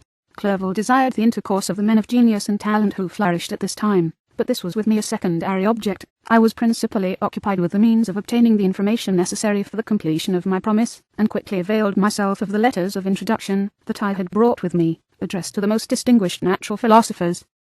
If this journey had taken place during my days of study and happiness, it would have afforded me inexpressible pleasure. But a blight had come over my existence, and I only visited these people for the sake of the information they might give me on the subject in which my interest was so terribly profound. Company was irksome to me. When alone, I could fill my mind with the sights of heaven and earth. The voice of Henry soothed me, and I could cheat myself into a transitory peace. But busy, uninteresting, joyous faces brought back despair to my heart. Saw an insurmountable barrier placed between me and my fellow men. This barrier was sealed with the blood of William and Justine, and to reflect on the events connected with those names filled my soul with anguish. But in Clerval I saw the image of my former self. He was inquisitive and anxious to gain experience and instruction. The difference of manners which he observed was to him an inexhaustible source of instruction and amusement. He was forever busy, and the only check to his enjoyments was my sorrowful and dejected mien. I tried to conceal this as much as possible, that I might not debar him from the pleasures natural to one who was entering on a new scene of life, undisturbed by any care or bitter recollection. I often refused to accompany him, alleging another engagement, that I might remain alone. I now also began to collect the materials necessary for my new creation, and this was to me like the torture of single drops of water continually falling on the head. Every thought that was devoted to it was an extreme anguish, and every word that I spoke in allusion to it caused my lips to quiver, and my heart to palpitate. After passing some months in London, we received a letter from a person in Scotland, who had formerly been our visitor at Geneva. He mentioned the beauties of his native country, and asked us, if those were not sufficient allurements, to induce us to prolong our journey as far north as Perth, where he resided. Clerval eagerly desired to accept this invitation, and I, although I abhorred society, wished to view again mountains and streams, and all the wondrous works with which nature adorns her chosen dwelling places. We had arrived in England at the beginning of October, and it was now February. We accordingly determined to commence our journey towards the north at the expiration of another month. In this expedition we did not intend to follow the great road to Edinburgh, but to visit Windsor, Oxford, Matlock, and the Cumberland Lakes, resolving to arrive at the completion of this tour about the end of July. I packed my chemical instruments, and the materials I had collected, resolving to finish my labours in some obscure nook in the northern highlands of Scotland. We quitted London on the 27th of March, and remained a few days at Windsor, rambling in its beautiful forest. This was a new scene to us mountaineers. The majestic oaks, the quantity of game, and the herds of stately deer, were all novelties to us. From thence we proceeded to Oxford. As we entered the city, our minds were filled with the remembrance of the events that had been transacted there more than a century and a half before. It was here that Charles I had collected his forces. This city had remained faithful to him, after the whole nation had forsaken his cause, to join the standard of Parliament and liberty. The memory of that unfortunate king, and his companions, the amiable Falkland, the insolent Gower, his queen and son, gave a peculiar interest to every part of the city, which they might be supposed to have inhabited. The spirit of elder days found a dwelling here, and we delighted to trace its footsteps. If these feelings had not found an imaginary gratification, the appearance of the city had yet in itself sufficient beauty to obtain our admiration. The colleges are ancient and picturesque, the streets are almost magnificent, and the lovely Isis, which flows beside it through meadows of exquisite verdure, is spread forth into a placid expanse of waters, which reflects its majestic assemblage of towers, and spires, and domes, embosomed among aged trees. I enjoyed this scene, and yet my enjoyment was embittered both by the memory of the past, and the anticipation of the future. I was formed for peaceful happiness. During my youthful days discontent never visited my mind, and if I was ever overcome by ennui, the sight of what is beautiful in nature, or the study of what is excellent and sublime in the productions of man, could always interest my heart, and communicate elasticity to my spirits. But I'm a blasted tree, the bolt has entered my soul, and I felt then that I should survive to exhibit what I shall soon cease to be, a miserable spectacle of wrecked humanity, pitiable to others, and abhorrent to myself. We passed a considerable period at Oxford, rambling among its environs, and endeavouring to identify every spot which might relate to the most animating epoch of English history. Our little voyages of discovery were often prolonged by the success of objects that presented themselves. We visited the tomb of the illustrious Hampden, and the field on which that patriot fell. For a moment my soul was elevated from its debasing and miserable fears, to contemplate the divine ideas of liberty and self-sacrifice, of which these sites were the monuments and the remembrances. For an instant I dared to shake off my chains, and look around me with a free and lofty spirit, but the iron had eaten into my flesh, and I sank again, trembling and hopeless, into my miserable self. We left Oxford with regret, and proceeded to Matlock, which was our next place of rest. The country in the neighbourhood of this village resembled, to a greater degree, the scenery of Switzerland, but everything is on a lower scale, and the green hills want the crown of distant white Alps, which always attend on the piney mountains of my native country. We visited the wondrous cave, and the little cabinets of natural history, where the curiosities are disposed in the same manner as in the collections of Servox and Chamonix. The latter name made me tremble when pronounced by Henry, and I hastened to quit Matlock, with which that terrible scene was thus associated. From Derby, still journeying northward, we passed 2 months in Cumberland and Westmoreland. I could now almost fancy myself among the Swiss mountains. The little patches of snow which yet lingered on the northern sides of the mountains, the lakes, and the dashing of the rocky streams, were all familiar and dear sights to me. Here also we made some acquaintances, who almost contrived to cheat me into happiness. The delight of Clerval was proportionably greater than mine. His mind expanded in the company of men of talent, and he found in his own nature greater capacities and resources than he could have imagined himself to have possessed, while he associated with his inferiors. I could pass my life here, said he to me, and among these mountains I should scarcely regret Switzerland and the Rhine. But he found that a traveller's life is one that includes much pain amidst its enjoyments. His feelings are forever on the stretch, and when he begins to sink into repose, he finds himself obliged to quit that on which he rests in pleasure for something new, which again engages his attention, and which also he forsakes for other novelties. We had scarcely visited the various lakes of Cumberland and Westmoreland, and conceived an affection for some of the inhabitants, when the period of our appointment with our Scotch friend approached, and we left them to travel on. For my own part I was not sorry. I had now neglected my promise for some time, and I feared the effects of the demon's disappointment. He might remain in Switzerland, and wreak his vengeance on my relatives. This idea pursued me, and tormented me at every moment from which I might otherwise have snatched repose and peace. I waited for my letters with feverish impatience. If they were delayed, I was miserable and overcome by 1,000 fears, and when they arrived, and I saw the superscription of Elizabeth or my father, I hardly dared to read and ascertain my fate. Sometimes I thought that the fiend followed me, and might expedite my remissness by murdering my companion. When these thoughts possessed me, I would not quit Henry for a moment, but followed him as his shadow, to protect him from the fancied rage of his destroyer. I felt as if I had committed some great crime, the consciousness of which haunted me. I was guiltless, but I had indeed drawn down a horrible curse upon my head, as mortal as that of crime. I visited Edinburgh with languid eyes and mind, and yet that city might have interested the most unfortunate being. Clerval did not like it so well as Oxford, for the antiquity of the latter city was more pleasing to him. But the beauty and regularity of the new town of Edinburgh, its romantic castle, and its environs, the most delightful in the world, Arthur Seat, St. Bernard's Well, and the Pentland Hills, compensated him for the change, and filled him with cheerfulness and admiration. But I was impatient to arrive at the termination of my journey. We left Edinburgh in a week, passing through Cowper, St. Andrews, and along the banks of the Tay, to Perth, where our friend expected us.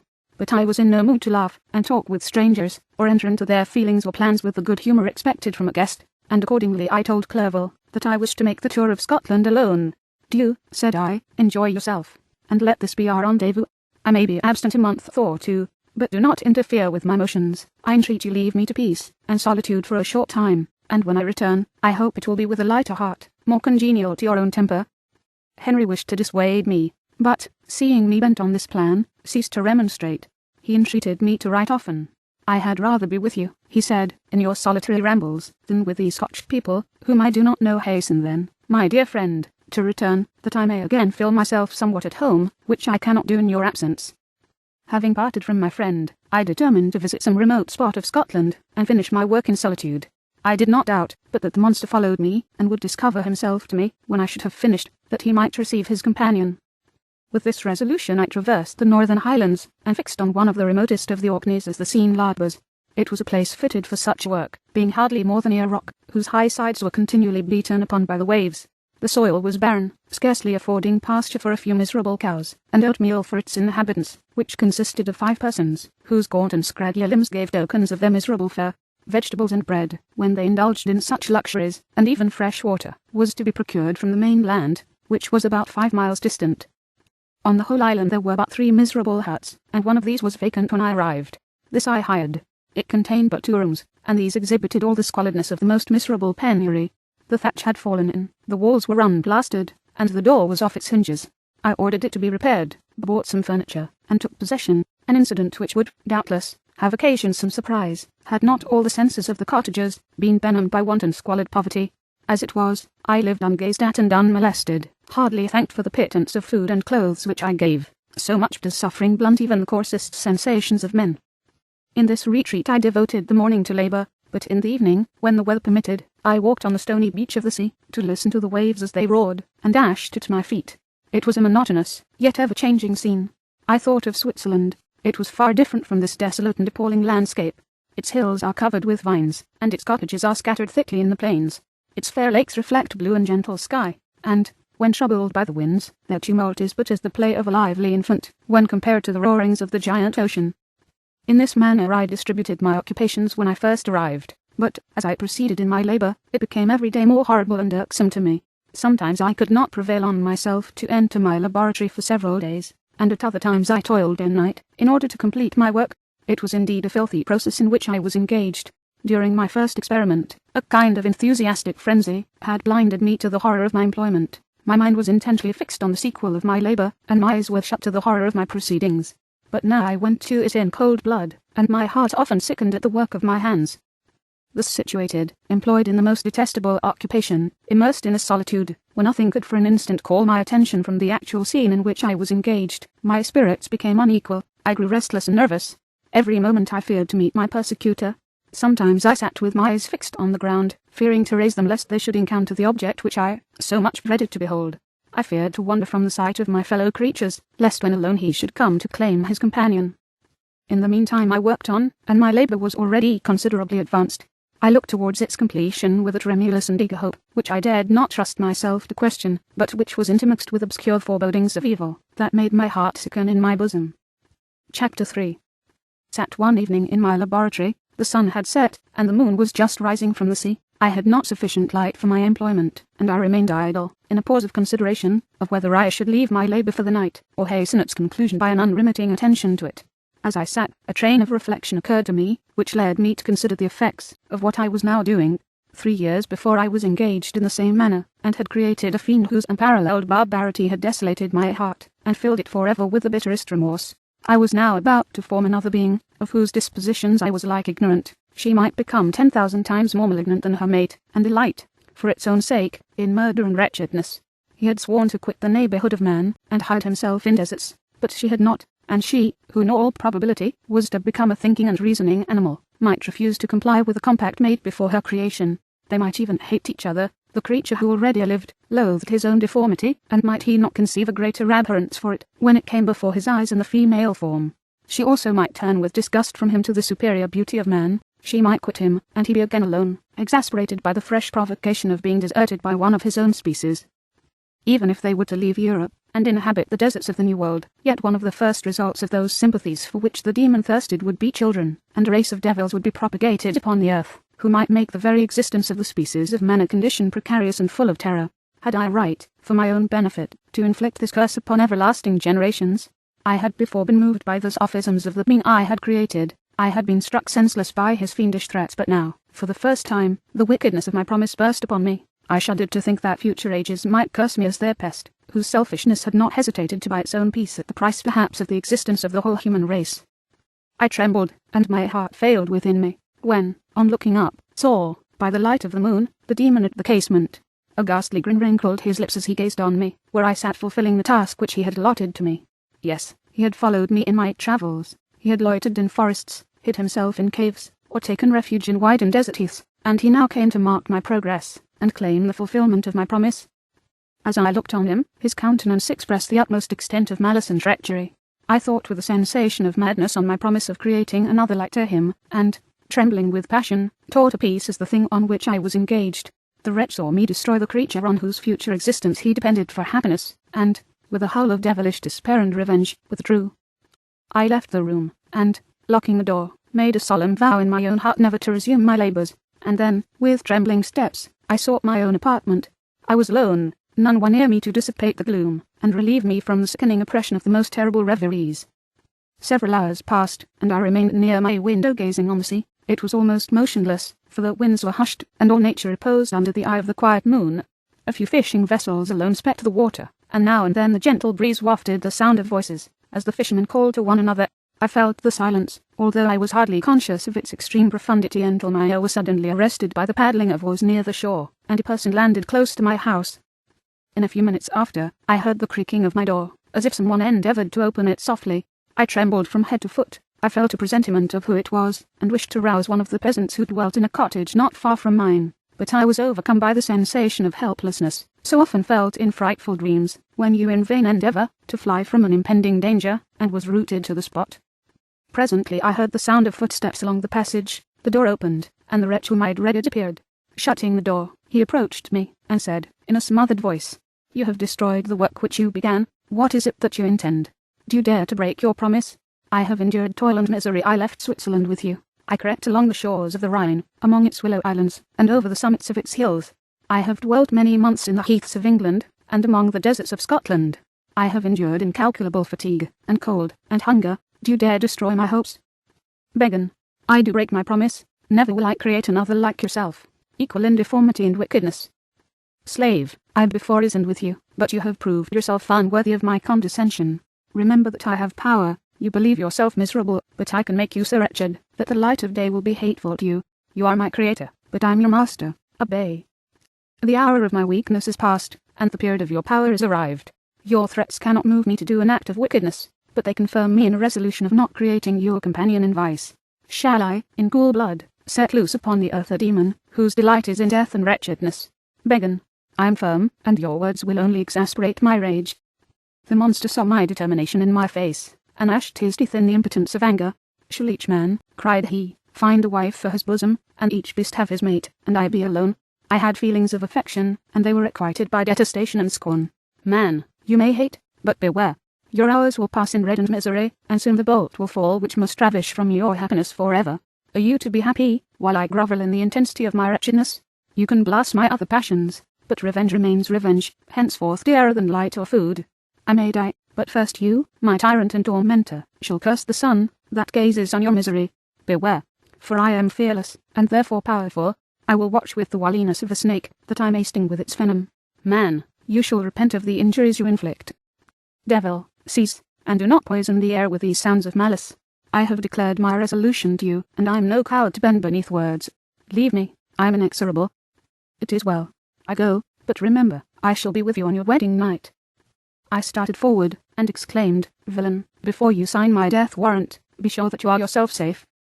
I would have seized him, but he eluded me, and quitted the house with precipitation. In a few moments I saw him in his boat, which shot across the waters with an arrowy swiftness, and was soon lost amidst the waves. All was again silent, but his words rung in my ears. I burned with rage, to pursue the murderer of my peace, and precipitate him into the ocean. I walked up and down my room hastily and perturbed, while my imagination conjured up 1,000 images, to torment and sting me. Why had I not followed him, and closed with him in mortal strife? But I had suffered him to depart, and he had directed his course towards the mainland. I shuddered to think who might be the next victim sacrificed to his insatiate revenge, and then I thought again of his words, I will be with you on your wedding night.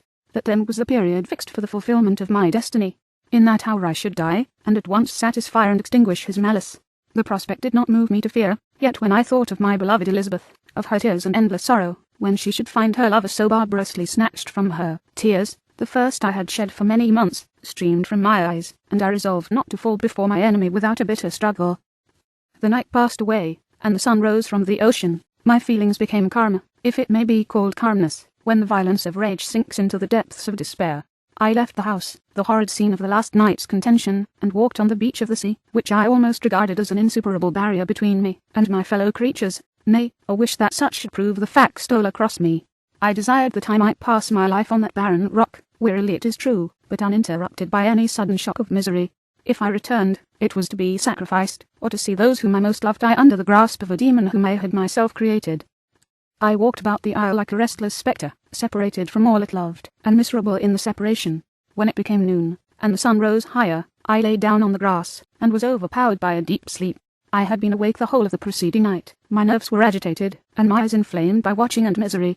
The sleep into which I now sunk refreshed me, and when I awoke, I again felt as if I belonged to a race of human beings like myself, and I began to reflect upon what had passed with greater composure. Yet still the words of the fiend rung in my ears like a death knell. They appeared like a dream, yet distinct and oppressive as reality.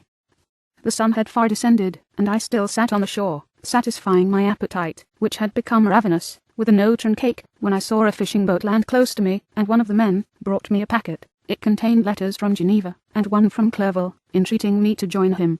He said that nearly a year had elapsed since we had quitted Switzerland, and France was yet unvisited. He entreated me, therefore, to leave my solitary isle, and meet him at Perth, in a week from that time, when we might arrange the plan of our future proceedings. This letter in a degree recalled me to life, and I determined to quit my island at the expiration of 2 days. Yet, before I departed, there was a task to perform, on which I shuddered to reflect. I must pack my chemical instruments, and for that purpose I must enter the room which had been the scene of my odious work, and I must handle those utensils, the sight of which was sickening to me. The next morning, at daybreak, summoned sufficient courage, and unlocked the door of my laboratory. The remains of the half-finished creature, whom I had destroyed, lay scattered on the floor, and I almost felt as if I had mangled the living flesh of a human being. I paused to collect myself, and then entered the chamber. With trembling hand I conveyed the instruments out of the room, but I reflected that I ought not to leave the relics of my work to excite the horror and suspicion of the peasants, and I accordingly put them into a basket with a great quantity of stones, and laying them up, determined to throw them into the sea that very night, and in the meantime I sat upon the beach, employed in cleaning and arranging my chemical apparatus. Nothing could be more complete than the alteration that had taken place in my feelings since the night of the appearance of the demon.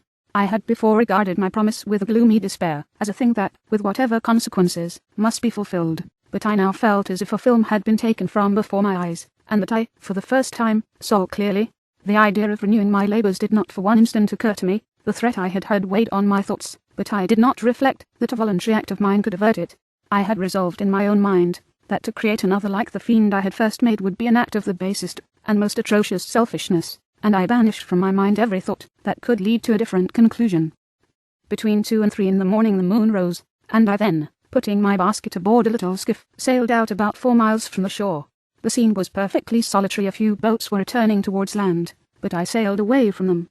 I felt as if I was about the commission of a dreadful crime, and avoided with shuddering anxiety any encounter with my fellow creatures. At one time the moon, which had before been clear, was suddenly overspread by a thick cloud, and I took advantage of the moment of darkness, and cast my basket into the sea. I listened to the gurgling sound as it sunk, and then sailed away from the spot. The sky became clouded, but the air was pure, although chilled by the northeast breeze that was then rising. But it refreshed me, and filled me with such an agreeable sensations, that I resolved to prolong my stay on the water, and fixing the rudder in a direct position, stretched myself at the bottom of the boat. Clouds hid the moon, everything was obscure, and I heard only the sound of the boat, as its keel cut through the waves. The murmur lulled me, and in a short time I slept soundly. I do not know how long I remained in this situation, but when I woke I found that the sun had already mounted considerably. The wind was high, and the waves continually threatened the safety of my little skiff. I found that the wind was northeast, and must have driven me far from the coast from which I had embarked. I endeavoured to change my course, but quickly found that, if I again made the attempt, the boat would be instantly filled with water. Thus situated, my only resource was to drive before the wind. I confess that I felt a few sensations of terror. I had no compass with me, and was so little acquainted with the geography of this part of the world that the sun was of little benefit to me. I might be driven into the wide Atlantic, and feel all the tortures of starvation, or be swallowed up in the immeasurable waters that trod and buffeted around me. I had already been out many hours, and felt the torment of a burning thirst, a prelude to my other sufferings. I looked on the heavens, which were covered by clouds that flew before the wind, only to be replaced by others. I looked upon the sea, it was to be my grave. Fiend, I exclaimed, your task is already fulfilled. I thought of Elizabeth, of my father, and of Clerval, and sunk into a reverie, so despairing and frightful, that even now, when the scene is on the point of closing before me forever, I shudder to reflect on it. Some hours passed, but by degrees, as the sun declined towards the horizon, the wind died away into a gentle breeze, and the sea became free from breakers, but these gave place to a heavy swell. I felt sick, and hardly able to hold the rudder, when suddenly I saw a line of high land towards the south. Almost spent, as I was, by fatigue, and the dreadful suspense I endured for several hours, this sudden certainty of life rushed like a flood of warm joy to my heart, and tears gushed from my eyes. How mutable are our feelings, and how strange is that clinging love we have of life even in the excess of misery. I constructed another sail with a part of my dress, and eagerly steered my course towards the land. It had a wild and rocky appearance, but as I approached nearer, I easily perceived the traces of cultivation, saw vessels near the shore, and found myself suddenly transported back to the neighbourhood of civilized man. I eagerly traced the windings of the land, and hailed a steeple which I at length saw issuing from behind a small promontory. As I was in a state of extreme debility, I resolved to sail directly towards the town as a place where I could most easily procure nourishment. Fortunately I had money with me. As I turned the promontory, I perceived a small neat town and a good harbour, which I entered, my heart bounding with joy at my unexpected escape. As I was occupied in fixing the boat and arranging the sails, several people crowded towards the spot. They seemed very much surprised at my appearance, but, instead of offering me any assistance, whispered together with gestures that at any other time might have produced in me a slight sensation of alarm. As it was, I merely remarked that they spoke English, and I therefore addressed them in that language. My good friends, said I, will you be so kind as to tell me the name of this town, and inform me where I am? You will know that soon enough, replied a man with a gruff voice. Maybe you are come to a place that will not prove much to your taste, but you will not be consulted as to your quarters, I promise you. I was exceedingly surprised on receiving so rude an answer from a stranger, and I was also disconcerted on perceiving the frowning and angry countenances of his companions. Why do you answer me so roughly? I replied, surely it is not the custom of Englishmen to receive strangers so inhospitably.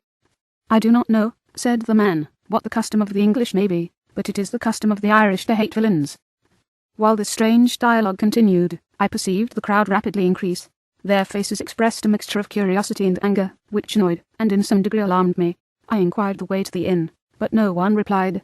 I then moved forward, and a murmuring sound arose from the crowd as they followed and surrounded me, when an ill-looking man approaching, tapped me on the shoulder, and said, Come, sir, you must follow me to Mr. Kerwin's, to give an account of yourself. Who is Mr. Kerwin? Why am I to give an account of myself? Is not this a free country? Sir, free enough for honest folks. Mr. Kerwin is a magistrate, and you are to give an account of the death of a gentleman who was found murdered here last night. This answer startled me, but I presently recovered myself. I was innocent, that could easily be proved. Accordingly I followed my conductor in silence, and was led to one of the best houses in the town. I was ready to sink from fatigue and hunger, but, being surrounded by a crowd, I thought it politic to rouse all my strength, that no physical debility might be construed into apprehension or conscious guilt. Little did I then expect the calamity that was in a few moments to overwhelm me and extinguish in horror and despair all fear of ignominy or death. I must pause here, for it requires all my fortitude to recall the memory of the frightful events which I am about to relate, in proper detail, to my recollection. Chapter 4.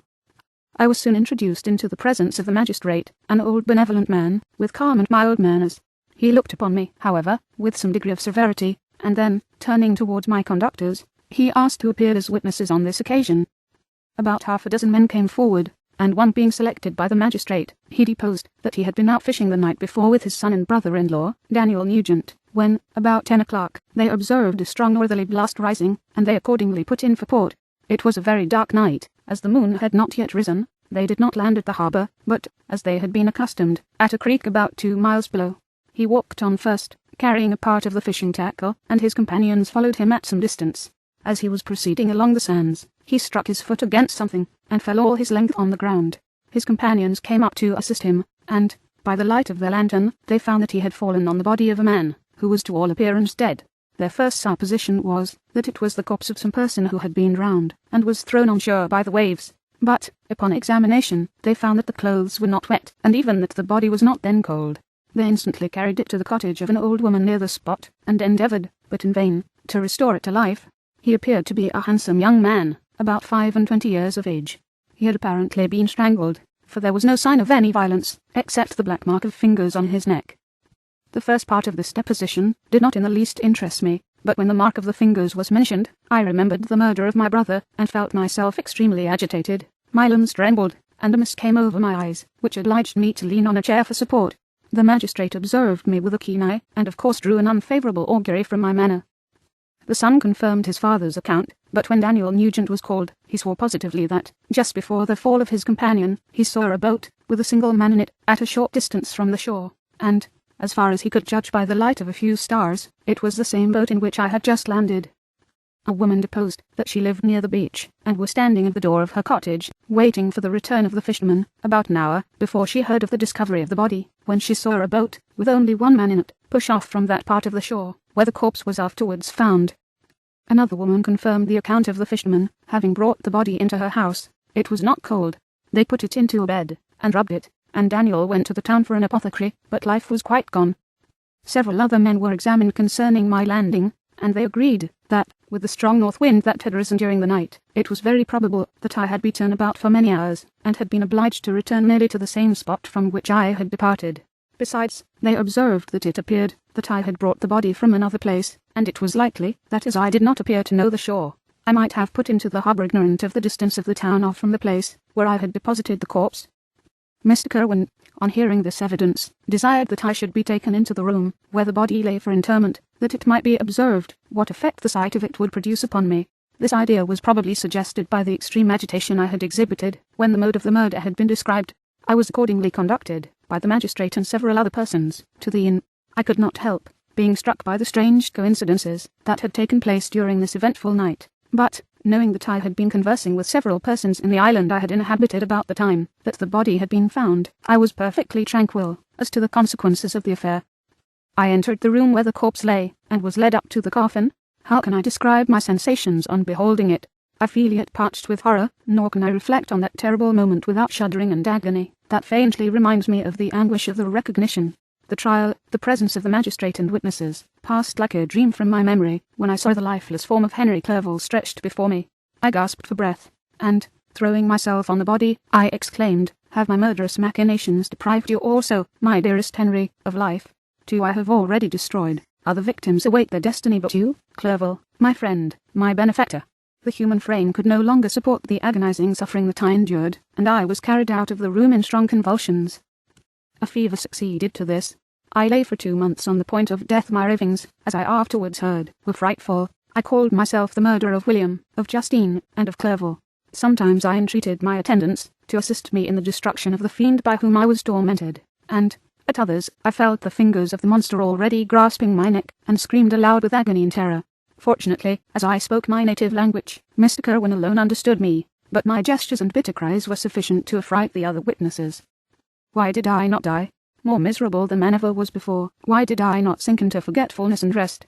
Death snatches away many blooming children, the only hopes of their doting parents. How many brides and youthful lovers have been one day in the bloom of health and hope, and the next to pray for worms, and the decay of the tomb. Of what materials was I made, that I could resist so many shocks, which, like the turning of the wheel, continually renewed the torture? But I was doomed to live, and, in 2 months, found myself as awaking from a dream, in a prison, stretched on a wretched bed, surrounded by jailers, turnkeys, bolts, and all the miserable apparatus of a dungeon.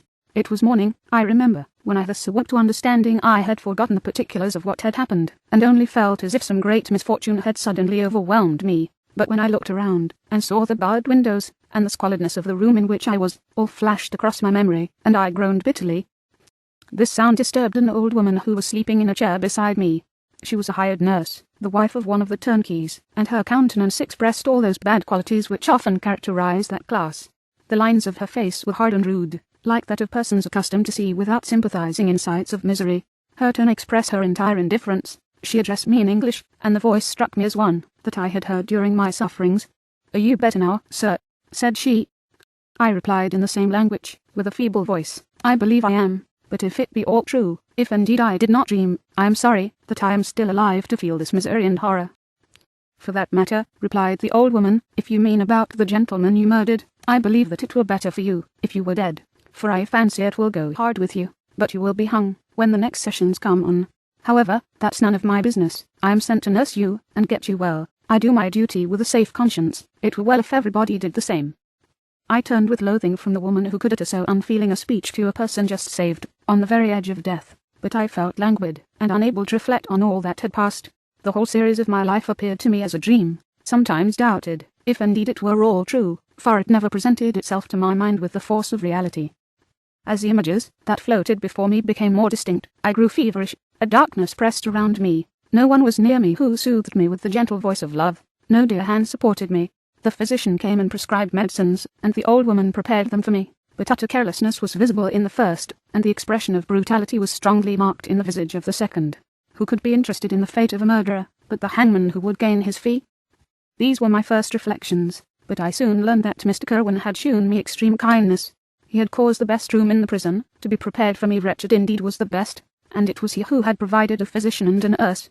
It is true, he seldom came to see me, for, although he ardently desired to relieve the sufferings of every human creature, he did not wish to be present at the agonies and miserable ravings of a murderer. He came, therefore, sometimes to see that I was not neglected, but his visits were short and at long intervals. One day, when I was gradually recovering, I was seated in a chair, my eyes half open, and my cheeks livid like those in death. I was overcome by gloom and misery, and often reflected I had better seek death than remain miserably pent up, only to be let loose in a world replete with wretchedness. At one time I considered whether I should not declare myself guilty and suffer the penalty of the law, less innocent than poor Justine had been. Such were my thoughts, when the door of my apartment was opened, and Mr. Kerwin entered. His countenance expressed sympathy and compassion. He drew a chair close to mine, and addressed me in French. "I fear that this place is very shocking to you. Can I do anything to make you more comfortable?" "I thank you, but all that you mention is nothing to me. On the whole earth there is no comfort which I am capable of receiving. I know that the sympathy of a stranger can be but of little relief to one borne down as you are by so strange a misfortune. But you will, I hope, soon quit this melancholy abode, for, doubtless, evidence can easily be brought to free you from the criminal charge. That is my least concern. I am, by a course of strange events, become the most miserable of mortals. Persecuted and tortured as I am and have been, can death be any evil to me? Nothing indeed could be more unfortunate and agonizing than the strange chances that have lately occurred. You were thrown, by some surprising accident, on this shore, renowned for its hospitality, seized immediately, and charged with murder. The first sight that was presented to your eyes was the body of your friend, murdered in so unaccountable a manner, and placed, as it were, by some fiend across your path. As Mr. Kerwin said this, notwithstanding the agitation I endured on this retrospect of my sufferings, I also felt considerable surprise at the knowledge he seemed to possess concerning me. Suppose some astonishment was exhibited in my countenance, for Mr. Kerwin hastened to say, "It was not until a day or two after your illness that I thought of examining your dress, that I might discover some trace by which I could send to your relations an account of your misfortune and illness. I found several letters, and, among others, one which I discovered from its commencement to be from your father. I instantly wrote to Geneva. Nearly 2 months have elapsed since the departure of my letter, but you are ill. Even now you tremble. You are unfit for agitation of any kind. This suspense is 1,000 times worse than the most horrible event. Tell me, what new scene of death has been acted, and whose murder I am now to lament?" "Your family is perfectly well," said Mr. Kerwin, with gentleness, "and someone, a friend, is come to visit you." I know not by what chain of thought the idea presented itself, but it instantly darted into my mind that the murderer had come to mock at my misery and taunt me with the death of Clerval, as a new incitement for me to comply with his hellish desires. I put my hand before my eyes, and cried out in agony, "Oh, take him away. I cannot see him. For God's sake, do not let him enter." Mr. Kerwin regarded me with a troubled countenance. He could not help regarding my exclamation as a presumption of my guilt, and said, in rather a severe tone, "I should have thought, young man, that the presence of your father would have been welcome, instead of inspiring such violent repugnance." "My father," cried I, while every feature and every muscle was relaxed from anguish to pleasure, "is my father, indeed, come. How kind, how very kind. But where is he? Why does he not hasten to me?" My change of manner surprised and pleased the magistrate. Perhaps he thought that my former exclamation was a momentary return of delirium, and now he instantly resumed his former benevolence. He rose and quitted the room with my nurse, and in a moment my father entered it. Nothing, at this moment, could have given me greater pleasure than the arrival of my father. I stretched out my hand to him, and cried, "Are you then safe, and Elizabeth and Ernest?" My father calmed me with assurances of their welfare, and endeavoured, by dwelling on these subjects so interesting to my heart, to raise my desponding spirits, but he soon felt that a prison cannot be the abode of cheerfulness.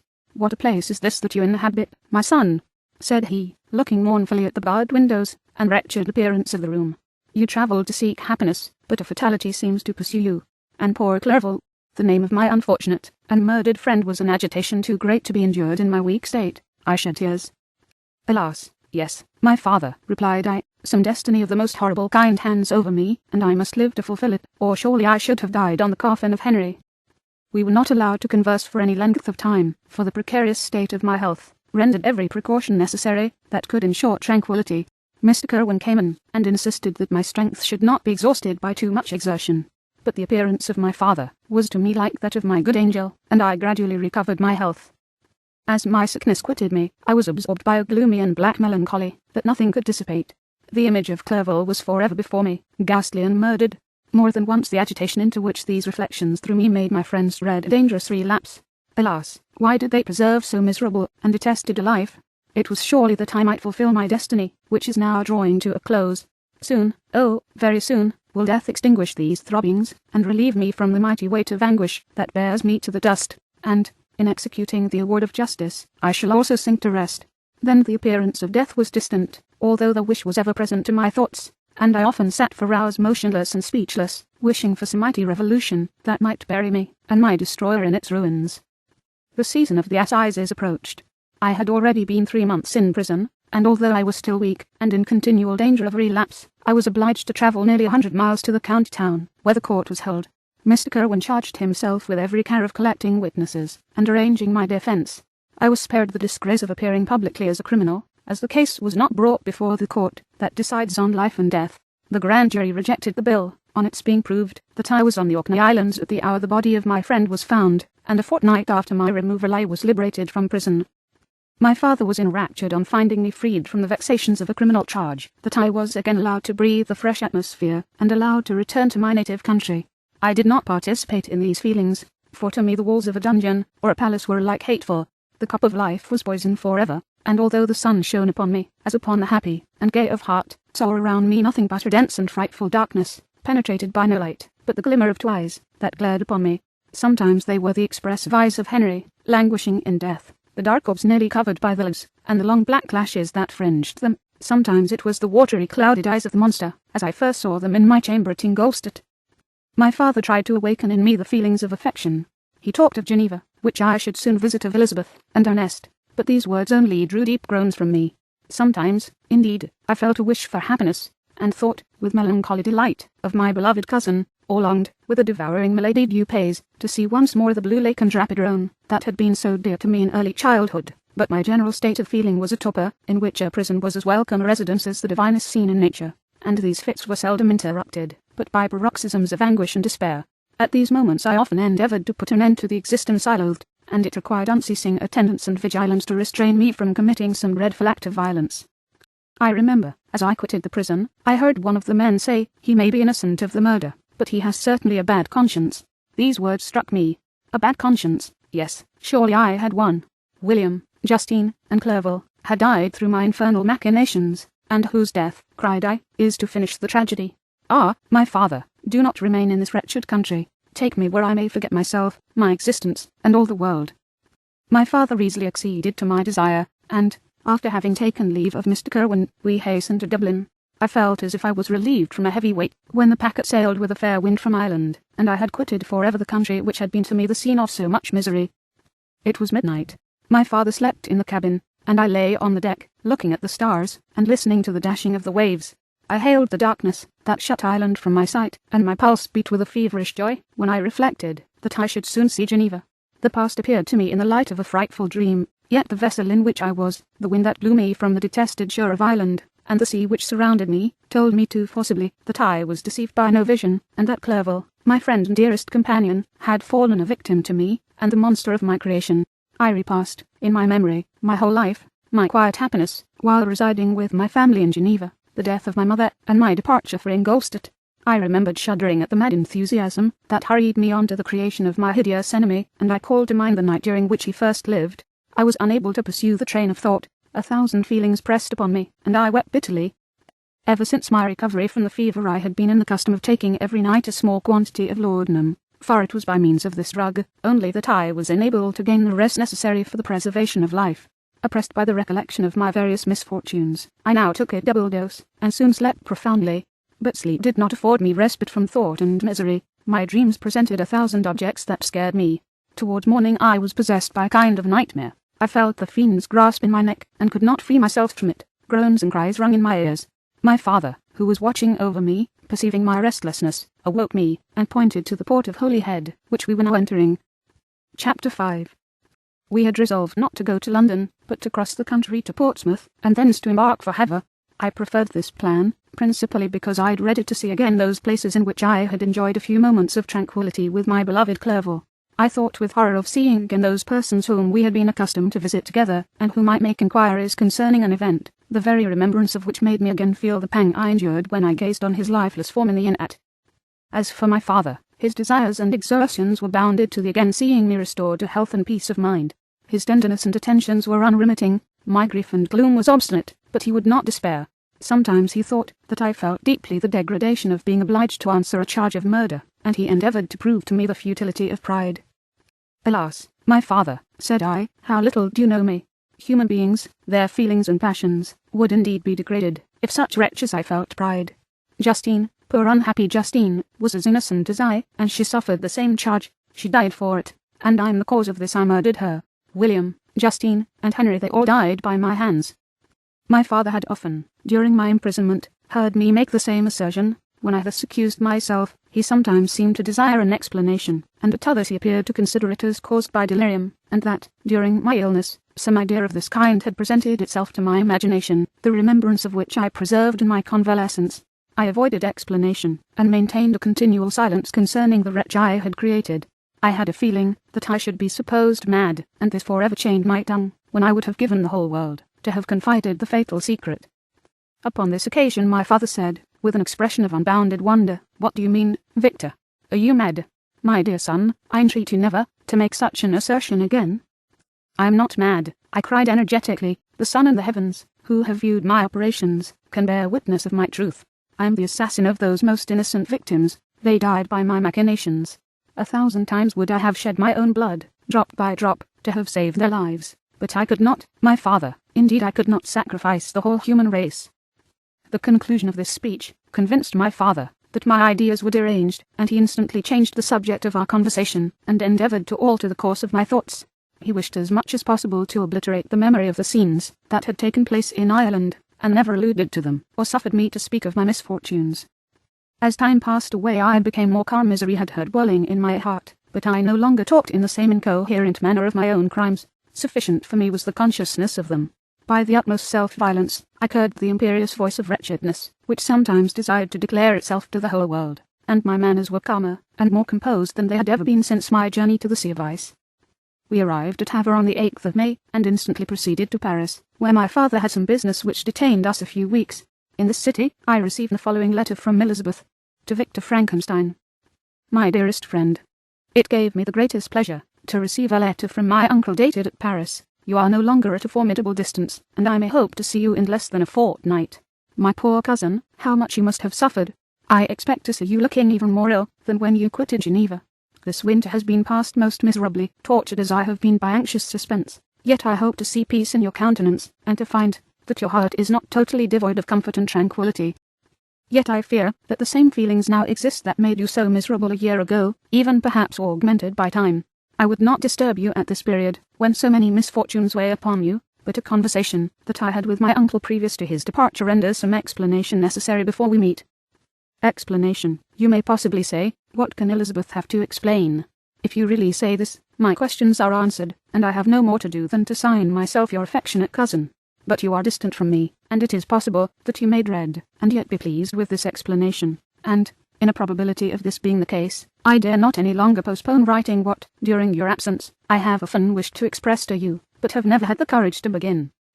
You well know, Victor, that our union had been the favourite plan of your parents ever since our infancy. We were told this when young, and taught to look forward to it as an event that would certainly take place.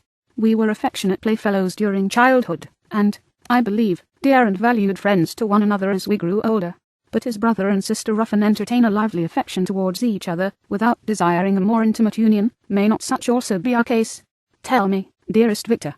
Answer me, I conjure you, by our mutual happiness, with simple truth. Do you not love another? You have travelled. You have spent several years of your life at Ingolstadt, and I confess to you, my friend, that when I saw you last autumn so unhappy, flying to solitude, from the society of every creature, I could not help supposing that you might regret our connection, and believe yourself bound in honour to fulfil the wishes of your parents, although they opposed themselves to your inclinations. But this is false reasoning. I confess to you, my cousin, that I love you, and that in my airy dreams of futurity you have been my constant friend and companion. But it is your happiness I desire as well as my own, when I declare to you that our marriage would render me eternally miserable, unless it were the dictate of your own free choice. Even now I weep to think that, borne down as you are by the cruelest misfortunes, you may stifle, by the word honour, all hope of that love and happiness which would alone restore you to yourself. I, who have so interested an affection for you, may increase your miseries tenfold, by being an obstacle to your wishes. Ah, Victor, be assured that your cousin and playmate has too sincere love for you, not to be made miserable by this supposition. Be happy, my friend, and if you obey me in this one request, remain satisfied that nothing on earth will have the power to interrupt my tranquillity. Do not let this letter disturb you. Do not answer it tomorrow, or the next day, or even until you come, if it will give you pain. My uncle will send me news of your health, and if I see but one smile on your lips when we meet, occasioned by this or any other exertion of mine, I shall need no other happiness. Elizabeth Lavenza. Geneva, May 18th, 17. This letter revived in my memory what I had before forgotten, the threat of the fiend I will be with you on your wedding night. Such was my sentence, and on that night would the demon employ every art to destroy me, and tear me from the glimpse of happiness which promised, partly to console my sufferings. On that night he had determined to consummate his crimes by my death. Well, be it so. A deadly struggle would then assuredly take place, in which if he was victorious, I should be at peace, and his power over me be at an end. If he were vanquished, I should be a free man. Alas, what freedom, such as the peasant enjoys when his family have been massacred before his eyes, his cottage burnt, his lands laid waste, and he is turned adrift, homeless, penniless, and alone, but free. Such would be my liberty, except that in my Elizabeth I possessed a treasure, alas, balanced by those horrors of remorse and guilt, which would pursue me until death. Sweet and beloved Elizabeth, I read and reread her letter, and some softened feelings stole into my heart, and dared to whisper paradisaical dreams of love and joy. But the apple was already eaten, and the angels are in bed to drive me from all hope. Yet I would die to make her happy. If monster executed his threat, death was inevitable. Yet, again, I considered whether my marriage would hasten my fate.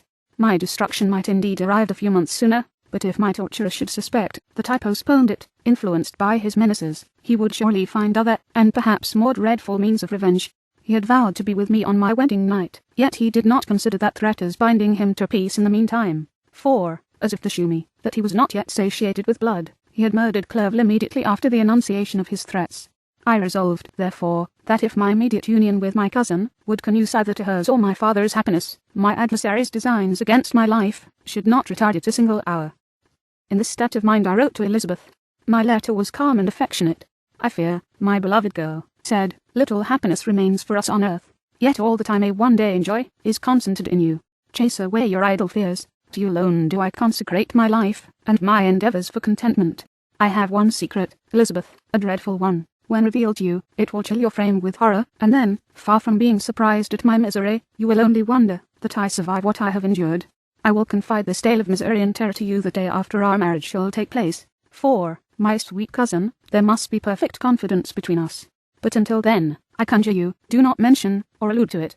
This I most earnestly entreat, and I know you will comply. In about a week after the arrival of Elizabeth's letter, we returned to Geneva.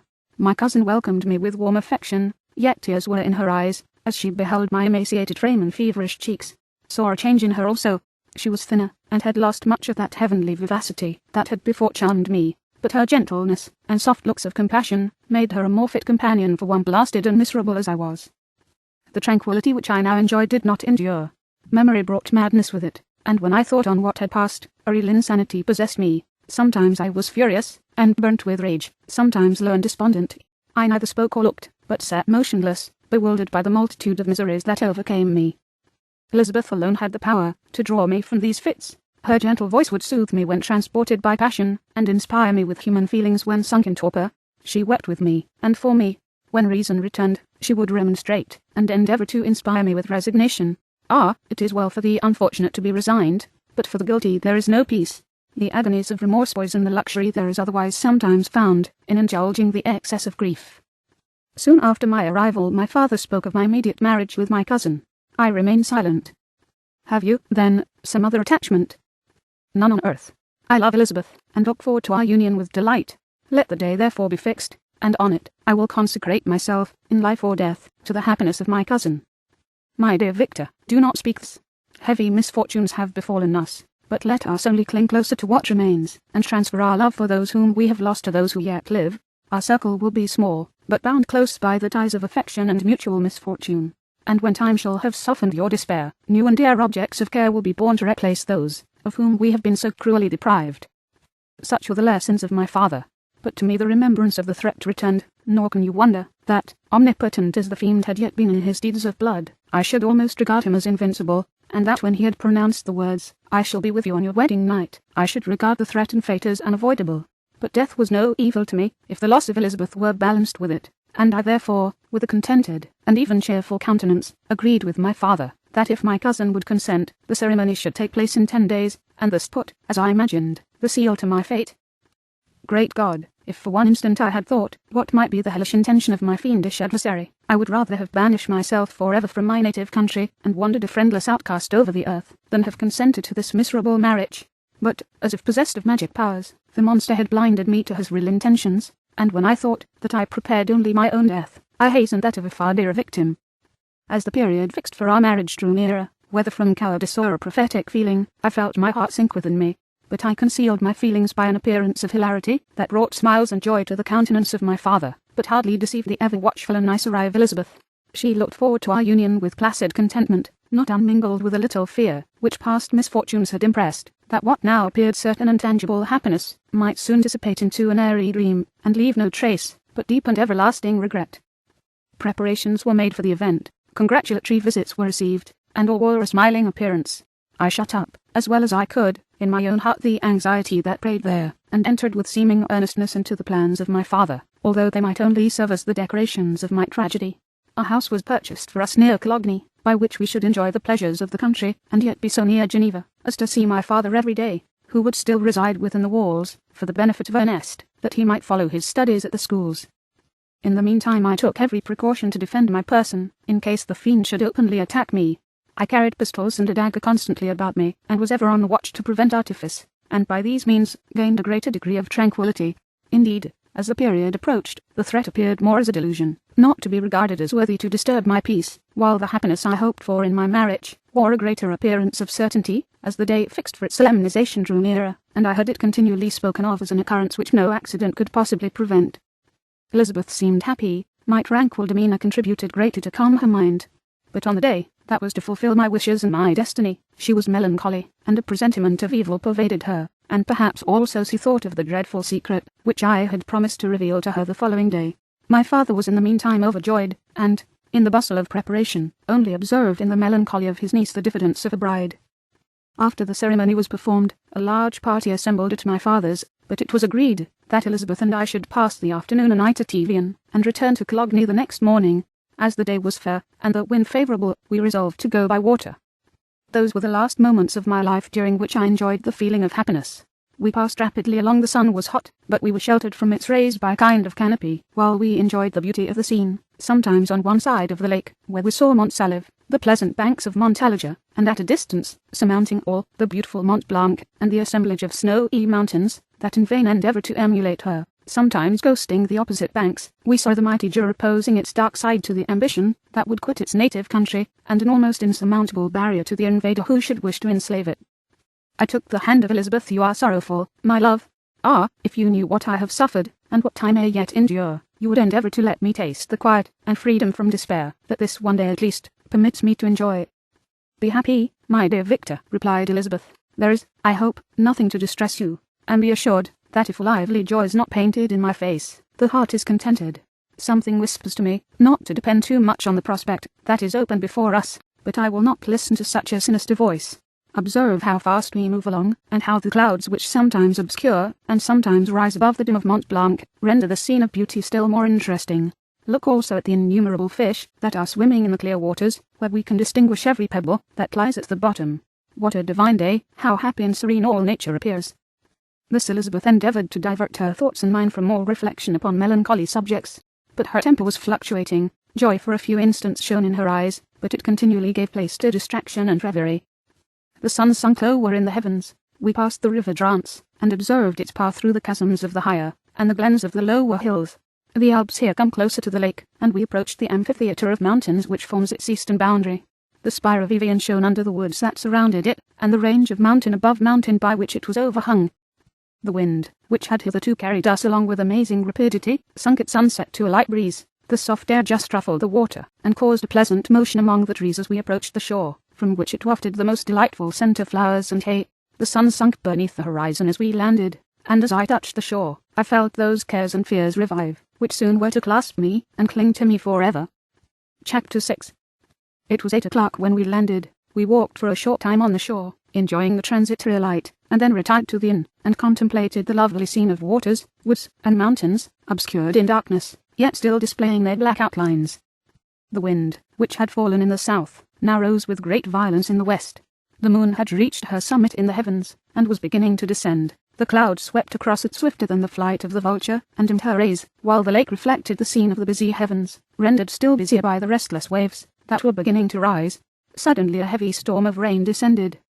I had been calm during the day, but so soon as night obscured the shapes of objects, 1,000 fears arose in my mind.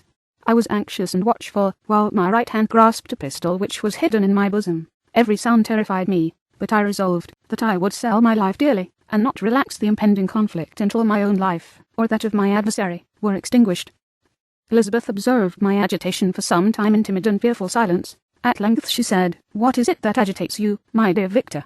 What is it you fear?" "Oh, peace, peace, my love," replied I. "This night, and all will be safe, but this night is dreadful, very dreadful."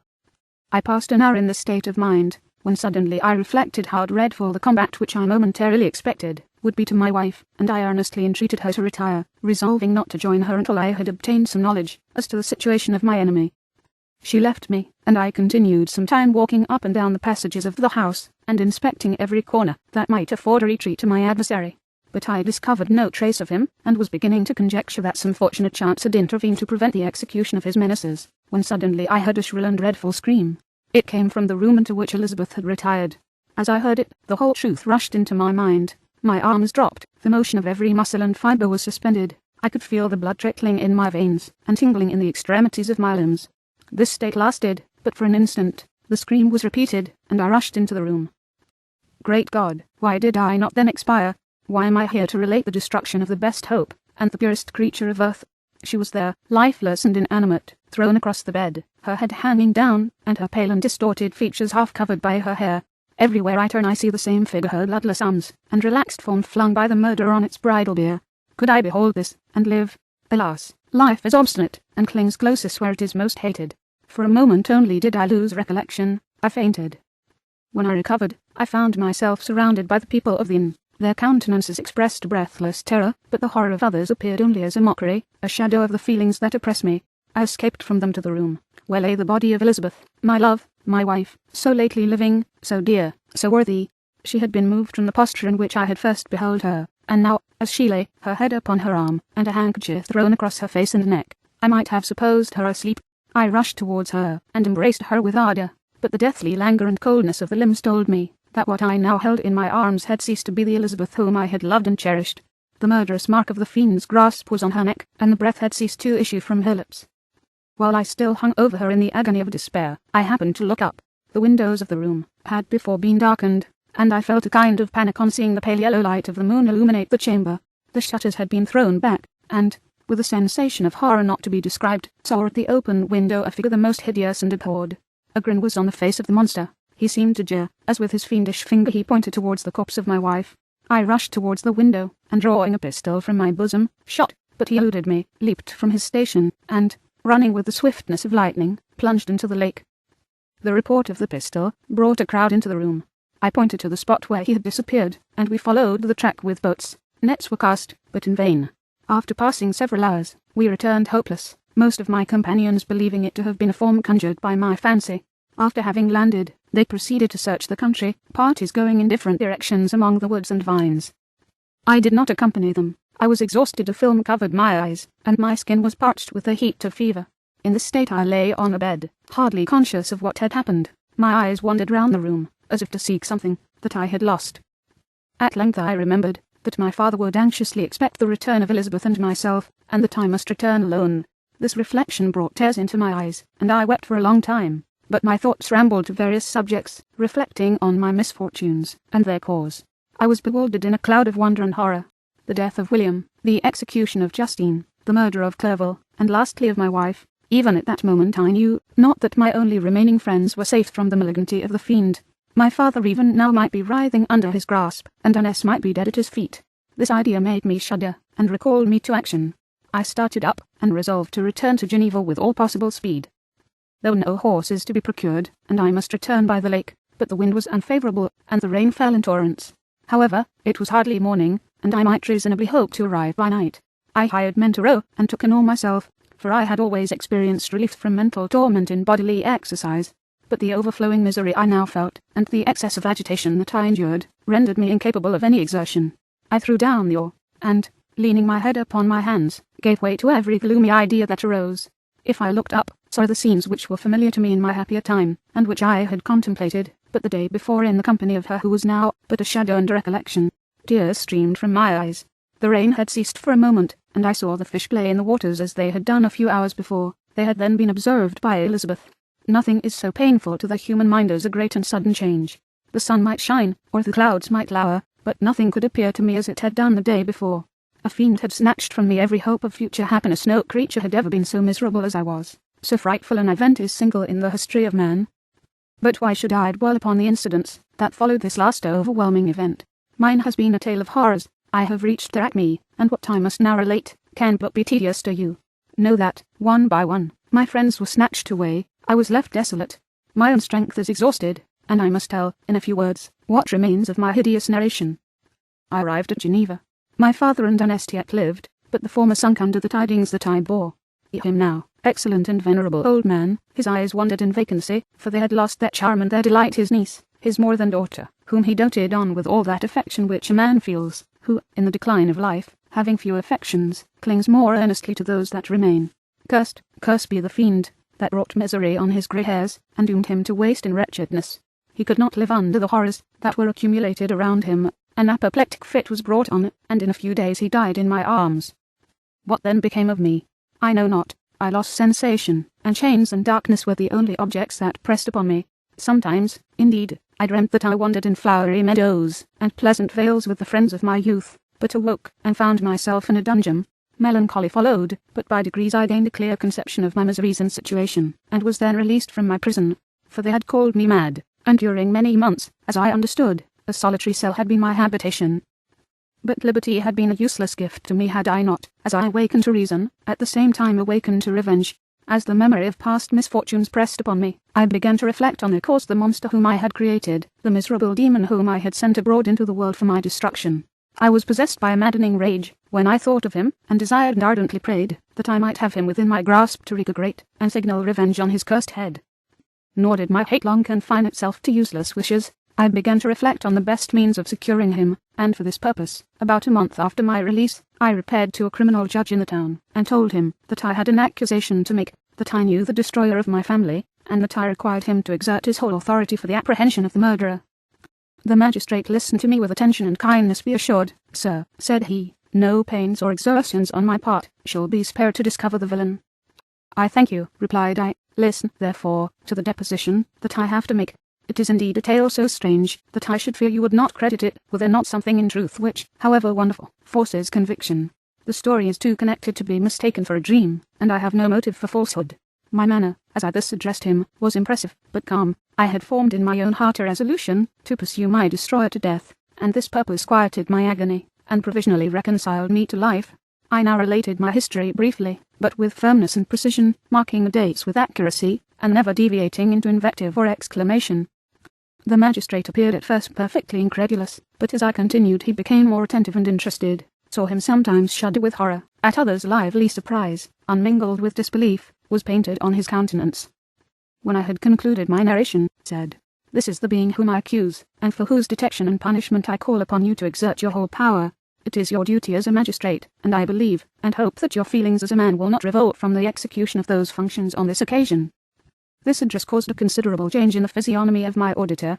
He had heard my story with that half kind of belief that is given to a tale of spirits and supernatural events, but when he was called upon to act officially in consequence, the whole tide of his incredulity returned. He, however, answered mildly, "I would willingly afford you every aid in your pursuit, but the creature of whom you speak appears to have powers which would put all my exertions to defiance. Who can follow an animal which can traverse the sea of ice, and inhabit caves and dens, where no man would venture to intrude? Besides, some months have elapsed since the commission of his crimes, and no one can conjecture to what place he has wandered, or what region he may now inhabit. I do not doubt that he hovers near the spot which I inhabit, and if he has indeed taken refuge in the Alps, he may be hunted like the chamois, and destroyed as a beast of prey. But I perceive your thoughts. You do not credit my narrative, and do not intend to pursue my enemy with the punishment which is his desert." As I spoke, rage sparkled in my eyes. The magistrate was intimidated. "You are mistaken," said he. "I will exert myself, and if it is in my power to seize the monster, be assured that he shall suffer punishment proportionate to his crimes. But I fear, from what you have yourself described to be his properties, that this will prove impracticable, and that, while every proper measure is pursued, you should endeavour to make up your mind to disappointment. That cannot be, but all that I can say will be of little avail. My revenge is of no moment to you, yet, while I allow it to be a vice, I confess that it is the devouring, and only passion of my soul. My rage is unspeakable when I reflect that the murderer, whom I have turned loose upon society, still exists. You refuse my just demand. I have but one resource, and I devote myself, either in my life or death, to his destruction." I trembled with excess of agitation as I said this. There was a frenzy in my manner, and something, I doubt not, of that haughty fierceness which the martyrs of old are said to have possessed. But to a Genevan magistrate, whose mind was occupied by far other ideas than those of devotion and heroism, this elevation of mind had much the appearance of madness. He endeavoured to soothe me as a nurse does a child, and reverted to my tale as the effects of delirium. "Man," I cried, "how ignorant art thou in thy pride of wisdom? Cease, you know not what it is you say." I broke from the house angry and disturbed, and retired to meditate on some other mode of action. Chapter 7.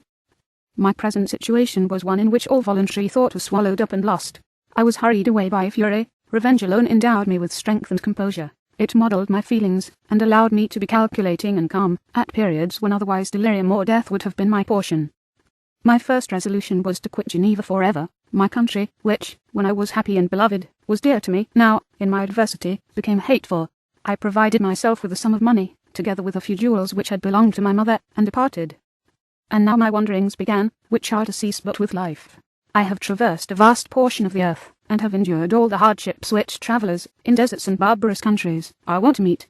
How I have lived I hardly know. Many times have I stretched my failing limbs upon the sandy plain, and prayed for death. But revenge kept me alive. I dared not die, and leave my adversary in being. When I quitted Geneva, my first labour was to gain some clue by which I might trace the steps of my fiendish enemy. But my plan was unsettled, and I wandered many hours around the confines of the town, uncertain what path I should pursue. As night approached, I found myself at the entrance of the cemetery where William, Elizabeth, and my father reposed. I entered it, and approached the tomb which marked their graves. Everything was silent, except the leaves of the trees, which were gently agitated by the wind. The night was nearly dark, and the scene would have been solemn, and affecting even to an uninterested observer. The spirits of the departed seemed to flit around, and to cast a shadow, which was felt but seemed not, around the head of the mourner. The deep grief which this scene had at first excited quickly gave way to rage and despair. They were dead, and I lived. Their murderer also lived, and to destroy him, I must drag out my weary existence.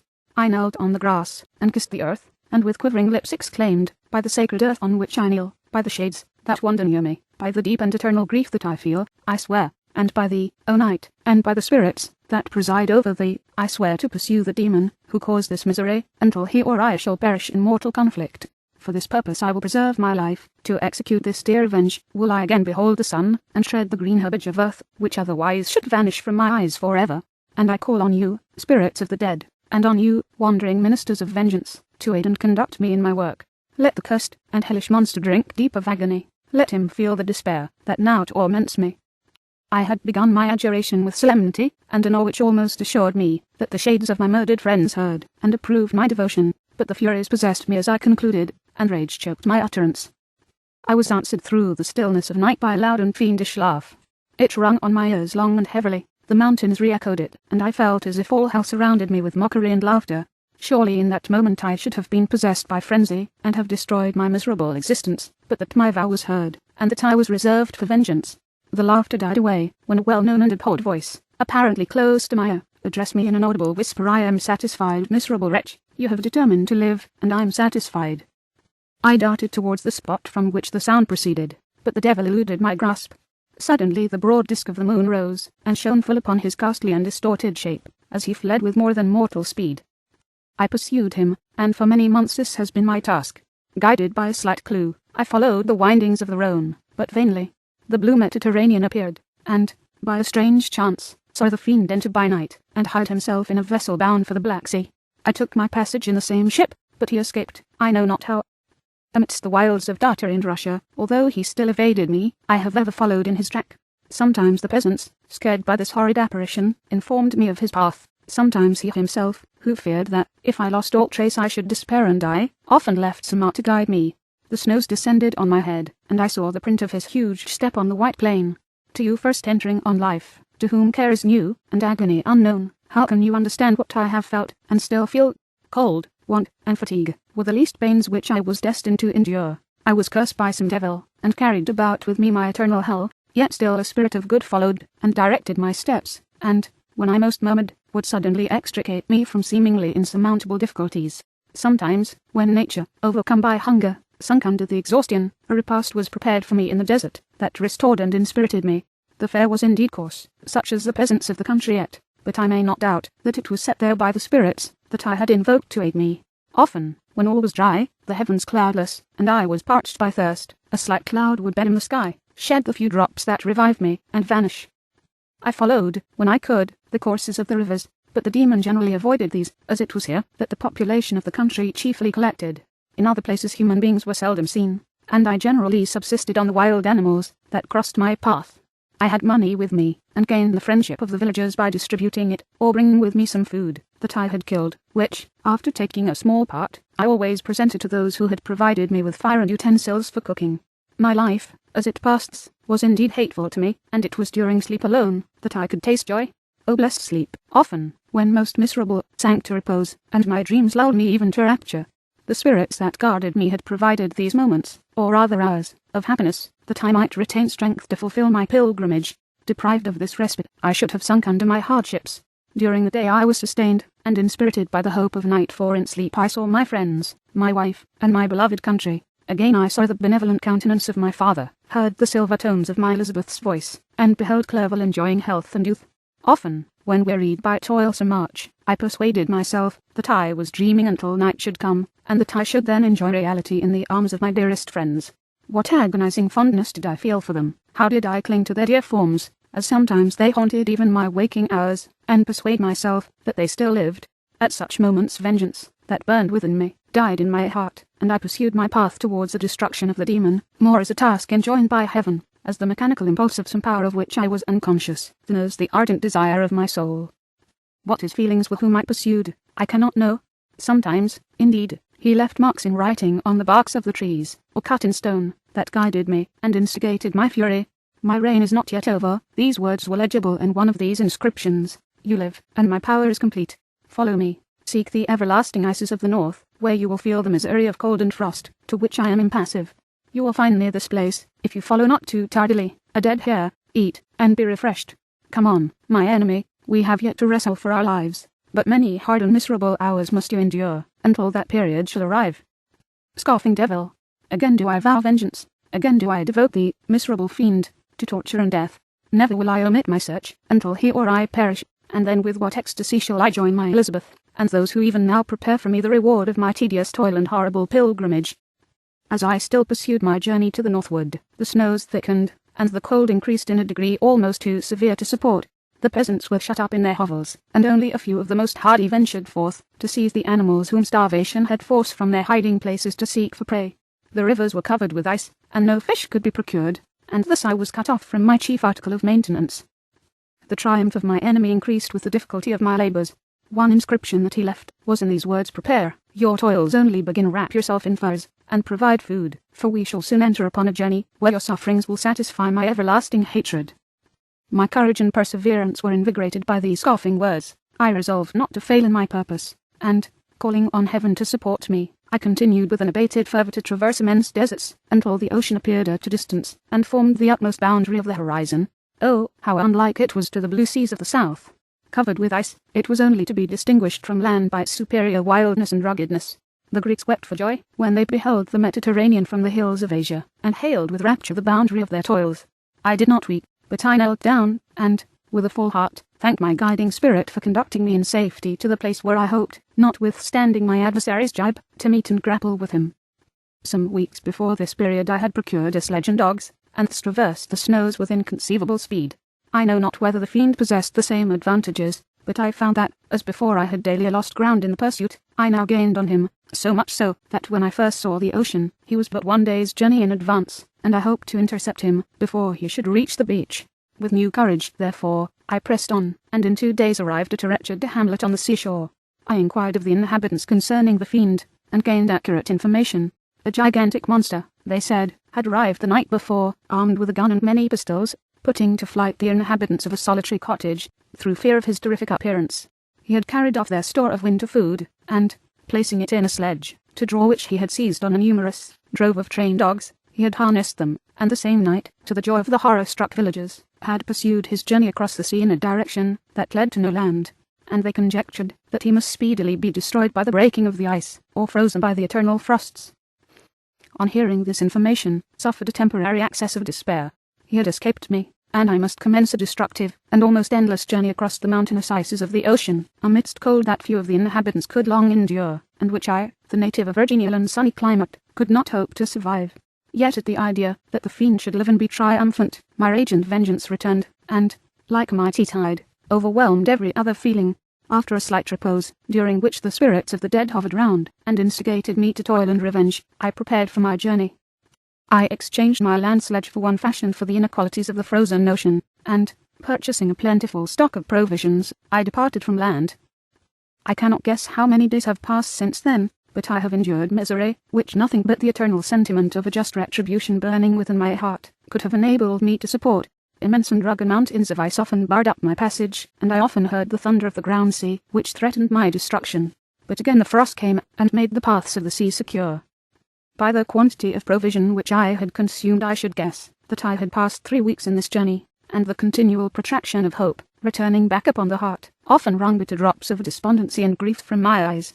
Despair had indeed almost secured her prey, and I should soon have sunk beneath this misery, when once, after the poor animals that carried me had with incredible toil gained the summit of a sloping ice mountain, and one sinking under his fatigue died, I viewed the expanse before me with anguish, when suddenly my eye caught a dark speck upon the dusky plain. I strained my sight to discover what it could be, and uttered a wild cry of ecstasy when I distinguished the sledge, and the distorted proportions of a well-known form within. Oh, with what a burning gush did hope revisit my heart! Warm tears filled my eyes, which I hastily wiped away, that they might not intercept the view I had of the demon. But still my sight was dimmed by the burning drops, until, giving way to the emotions that oppressed me, I wept aloud. But this was not the time for delay. I disencumbered the dogs of their dead companion, gave them a plentiful portion of food, and, after an hour's rest, which was absolutely necessary, and yet which was bitterly irksome to me, I continued my route. The sledge was still visible, nor did I again lose sight of it, except at the moments when for a short time some ice rock concealed it with its intervening crags. I indeed perceptibly gained on it, and when, after nearly 2 days' journey, I beheld my enemy at no more than a mile distant, my heart bounded within me. But now, when I appeared almost within grasp of my enemy, my hopes were suddenly extinguished, and I lost all trace of him more utterly than I had ever done before. A ground sea was heard. The thunder of its progress, as the waters rolled and swelled beneath me, became every moment more ominous and terrific. I pressed on, but in vain. The wind arose, the sea roared, and, as with the mighty shock of an earthquake, it split and cracked with a tremendous and overwhelming sound. The work was soon finished. In a few minutes a tumultuous sea rolled between me and my enemy, and I was left drifting on a scattered piece of ice that was continually lessening, and thus preparing for me a hideous death. In this manner many appalling hours passed. Several of my dogs died, and I myself was about to sink under the accumulation of distress, when I saw your vessel riding at anchor and holding forth to me hopes of succour and life. I had no conception that vessels ever came so far north, and was astounded at the sight. I quickly destroyed part of my sledge to construct oars, and by these means was enabled, with infinite fatigue, to move my raft in the direction of your ship. I had determined, if you were going southward, still to trust myself to the mercy of the seas, rather than abandon my purpose.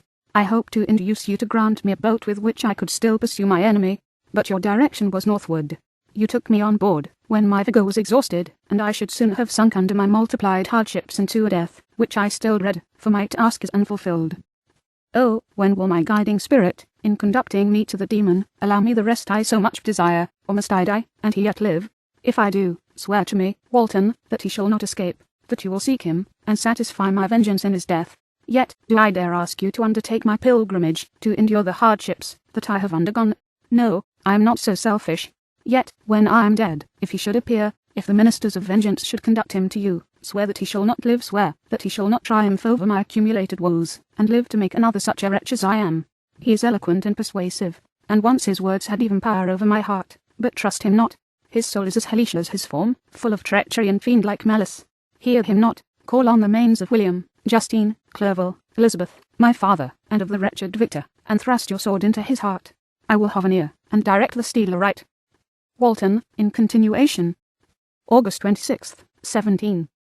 You have read this strange and terrific story, Margaret, and do you not feel your blood congealed with horror, like that which even now curdles mine? Sometimes, seized with sudden agony, he could not continue his tale. At others, his voice broken, yet piercing, uttered with difficulty the words so replete with agony. His fine and lovely eyes were now lighted up with indignation, now subdued to downcast sorrow, and quenched in infinite wretchedness. Sometimes he commanded his countenance in tones, and related the most horrible incidents with a tranquil voice, suppressing every mark of agitation. Then, like a volcano bursting forth, his face would suddenly change to an expression of the wildest rage, as he shrieked out imprecations on his persecutor. His tale is connected, and told with an appearance of the simplest truth, yet I own to you that the letters of Felix and Safie, which he shewed me, and the apparition of the monster, seen from our ship, brought to me a greater conviction of the truth of his narrative than his asseverations, however earnest and connected. Such a monster has then really existence, I cannot doubt it, yet I am lost in surprise and admiration. Sometimes I endeavoured to gain from Frankenstein the particulars of his creature's formation, but on this point he was impenetrable. Are you mad, my friend? Said he, or whither does your senseless curiosity lead you? Would you also create for yourself and the world a demoniacal enemy? Or to what do your questions tend? Peace, peace, learn my miseries, and do not seek to increase your own. Frankenstein discovered that I made notes concerning his history. He asked to see them, and then himself corrected and augmented them in many places, but principally in giving a life and spirit to the conversations he held with his enemy. Since you have preserved my narration, said he, I would not that a mutilated one should go down to posterity. Thus has a week passed away, while I have listened to the strangest tale that ever imagination formed. My thoughts, and every feeling of my soul, have been wrung up by the interest for my guest, which this tale, and his own elevated and gentle manners have created. I wish to soothe him, yet can I counsel one so infinitely miserable, so destitute of every hope of consolation, to live? Oh, no, the only joy that he can now know will be when he composes his shattered feelings to peace and death. Yet he enjoys one comfort, the offspring of solitude and delirium. He believes that, when in dreams he holds converse with his friends, and derives from that communion consolation for his miseries, or excitements to his vengeance, that they are not the creations of his fancy, but the real beings who visit him from the regions of a remote world. This faith gives a solemnity to his reveries that render them to me almost as imposing and interesting as truth. Our conversations are not always confined to his own history and misfortunes. On every point of general literature he displays unbounded knowledge, and a quick and piercing apprehension. His eloquence is forcible and touching, nor can I hear him, when he relates a pathetic incident, or endeavours to move the passions of pity or love, without tears. What a glorious creature must he have been in the days of his prosperity, when he is noble and godlike in ruin. He seems to feel his own worth, and the greatness of his fall. When younger, said he, I felt as if I were destined for some great enterprise. My feelings are profound, but I possessed a coolness of judgment that fitted me for illustrious achievements. This sentiment of the worth of my nature supported me when others would have been oppressed, for I deemed it criminal to throw away in useless grief those talents that might be useful to my fellow creatures. When I reflected on the work I had completed, no less a one than the creation of a sensitive and rational animal, I could not rank myself with the herd of common projectors. But this feeling, which supported me in the commencement of my career, now serves only to plunge me lower in the dust. All my speculations and hopes are as nothing, and, like the archangel who aspired to omnipotence, I am chained in an eternal hell. My imagination was vivid, yet my powers of analysis and application were intense. By the union of these qualities I conceived the idea, and executed the creation of a man. Even now I cannot recollect, without passion, my reveries while the work was incomplete. I trod heaven in my thoughts, now exulting in my powers, now burning with the idea of their effects. From my infancy I was imbued with high hopes and a lofty ambition, but how am I sunk? Oh, my friend, if you had known me as I once was, you would not recognize me in the state of degradation. Despondency rarely visited my heart. A high destiny seemed to bear me on, until I fell, never, never again to rise. Must I then lose this admirable being? I have longed for a friend. I have sought one who would sympathize with and love me. Behold, on these desert seas I have found such a one. But, I fear, I have gained him, only to know his value, and lose him. I would reconcile him to life, but he repulses the idea. I thank you, Walton, he said, for your kind intentions towards so miserable a wretch. But when you speak of new ties, and fresh affections, think you that any can replace those who are gone? Can any man be to me as Clerval was, or any woman another Elizabeth? Even where the affections are not strongly moved by any superior excellence, the companions of our childhood always possess a certain power over our minds, which hardly any later friend can obtain. They know our infantine dispositions, which, however they may be afterwards modified, are never eradicated, and they can judge of our actions with more certain conclusions as to the integrity of our motives. A sister or a brother can never, unless indeed such symptoms have been shewn early, suspect the other of fraud or false dealing, when another friend, however strongly he may be attached, may, in spite of himself, be invaded with suspicion. But I enjoyed friends, dear not only through habit and association, but from their own merits, and, wherever I am, the soothing voice of my Elizabeth, and the conversation of Clerval, will be ever whispered in my ear. They are dead, and but one feeling in such a solitude can persuade me to preserve my life. If I were engaged in any high undertaking or design, fraught with extensive utility to my fellow creatures, then could I live to fulfill it. But such is not my destiny. I must pursue and destroy the being to whom I gave existence, then my lot on earth will be fulfilled, and I may die. September 2d. My beloved sister. I write to you, encompassed by peril, and ignorant whether I am ever doomed to see again dear England, and the dear friends that inhabit it. I am surrounded by mountains of ice, which admit of no escape, and threaten every moment to crush my vessel. The brave fellows, whom I have persuaded to be my companions, look towards me for aid, but I have none to bestow. There is something terribly appalling in our situation, yet my courage and hopes do not desert me. We may survive, and if we do not, I will repeat the lessons of my Seneca, and I with a good heart. Yet what, Margaret, will be the state of your mind? You will not hear of my destruction, and you will anxiously await my return. Years will pass, and you will have visitings of despair, and yet be tortured by hope. Oh, my beloved sister, the sickening failings of your heartfelt expectations are, in prospect, more terrible to me than my own death. But you have a husband, and lovely children. You may be happy, heaven bless you, and make you so. My unfortunate guest regards me with the tenderest compassion. He endeavours to fill me with hope, and talks as if life were a possession which he valued. He reminds me how often the same accidents have happened to other navigators, who have attempted this sea, and, in spite of myself, he fills me with cheerful auguries. Even the sailors feel the power of his eloquence when he speaks. They no longer despair, he rouses their energies, and, while they hear his voice, they believe these vast mountains of ice are molehills, which will vanish before the resolutions of man. These feelings are transitory. Each day's expectation laid fills them with fear, and I almost dread a mutiny caused by this despair. September 5th. A scene has just passed of such uncommon interest, that although it is highly probable that these papers may never reach you, yet I cannot forbear recording it. We are still surrounded by mountains of ice, still in imminent danger of being crushed in their conflict. The cold is excessive, and many of my unfortunate comrades, have already found a grave amidst this scene of desolation. Frankenstein has daily declined in health, a feverish fire still glimmers in his eyes, but he is exhausted, and, when suddenly roused to any exertion, he speedily sinks again into apparent lifelessness. I mentioned in my last letter the fears I entertained of a mutiny. This morning, as I sat watching the one countenance of my friend, his eyes half closed, and his limbs hanging listlessly, I was roused by half a dozen of the sailors, who desired admission into the cabin.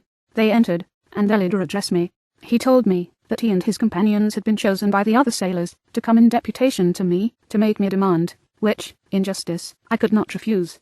We were immured in ice, and should probably never escape, but they feared that if, as was possible, the ice should dissipate, and a free passage be opened, I should be rash enough to continue my voyage, and lead them into fresh dangers, after they might happily have surmounted this. They desired, therefore, that I should engage with a solemn promise, that if the vessel should be freed, I would instantly direct my course southward. This speech troubled me. I had not despaired, nor had I yet conceived the idea of returning, if set free. Yet could I, in justice, or even in possibility, refuse this demand?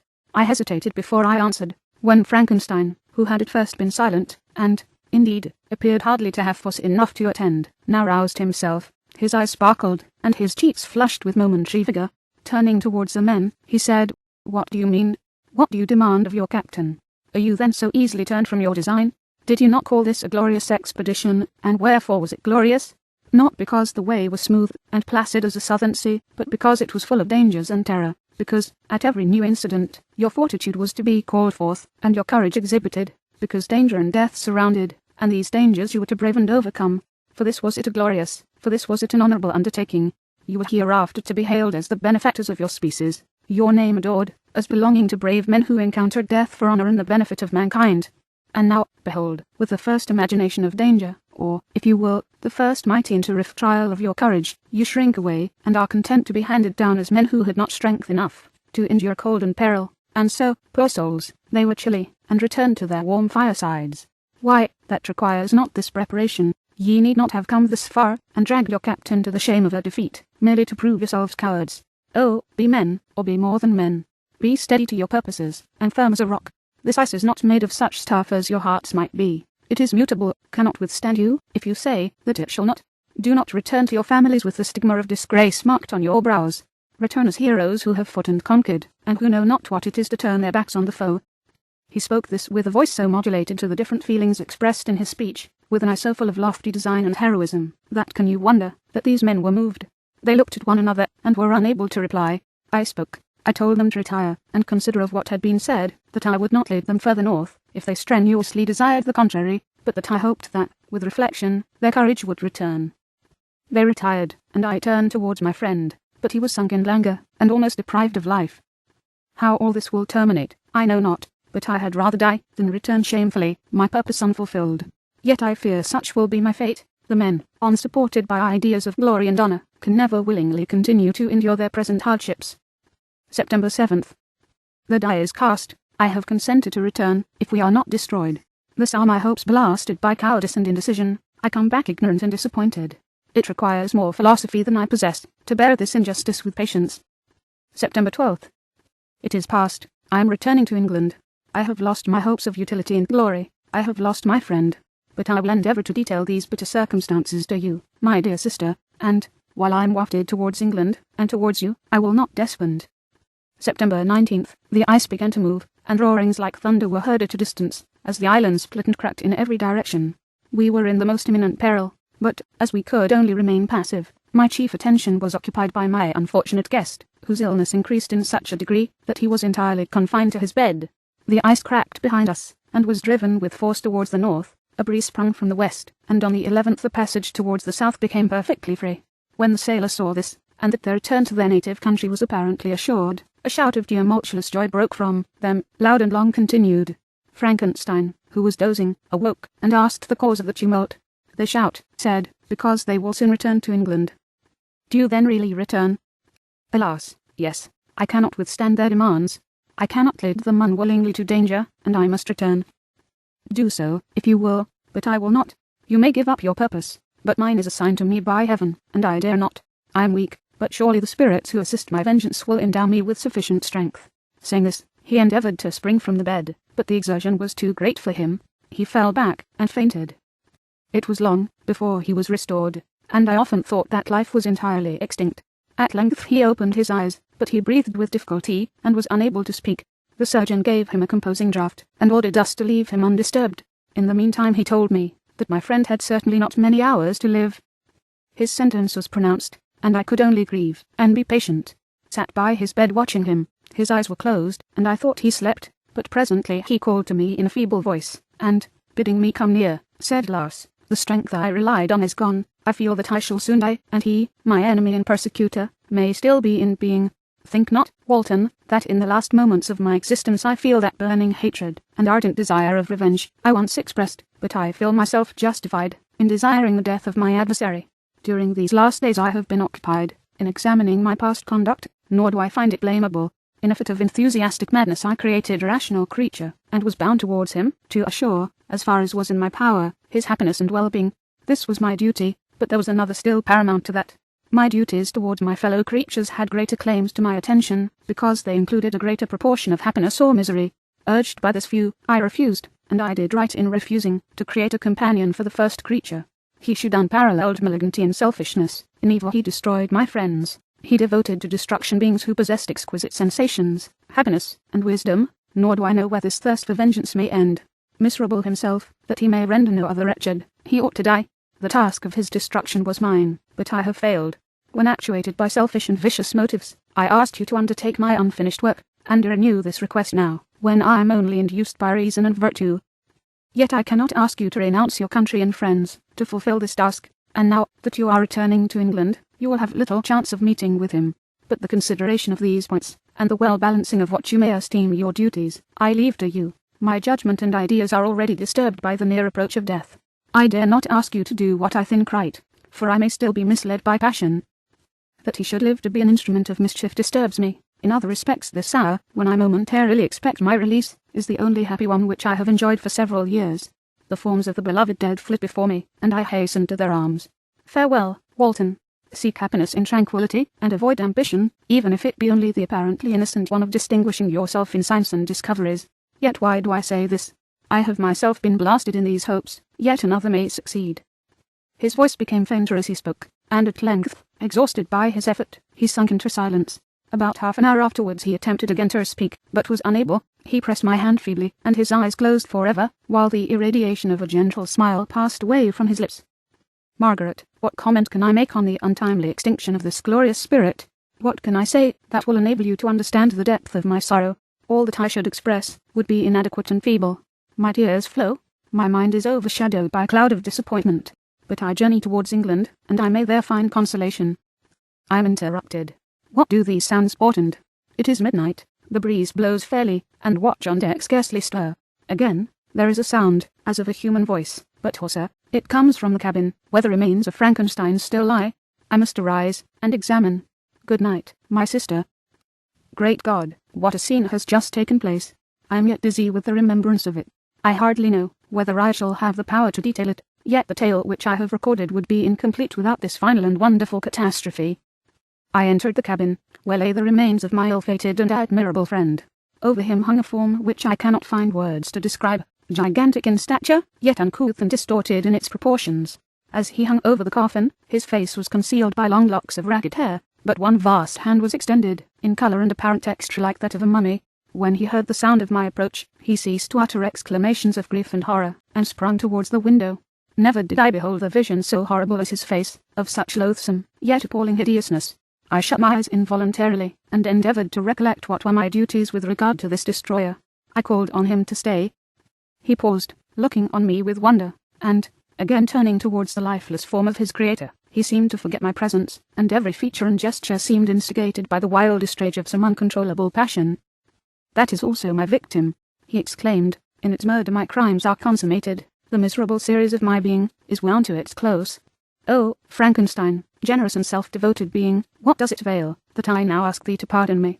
I, who irretrievably destroyed thee by destroying all thou lovedst. Alas, he is cold, he may not answer me." His voice seemed suffocated, and my first impulses, which had suggested to me the duty of obeying the dying request of my friend, in destroying his enemy, were now suspended by a mixture of curiosity and compassion. I approached this tremendous being. I dared not again raise my looks upon his face, There was something so scaring and unearthly in his ugliness. I attempted to speak, but the words died away on my lips. The monster continued to utter wild and incoherent self-reproaches. At length I gathered resolution to address him. In a pause of the tempest of his passion, your repentance, said, is now superfluous.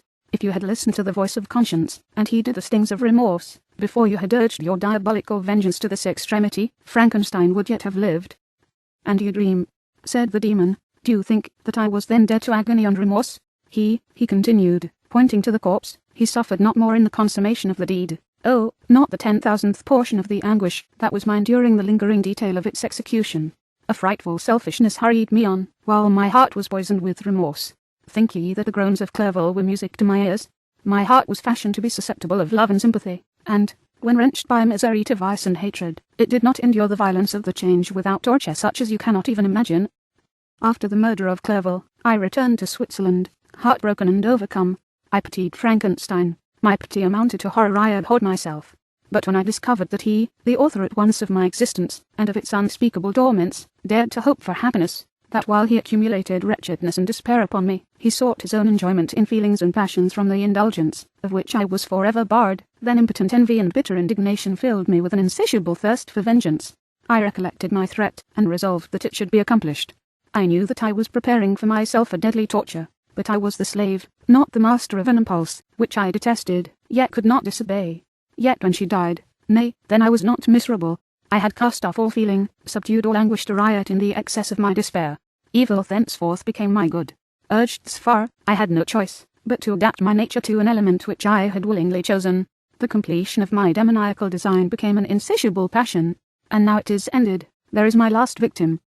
I was at first touched by the expressions of his misery, yet when I called to mind what Frankenstein had said of his powers of eloquence and persuasion, and when I again cast my eyes on the lifeless form of my friend, indignation was rekindled within me. Wretch, said, it is well that you come here to whine over the desolation that you have made. You throw a torch into a pile of buildings, and when they are consumed you sit among the ruins, and lament the fall. Hypocritical fiend, if he whom you mourn still lived, still would he be the object, again would he become the prey of your accursed vengeance. It is not pity that you feel, you lament only because the victim of your malignity is withdrawn from your power. Oh, it is not snots, interrupted the being, yet such must be the impression conveyed to you by what appears to be the purport of my actions. Yet I seek not a fellow feeling in my misery, no sympathy may I ever find. When I first sought it, it was the love of virtue, the feelings of happiness and affection with which my whole being overflowed, that I wished to be participated. But now, that virtue has become to me a shadow, and that happiness and affection are turned into bitter and loathing despair. In what should I seek for sympathy? I am content to suffer alone, while my sufferings shall endure when I die. I am well satisfied that abhorrence and opprobrium should load my memory. Once my fancy was soothed with dreams of virtue, of fame, and of enjoyment. Once I falsely hoped to meet with beings, who, pardoning my outward form, would love me for the excellent qualities which I was capable of bringing forth. I was nourished with high thoughts of honour and devotion. But now vice has degraded me beneath the meanest animal. No crime, no mischief, no malignity, no misery, can be found comparable to mine. When I call over the frightful catalogue of my deeds, I cannot believe that I am he whose thoughts were once filled with sublime and transcendent visions of the beauty and the majesty of goodness. But it is even so, the fallen angel becomes a malignant devil. Yet even that enemy of God and man had friends and associates in his desolation. I am quite alone. You, who call Frankenstein your friend, seem to have a knowledge of my crimes and his misfortunes. But, in the detail which he gave you of them, he could not sum up the hours and months of misery which I endured, wasting in impotent passions. For whilst I destroyed his hopes, I did not satisfy my own desires. They were forever ardent and craving. Still I desired love and fellowship, and I was still spurned. Was there no injustice in this? Am I to be thought the only criminal, when all humankind sinned against me? Why do you not hate Felix, who drove his friend from his door with contumely? Why do you not execrate the rustic who sought to destroy the saviour of his child? Nay, these are virtuous and immaculate beings. I, the miserable and the abandoned, am an abortion, to be spurned at, and kicked, and trampled on. Even now my blood boils at the recollection of this injustice. But it is true that I am a wretch. I have murdered the lovely and the helpless. I have strangled the innocent as they slept, and grasped to death his throat who never injured me, or any other living thing. I have devoted my Creator, the select specimen of all that is worthy of love and admiration among men, to misery. I have pursued him even to that irremediable ruin. There he lies, white and cold in death. You hate me, but your abhorrence cannot equal that with which I regard myself. I look on the hands which executed the deed. I think on the heart in which the imagination of it was conceived, and long for the moment when they will meet my eyes, when it will haunt my thoughts, no more. Fear not that I shall be the instrument of future mischief. My work is nearly complete. Neither yours nor any man's death is needed to consummate the series of my being, and accomplish that which must be done. But it requires my own. Do not think that I shall be slow to perform this sacrifice. I shall quit your vessel on the ice raft which brought me hither, and shall seek the most northern extremity of the globe. I shall collect my funeral pile, and consume to ashes this miserable frame, that its remains may afford no light to any curious and unhallowed wretch, who would create such another as I have been. I shall die. I shall no longer feel the agonies which now consume me, or be the prey of feelings unsatisfied, yet unquenched. He is dead who called me into being, and when I shall be no more, the very remembrance of us both will speedily vanish. I shall no longer see the sun or stars, or feel the winds play on my cheeks. Light, feeling, and sense will pass away, and in this condition must I find my happiness.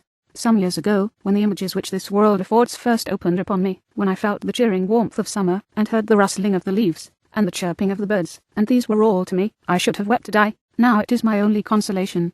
Polluted by crimes, and torn by the bitterest remorse, where can I find rest but in death? Farewell. I leave you, and in you the last of humankind whom these eyes will ever behold. Farewell, Frankenstein. If thou wert yet alive, and yet cherished a desire of revenge against me, it would be better satiated in my life than in my destruction. But it was not so. Thou didst seek my extinction, that I might not cause greater wretchedness. And if yet, in some mode unknown to me, thou hast not yet ceased to think and feel, thou desirest not my life for my own misery. Blasted as thou wert, my agony was still superior to thine, for the bitter sting of remorse may not cease to rankle in my wounds until death shall close them forever.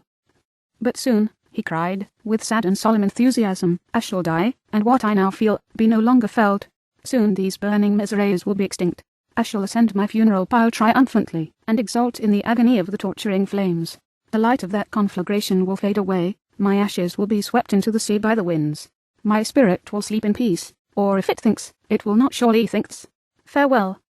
He sprung from the cabin window, as he said this, upon the ice raft which lay close to the vessel. He was soon borne away by the waves, and lost in darkness and distance. The End.